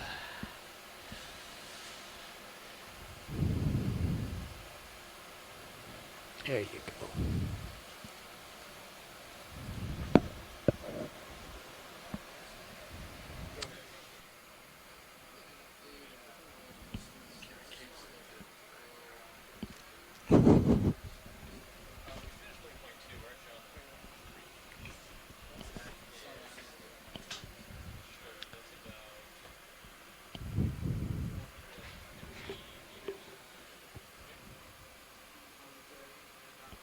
Drawers in.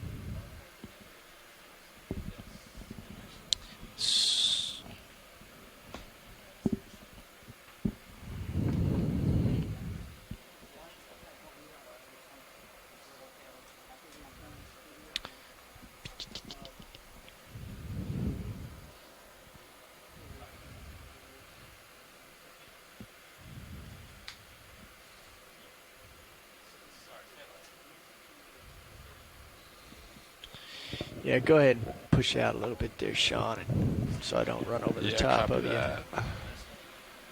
Yeah, you're good now. You were just drifting up there. Yeah, I saw that. Thanks for pointing that out. Yeah, no worries, man.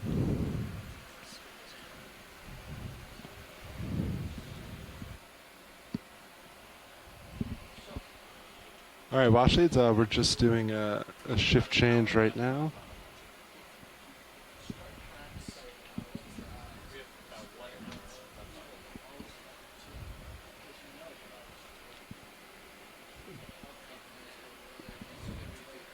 Video, sorry, are you talking to a pilot? Copy that, never mind.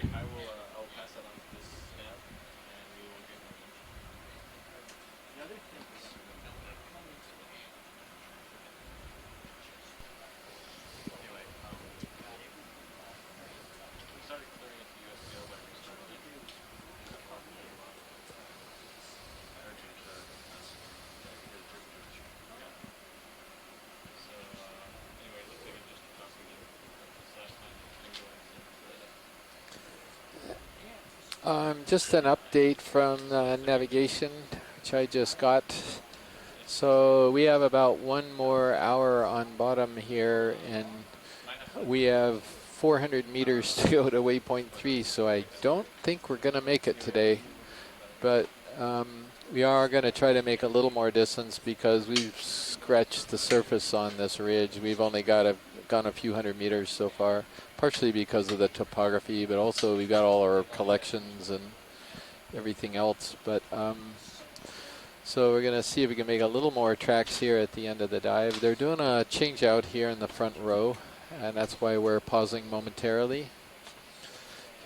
Obviously, if we see something different, we can zoom down and take a look at it. But yeah, we can do that. Yeah, we'll get ship moving, and we'll try to move as quick as we can. All right, thank you. All right, Nav. we have got some spectacular rocks, and we have some spectacular biologics today that we got right off the bat, which is terrific. We certainly did. I got one of my target starfish from something that I've seen for several years. 6050 is going to be the direction of movement, pilot. We've gotten some good 6050, geological copy. samples for geochemists and other hard rock biologists to study, to survey the history of this area. And what else do we get? We got fantastic black coral. And a black coral, yeah. yes. So we did pretty good on the collection front. This ridge was informative, although not quite as dense as we had hoped. But I'm going out on a limb, and I'm going to say that you're going to see a more entertaining ridge tomorrow. We're in a more favorable depth and a more favorable orientation, perhaps, of the ridge, and it's just a prediction, and we'll see if that comes true or not, because we're constantly surprised down here. You ready for me to call that in, pilot? We've seen this unbranched lepidisis quite a few times today. Bridge, RV nav. This is the bridge. Yeah, you guys ready for a move? Yes, we are. Range 30 meters, bearing 050 degrees, speed 0.2 knots. 2,527 meters. That is range 30, bearing 050, speed 0.2. Good copy.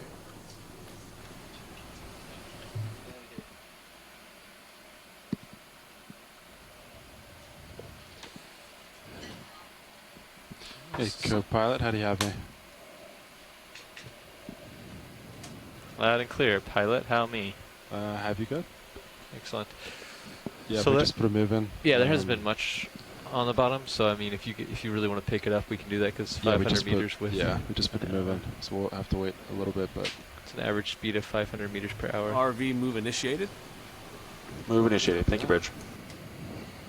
So I think I'm seeing only one haircut that I recognize from the last watch. Is that correct, pilot? Yes, that's correct. We just swapped out 2 seats up front. Sitting pilot Sean Kennison from Global Foundation for Ocean Exploration, and then sitting navigator is Levi Unima. And then from last shift, and my co-pilot is Andy Lister again. And then video. Annie White. And back at clipping. Bob Nutt. And we are your hosts for the biology co-leads, Chris Ma from the Smithsonian Institution's National Museum of Natural History. I call the move in. Chris Kelly from the University of Hawaii. 30 meters. And your helpful helper, Matt Dornbeck from National Centers for Environmental Information and the Deep Sea Coral Program. Okay. Still? At all. Yeah. That's how it was when I was on ship. And it's been up and down like this. I don't know, maybe this is just my own impression, but I think Annie's got the most different haircut of this particular group. I may be wrong there, but... Well, I'd like to think so. We have quite a mix normally in the control room of males and females, but Annie is doing the solo job here today. She's representing her gender. And so you got to do a fantastic job over there, Annie. So no pressure at all. No pressure at all. We've had Emily and we've had Tara in here, and we've had Nicola earlier this morning. So.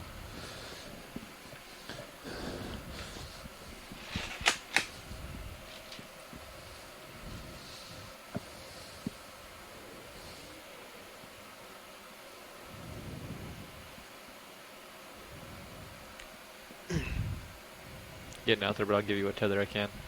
Yeah, copy that. I'm trying not to tug you at all. Yeah, I'll drop down delta of like 10. Yeah, you're not going to have much.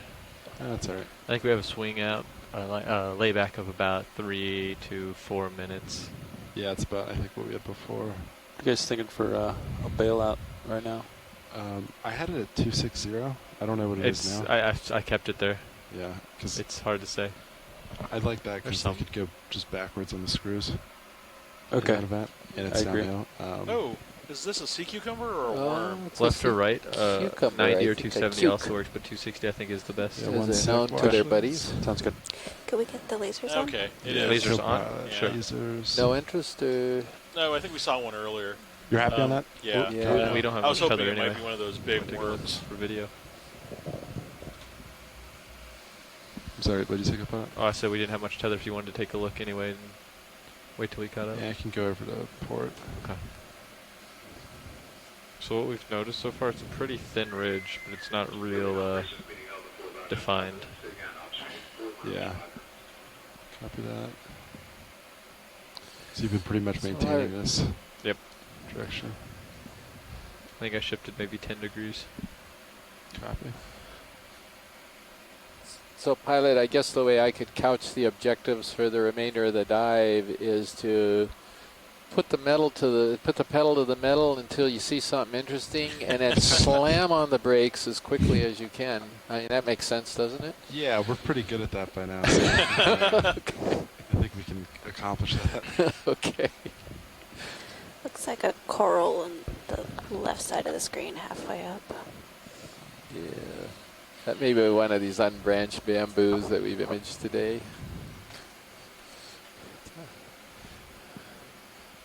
Is it dead ahead video? It is back behind sort of that mound. Oh, is it back? Not as far back as the white stalk, but just to the right of the white stalk. No.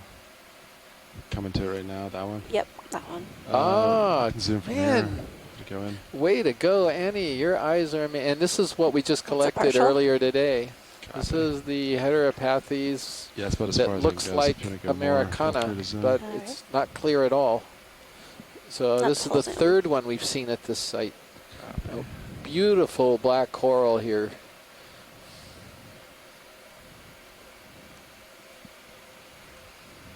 Good eyes, Annie. That's tremendous. Okay, you're representing your gender extremely well right out of the gates.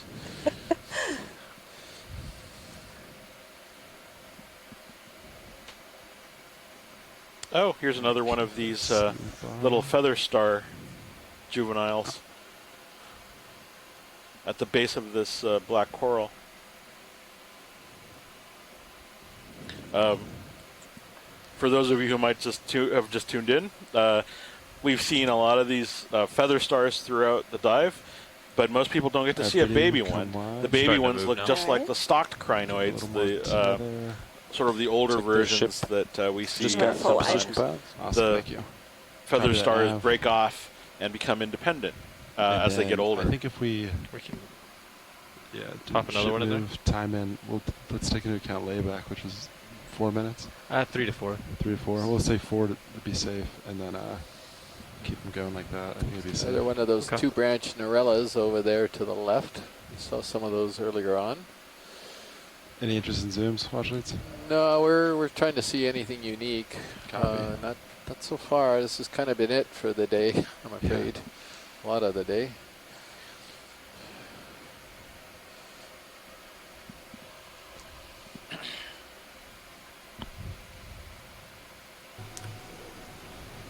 RV nav, move initiated. Move complete, rather. Move complete. Thank you, Bridge.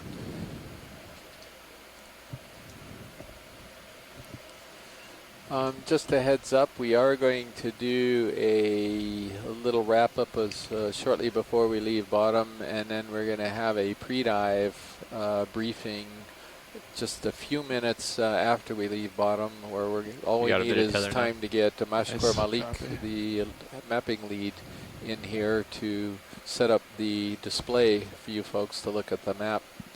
And those of you interested in seeing where we are diving tomorrow, then keep your eyes on feed 3, I believe is what he's going to put it on at that time. And I think we got about 45 minutes or so, maybe 50 minutes left in the dive. So that's when this is all going to happen.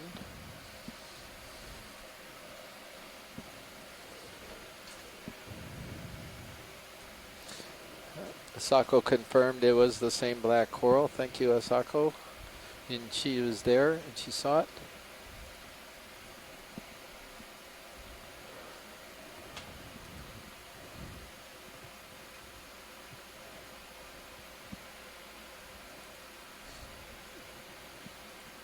Little discussion about that Chrysogorgia, but that's back a ways, so I won't reiterate that.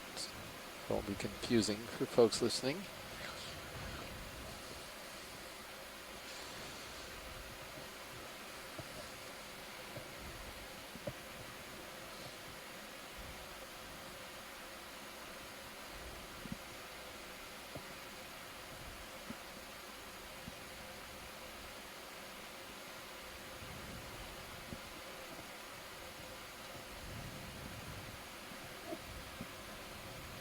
There's a fish off to the left, right on the left boundary, a little bit more. Screen. There he is. There we go.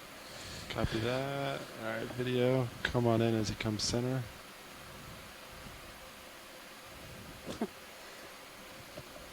A little baby grenadier, I think. Yep. I'm not sure it's a baby. It's this thing that we've been seeing for a couple years that we're tentatively calling Kumba, as Bruce Mundy would.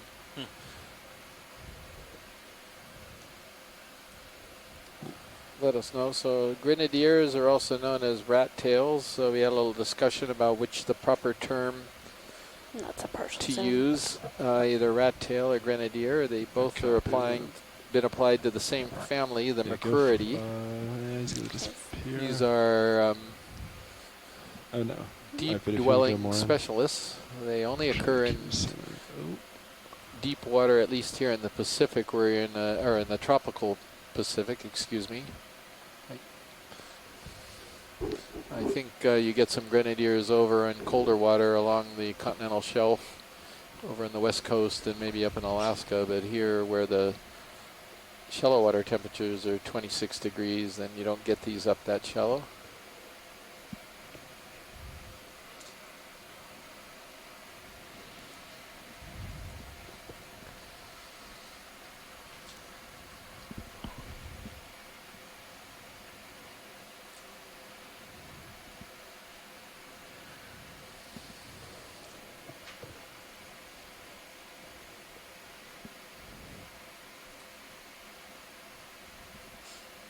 Our video come wide. The guy lost him. Oh, there he is.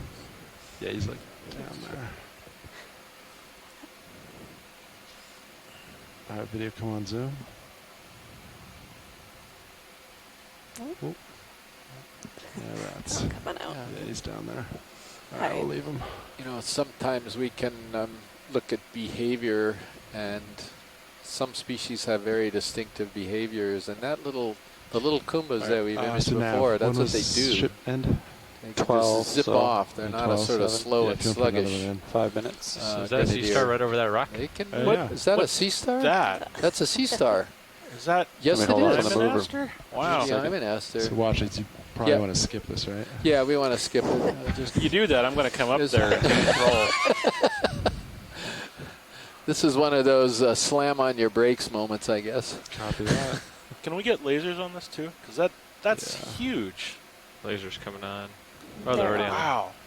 That's 10 centimeters across. So this, I'll get a little closer before I start expository. But actually, hold on off on that move. Yep.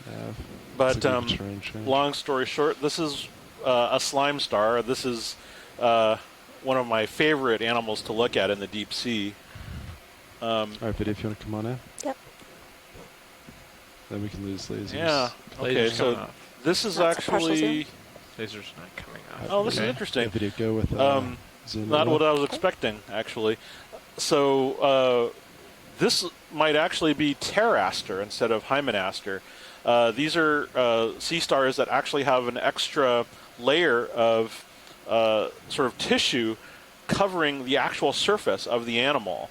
So what we're seeing is actually kind of a circus tent that's propped up by spines, and below that is where the animal's actual surface lies. There are the gills and all the sort of functional parts of the animal just below this. And this hole that is right dead center in the disc, that's called the osculum. And that's sort of the opening which allows water to go inside that space between the top surface and the actual surface of the sea star. The reason I was calling these slime stars was because these can actually produce mucus as a defense mechanism. And I've learned this the hard way. There are shallow water species that can shoot mucus, but the deep water ones were not very well known up until a few years ago when I collected one on the KOK, the Pisces 5 submersible, and picked one up out of the box, and lo and behold, it had created a nice drippingly strong thread of mucus that they use to defend themselves. these are really strange sea stars in many ways. The DNA for these animals suggests that they're actually one of the earliest of sea star types. They diverge from the other sea stars very early on. So in addition to having this kind of early divergence and their bizarre adaptations and this strange body morphology, there's always something to learn about them whenever we see them. They're often predatory on sponges. Sorry to pull out a little. What? Yeah, sorry. We're seeing kind of a fringe around the edge there. Can you run the skid over this guy as you're leaving, pilot? Boy. We're not doing anything like that. Oh, we aren't going to do that? Oh, okay. But it eats sponges. Chris's request is denied. Denied. So is this Pteraster reticulatus? It sure looks like the picture of it in the Okeanos online animal guide. It could be, but frankly, yeah, it could very well be. I don't know. Does it get that? I forget if the range for that is that deep. This is 2,000 meters, and it's from Johnston, actually. Yeah. Oh, so maybe it is. Yeah. Still, this is 2,000 to 3,000 meters. That's what the gray bar is. Good on this, whenever science is. So interesting. Thank you. And a nice big example of one. So it was about 10 centimeters across. So that's a good sized animal. I'm always the thing about a lot of sea stars in these habitats is always extremely odd how there's one of them. You know, you never see a bunch of them together. So it's never clear to me if they're just kind of walking someplace or if they have just been feeding on something. Sort of, you know, you come upon that lone traveler along the road. What is it doing? Or, you know, did it just grow up there and it's just been feeding in that area? So we might have to go this way. Interesting.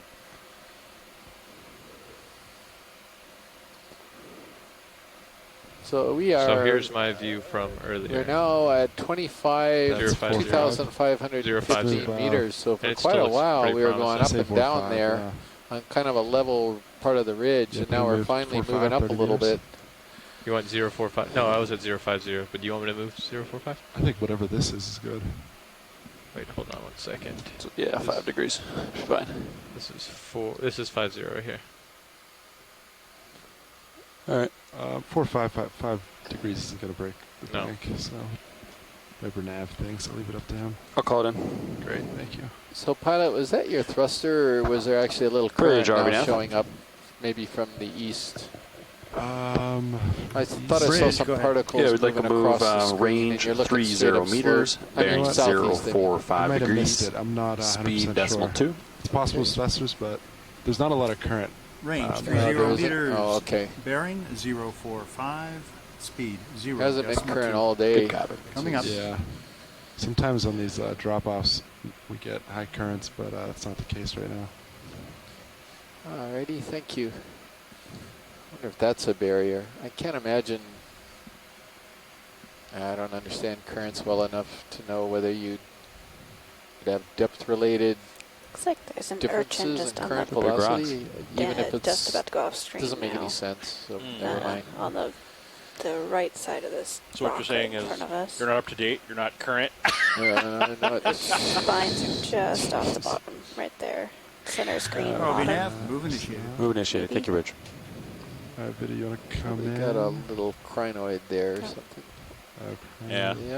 Yeah. You know, what's that cup-shaped thing next to it? Is it a little worm? Keep zooming. Yeah.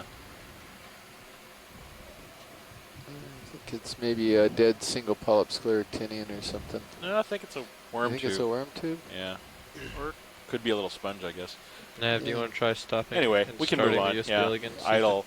Helps again. Interest. Yeah, I can try that. I've been testing it and writing notes. I'm just wondering if maybe these crinoids are the same thing as those little tiny I've been stopping, clearing, starting. Okay. All right, Vidya, come on. Oh, yeah. Yep. Let's see what else we can find. All right. We're on the move. Let's see if we can get up a little further. No, there are some rocks. But there's some brassinghids on the other side of there.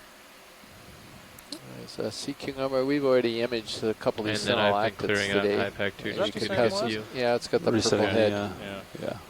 I'll wait till USB gets going again. There we go.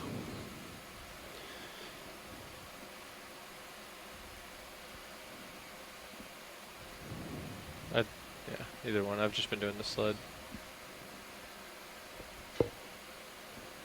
And there's a polyopogon sponge just peeking out from the rock. I think it's polyopogon. Yeah. Is that the one on the right you're talking about? Yeah, to the right. The close right. Yeah, it's polyopogon.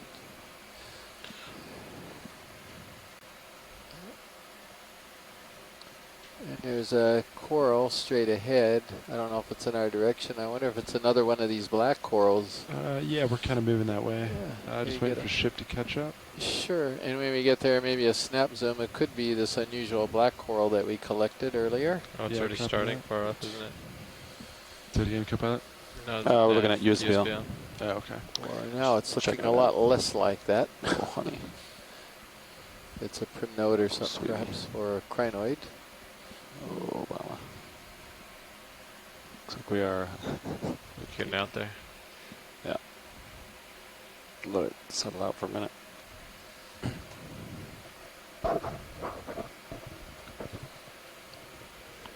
Is that a little shrimp that's... Shrimp. There's a little red thing right in front of us. Oh. I think that's just a shrimp, but... Copy that. Are lasers on, Copilot? Or can I just not see them? Let's check. Lasers are on now. Video go for zoom. Alright. Oh yeah, shrimp. Long-legged shrimp, Nabatocarcinus. Okay. Video can come wide. Full wide. Awesome.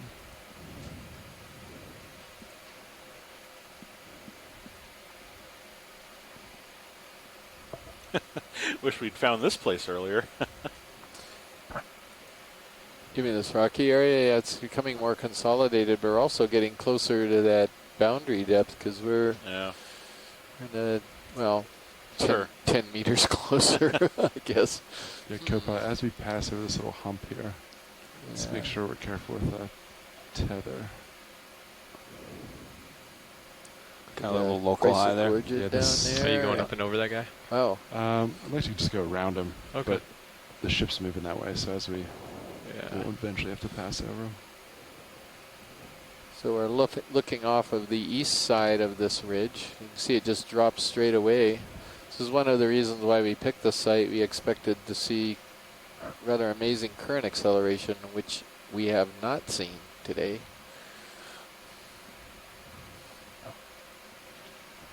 Oh, I think there might be... so what's that? There's a stock to the left, and there's a big thing on top of that rock. It looks like a dead sponge. Do you want to lead me? Sorry. So let's go to the big dead sponge first, Chris. Do you want to do that? Where's the dead sponge? It's on the right, all the way on top of that boulder. There's a... Is it on screen? It's Not just yet. at the top. I thought it was a dead sponge anyway. Maybe it's a rock. Up. Is that a sponge or... It's a rock. It is a rock. I'm sorry. It looked like a sponge. That's all right.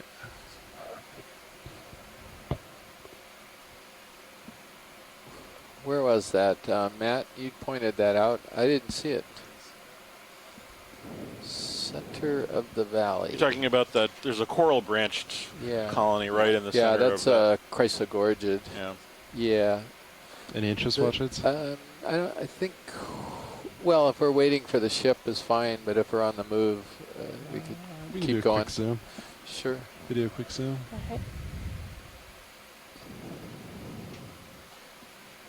That's partial. Yeah, you can go all the way real quick. Okay. Oh, you got it? Okay. Ooh, thank you. My fault, video. Come partial.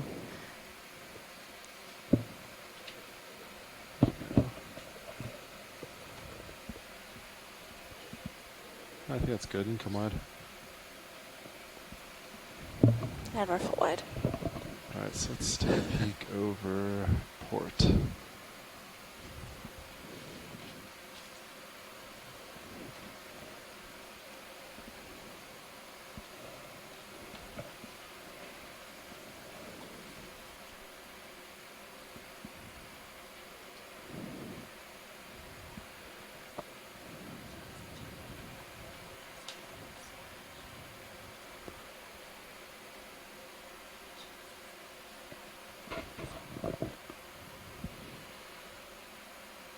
Alright, co-pilot and nav.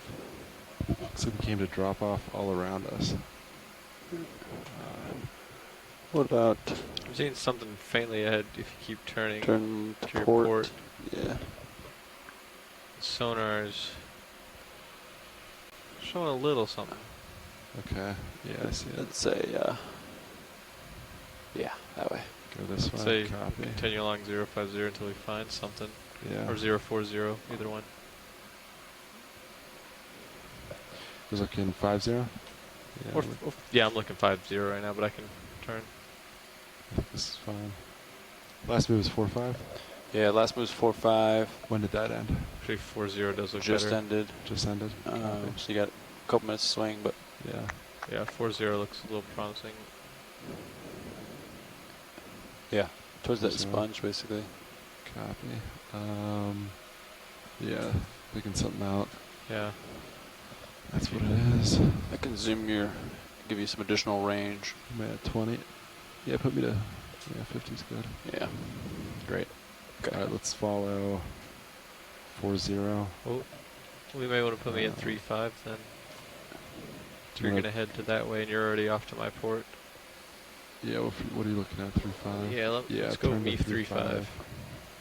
Sign up.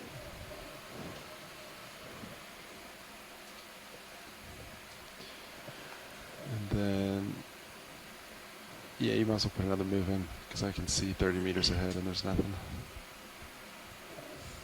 Sounds good. Yeah, I just do Bridge. not see There's what's a jelly floating in the basically wrong upper with left. This is the bridge. Go topography. ahead. Yeah, we'd here. like another move. Range Substrate 30 certainly looks like meters, it'd be bearing conducive 035 degrees, Looks like it's speed flying. .2. Right to us. Come on in. Actually, I don't community even development, see if anything. you ask me, 0 or meters, hard bearing substrate community 035, development here. So, Speed 0.2. you know, I'm Good assuming job. that it's Coming in. environmental I can't conditions, see which it I don't anymore. think is Yeah. any surprise Alright, to no problem. anybody.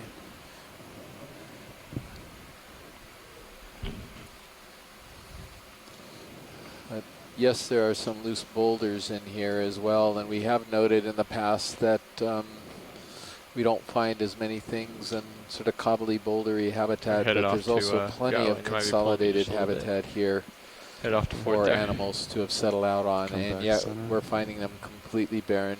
It's fairly sediment swept. Can't really give you any more. I'm pretty And, close to. so it's not, at least from what we bottom can of my tell, it's 10 not meters. because Yeah, of spin 10, sedimentation. Come back. Yep, you're pulling me, so that'll be that for a little while. So I don't know. ROV nav, move initiated. We're just getting Move some initiated. Thank you, Bridge. negative data here today, Backing for up, at least come from a back. community standpoint, not from an individual animal standpoint. We've seen a bunch of stuff already.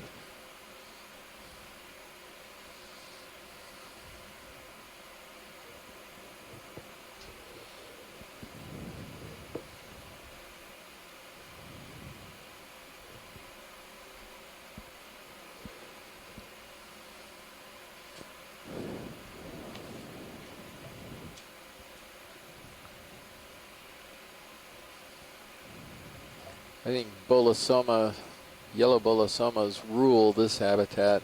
I think they've been the, would you agree? Was that perhaps the most abundant animal we've seen Oh, today? yeah. Well, they're at least the most prominent. Yeah, the biggest thing, the easiest Yeah, to spot, I guess. Right. I mean, the most numerous might be those little white sponges that, I mean, I see them everywhere. So not densely, but they do seem to be rather abundant, perhaps undercounted.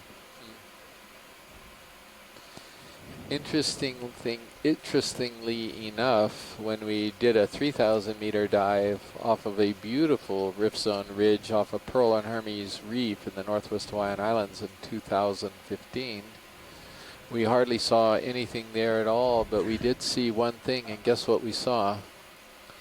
Sponges? Bolosoma, the yellow bolosoma.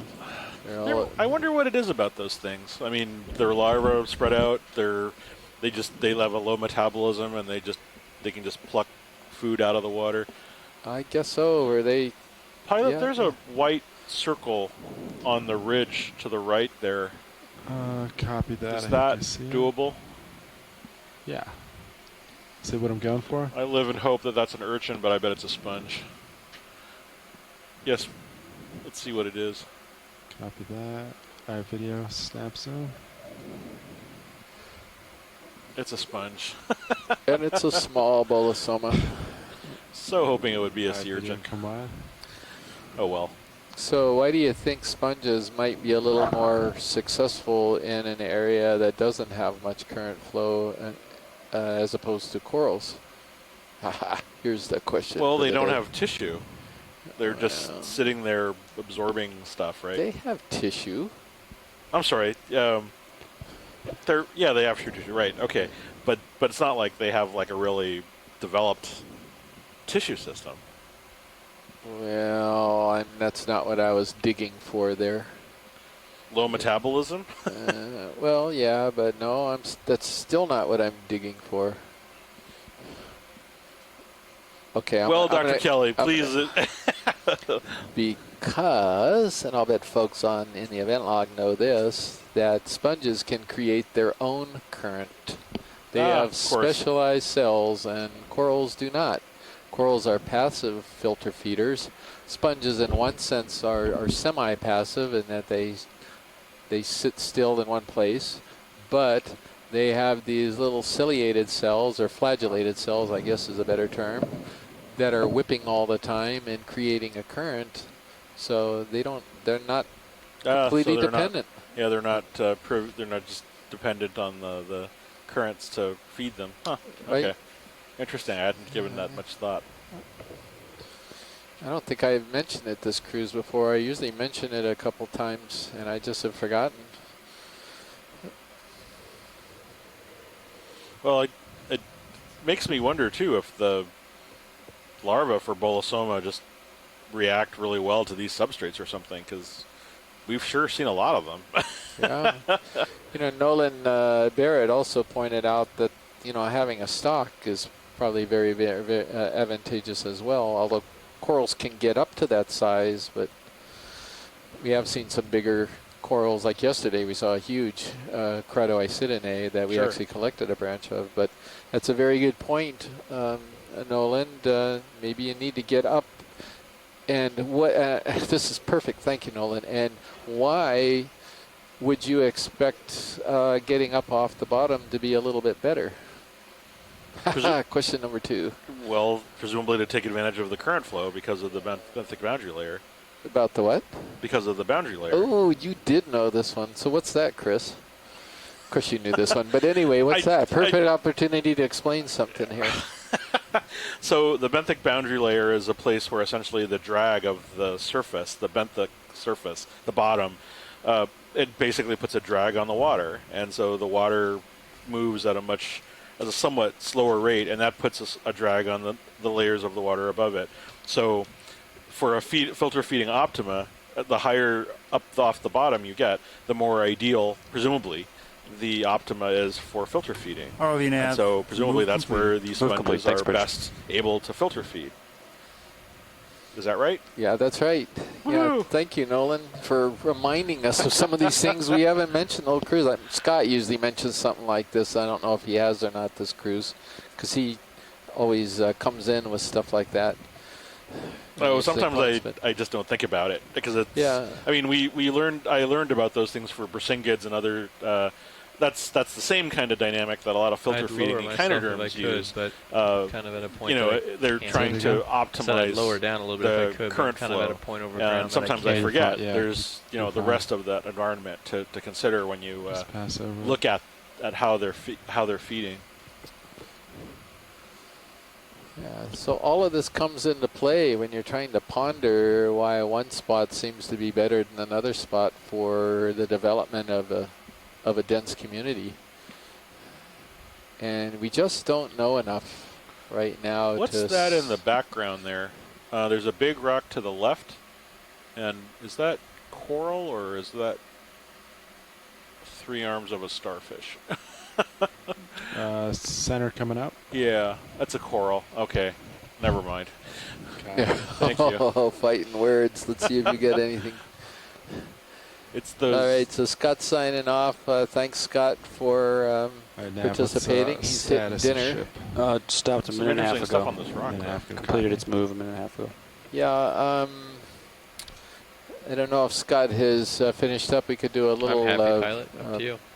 Well, we can give it a minute. he's maybe he can finish I don't want his to dinner suck on and too much come swing. back for Yeah. the pre-dive, So but once. which will be in about 20 minutes. I heard that, Ma.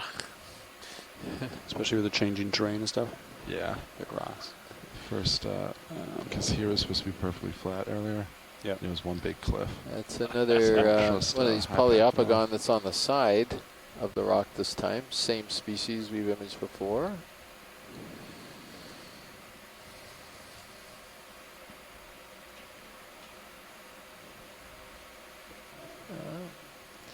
Got a couple corals right on the edge here, and actually, interestingly enough, current might get, whatever current there is, might get accelerated in this little crack.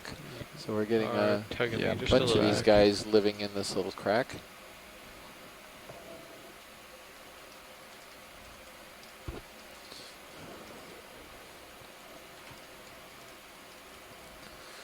It's like Marshcore is getting the Fleeter Mouse display ready to go in about 20 minutes or so when we do the pre-dive for tomorrow. 26 minutes left on bottom.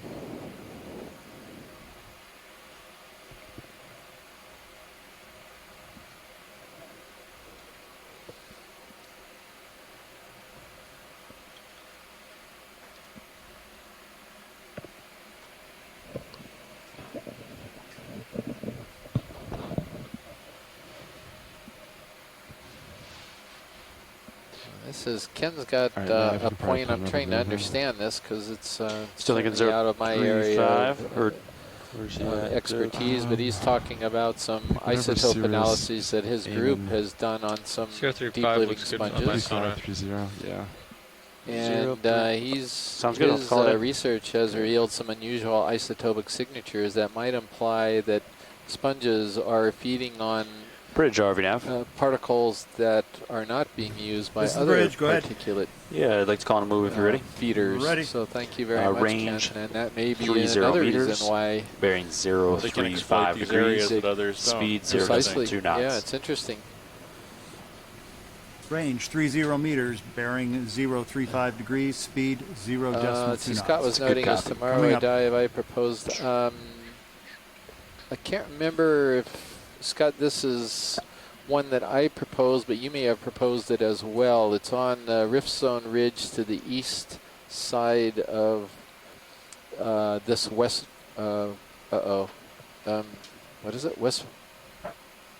What? Oh, it's Wetmore Seamount. Oh. Jeez, I had a senior moment. Sorry. Anyway, it's a Rift Zone Ridge extending off the east side, and there's at least one of those that caught both of our eyes, so it may be both of us who did this one. It'd be great if you could hang on for that, ROV but if nav, not, of course move I initiated. understand. Move is initiated. Thanks, Bridge.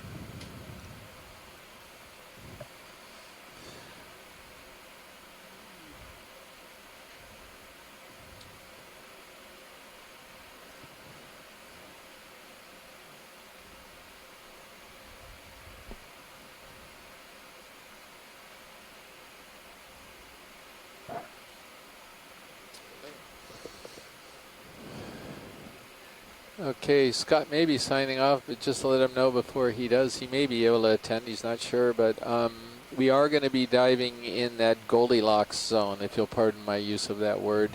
And there's a dead sponge coming into view right now, but tomorrow's dive will be in an area at a depth and on the type of topography that we have found some really spectacular communities on.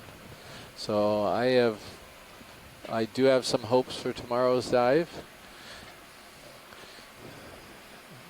We're back up a bit shallower, so we're at 2,500 meters today, and we're going to be looking in the 2,000 meter range tomorrow. So, and we've got some animal that's right on the side of the sponge stock. I wonder if we could take a peek at that.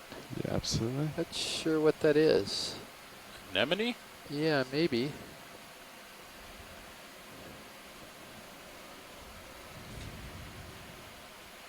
Could be an actinoscyphia, one of these Our video, come on Venus flytrap anemones. That's what it looks like to me. It's a partial.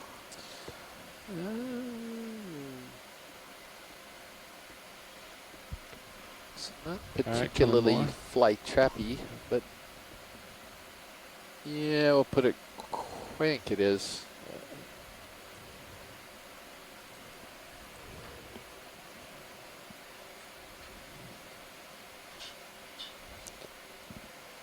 Is it all right to zoom more? Yeah, go for it. Not full zoom. These are beautiful anemones, and look who's sitting up on top of them. It's a Munidopsis, type of squat lobster. Oh, yeah. We haven't seen too many of those today. They're hiding amongst their coral hosts, I guess. I guess so. Although a lot of these are living on the rocks, ones we come across in the past, so maybe those are the ones we could easily see.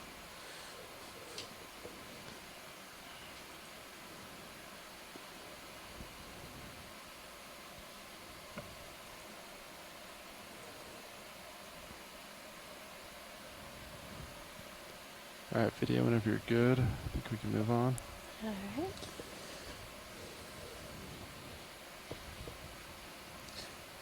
So we're getting fairly close to the end of the dive. You want to do a little summary, Chris? Sure. We saw 2 great starfish today. One we collected, which was a new genus and species, I think, of an animal that we saw a couple of years ago while you were in the Hawaiian Islands and at approximately this depth. And so I've been hoping to see it again, and so today provided a great opportunity for it. We saw a slime star. We've seen a number of sponges. We saw that one orange goniasterid on literally the first minute that we got to the bottom.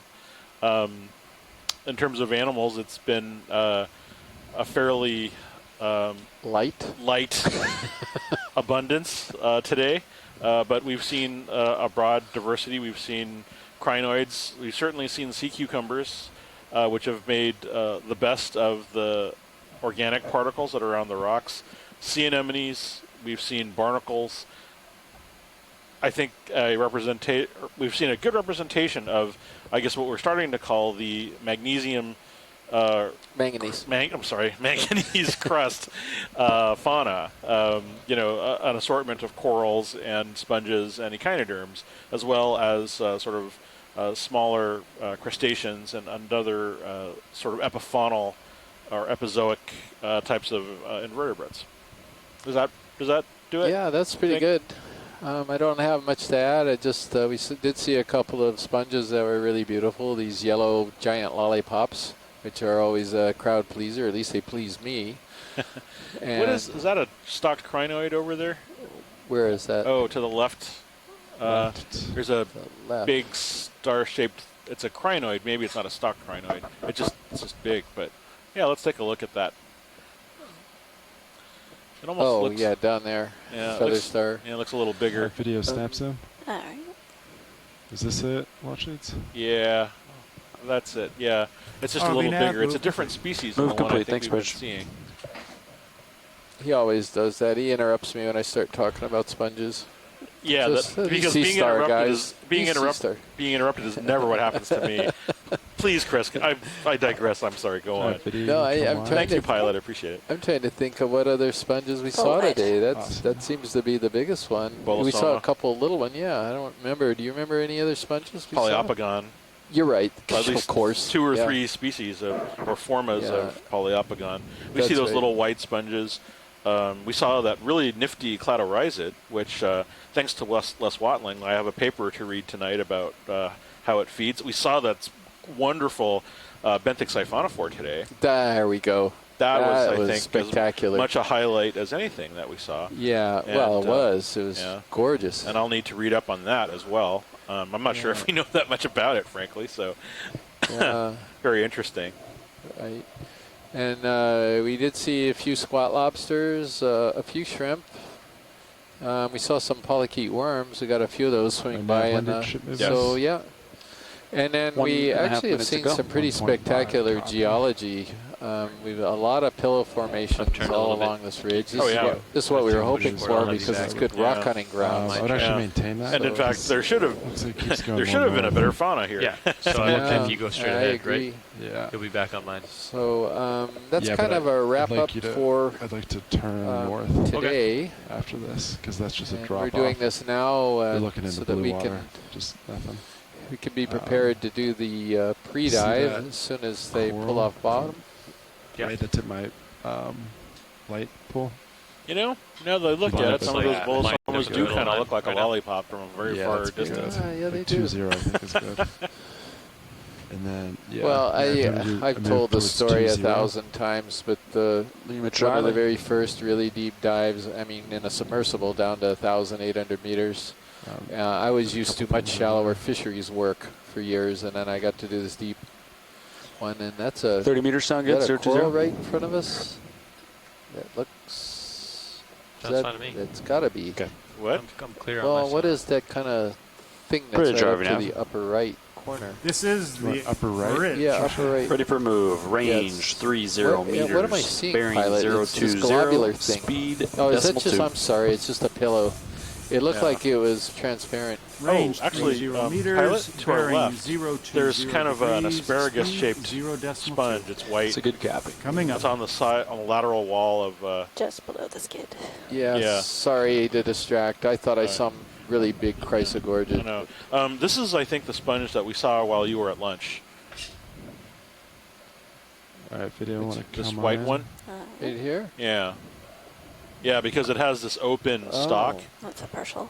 Copy. A tree, kind of. It's a glass sponge, I think. Yeah, I think it's a glass sponge, all right. But see how the stalk bifurcates and has this sort of open central. It's like a celery stem. Yeah, sure is. Yeah. That's so. You saw another one? Yeah, I saw it at lunch while you were away. That's not fair. ROV nav. That's not fair at all. New initiate. Thanks, Bridge. Why is it new? I have never seen any type of stock that looks like that before in a sponge. Haha, cool.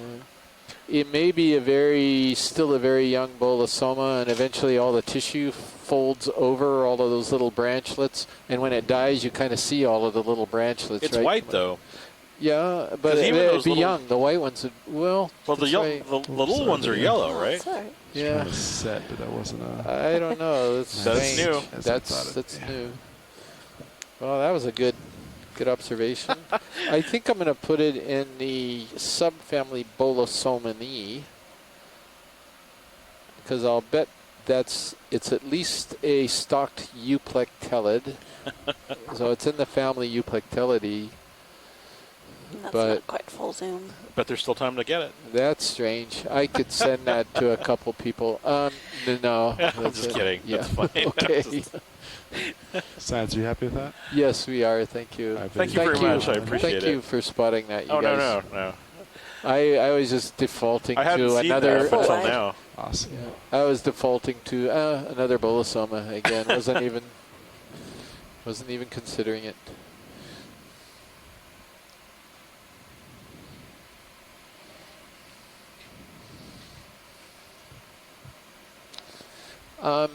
Pilot, one of these little unbranched colonies, I think this is a little different than the other branched bamboos. We're seeing that one right closest to the laser would be good. I think this is Bathagorgia, but I think Les is still on, if I'm not mistaken. And Asako, they both are. That's a partial. Maybe. So the polyps are all coming off of one side. It's definitely a bamboo. That video can come on in more. It's got some serious needles between the tentacles. Look at the spine. Yikes, look at that thing. Yeah, that's Freddy Krueger right there. It absolutely is. Hit it off my port And side. I think that's what Les actually kind of nicknames these guys. I don't think I've ever seen these before. That's interesting. Those are Sonar looks all right. Yeah. Okay. Those are wicked copy needles there. Huh. Well, that's something I've learned today. Got about 13 minutes on bomb what is pilots. This one? Or are we waiting for him? It's going to be in that class Sako is now seeing it. She's catching up. And she's also noting the exact same thing I did, like what long needles, amazing. So we're waiting for a response from Les to get his, see what he's got to say about this thing. I assume it's in that same group as the Lepidopsis. It isn't what I thought it was going to be. It's an isidid for sure, which is a bamboo coral.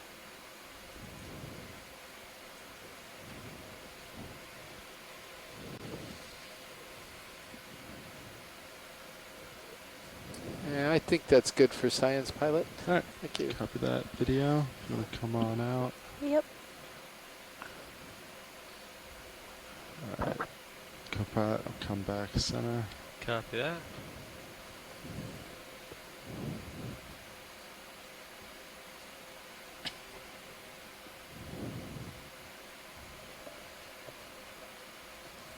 Look at that gigantic pillow there to the left.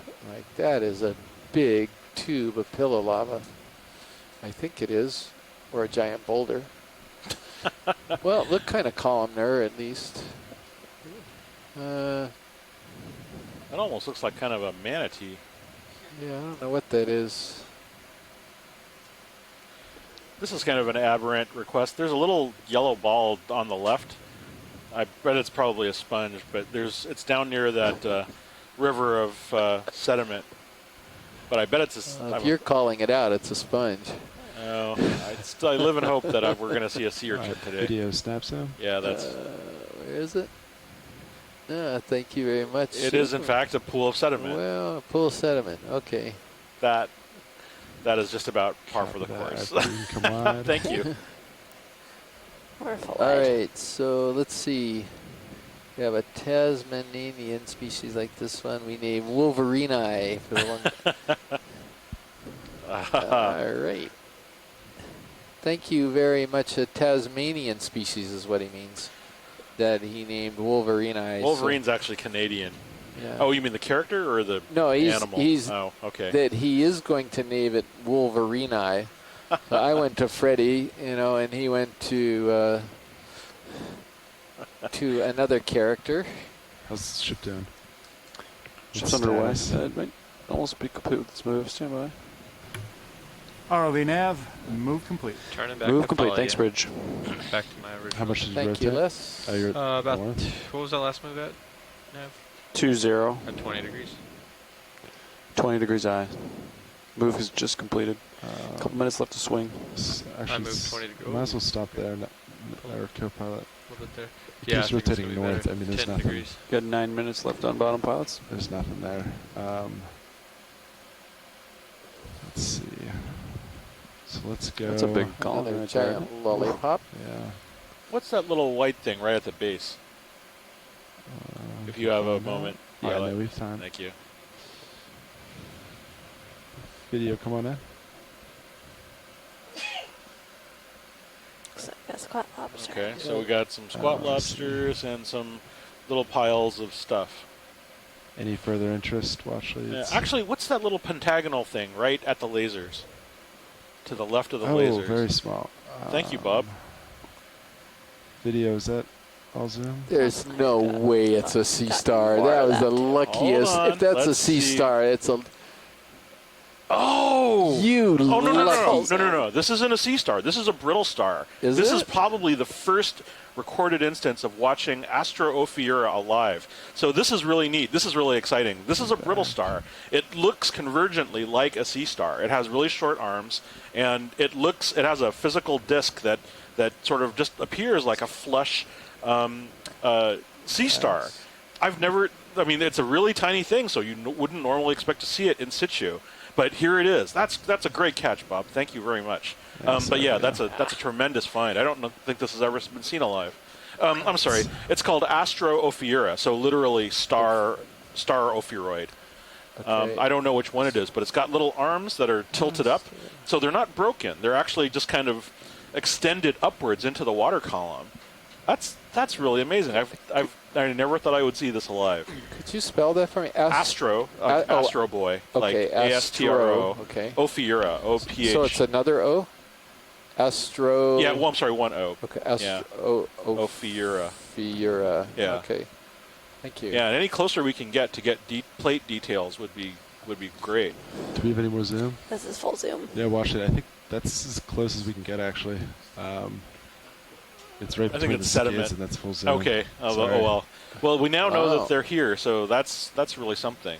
Oh wow! Okay, that's cool. I've never seen that before. That's a brittle star, believe it or not. If we were to turn it over, it would have like the classic brittle star closed tube foot grooves, and the plates. I've held these in my hand. I mean, they're literally like quarter size or smaller. So I think it's a combination of good luck that I decided to look at that sponge, and then that Bob saw this little pentagonal thing off to the side. So no, those are the. It's a bizarre animal. Some people think it's 7 minutes, convergence. so other people think it's just whatever the arms are doing. Copy. So yeah, no, I put them away. You want to come out so we can do lasers? Way to go, Bob. Good spot.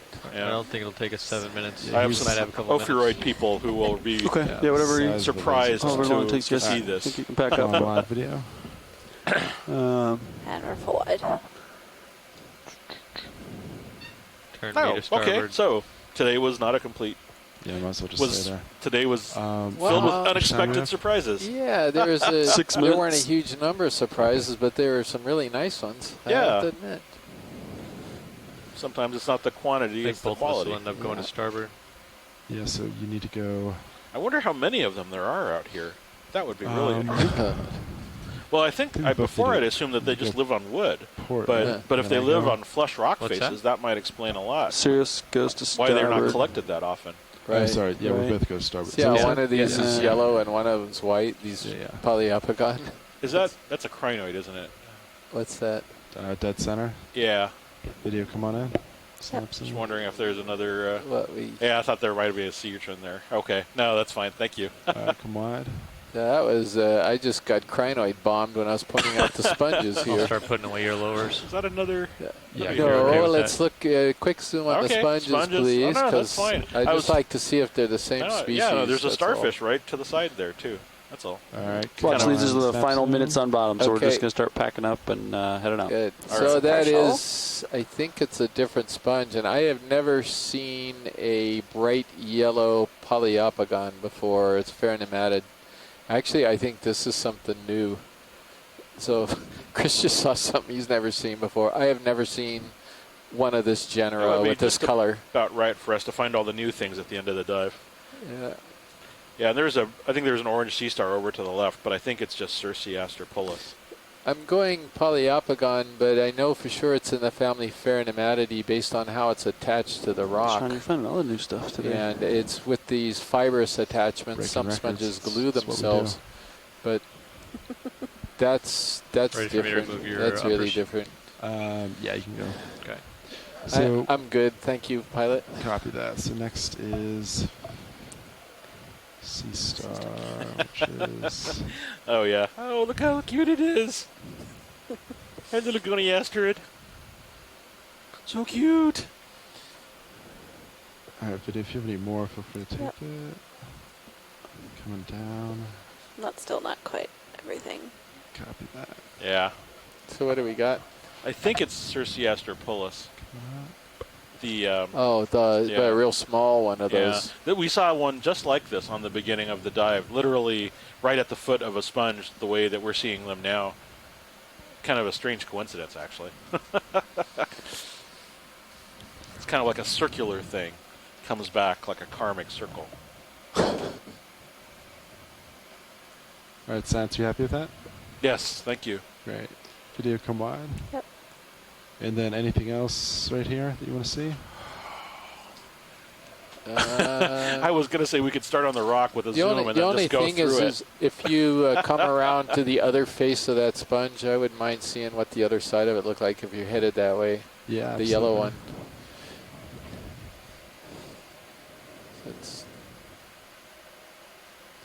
Wow, a yellow ferronematid.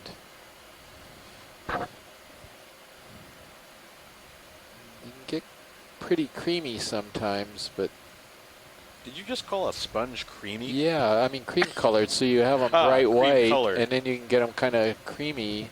This thing is yellow, unless my eyes are completely off. Oh yeah, it's a yellow-orange. Video, come on. It's actually kind of Pisces 5 colored. That's a partial. That's something else. Go further if science wants It's got almost like a pointed top to it, even though it's got two concave surfaces, one on each side. Yeah, you can. That's a new sponge right there. Yeah, that is a new sponge. Those fibers always remind me of fiber optic cable.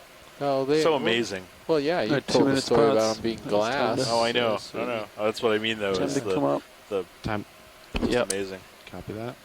Thank you very much. Copy that. Thank you for a delightful piloting session, gentlemen. And a way to finish off. It was our pleasure. But it is time to come up, so that's going to be the end of bottom for this dive. Okay, thank you very much. So, everybody, that's the end of the dive. That was an exciting denouement right at the end there. I'll send her up to you, co-pilot. Copy. I'll get out a little bit. We'll come up. We can both spin around. And then, we'll both spin. We are going to launch immediately into pre-dive. Moshkor is right here next to me. All right. I'll start coming up. And we appreciate the fact that those of you on the East Coast and some other places, it's either late or really, really early where you are. So we appreciate you hanging out with us.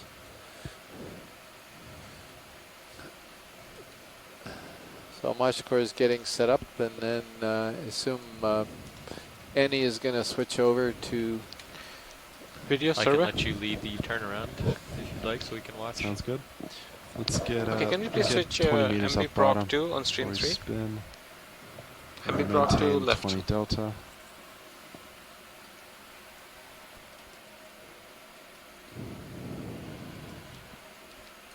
I believe that'll do it because mine was a little bit deeper water.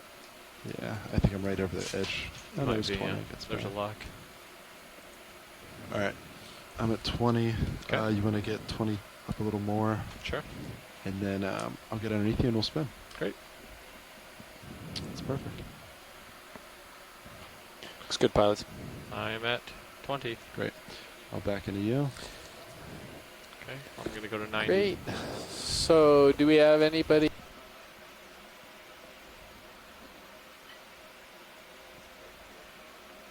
There's 90. Great. All right. You can follow me on spin. I'm John Starboard. Go ahead. And then you only have a little bit, right? Yeah, I'll have to go. You'll have to go all the way around. Yeah. And then tether is nicely to that side, so I think we're good.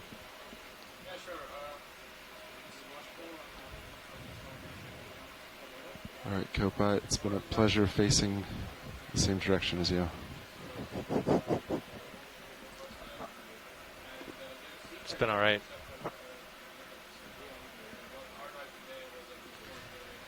Okay, I'm holding here. Look at that, you're looking good. Zeroed it out. Go ahead and I'll start pushing forward.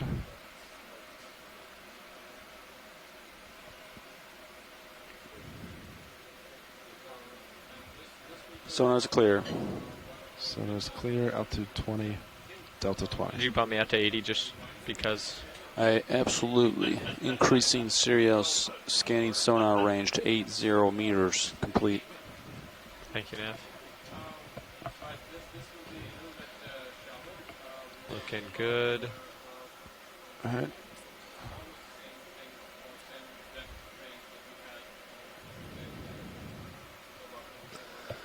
All right. It's nice stretched out. I'm going to start coming up. Copy that.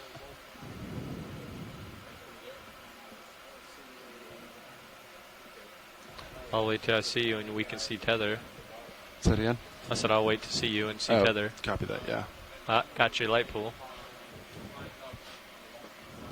Spinning up. There it is. That's me.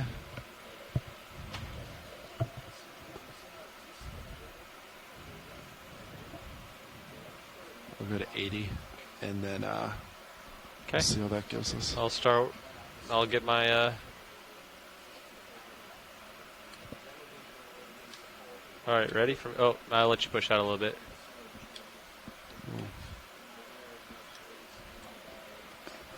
All right. Okay, I'm coming up. Pushing out.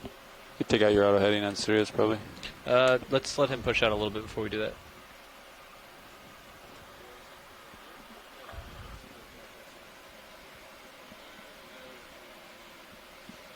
There we go. Looks good. Coming out of auto heading.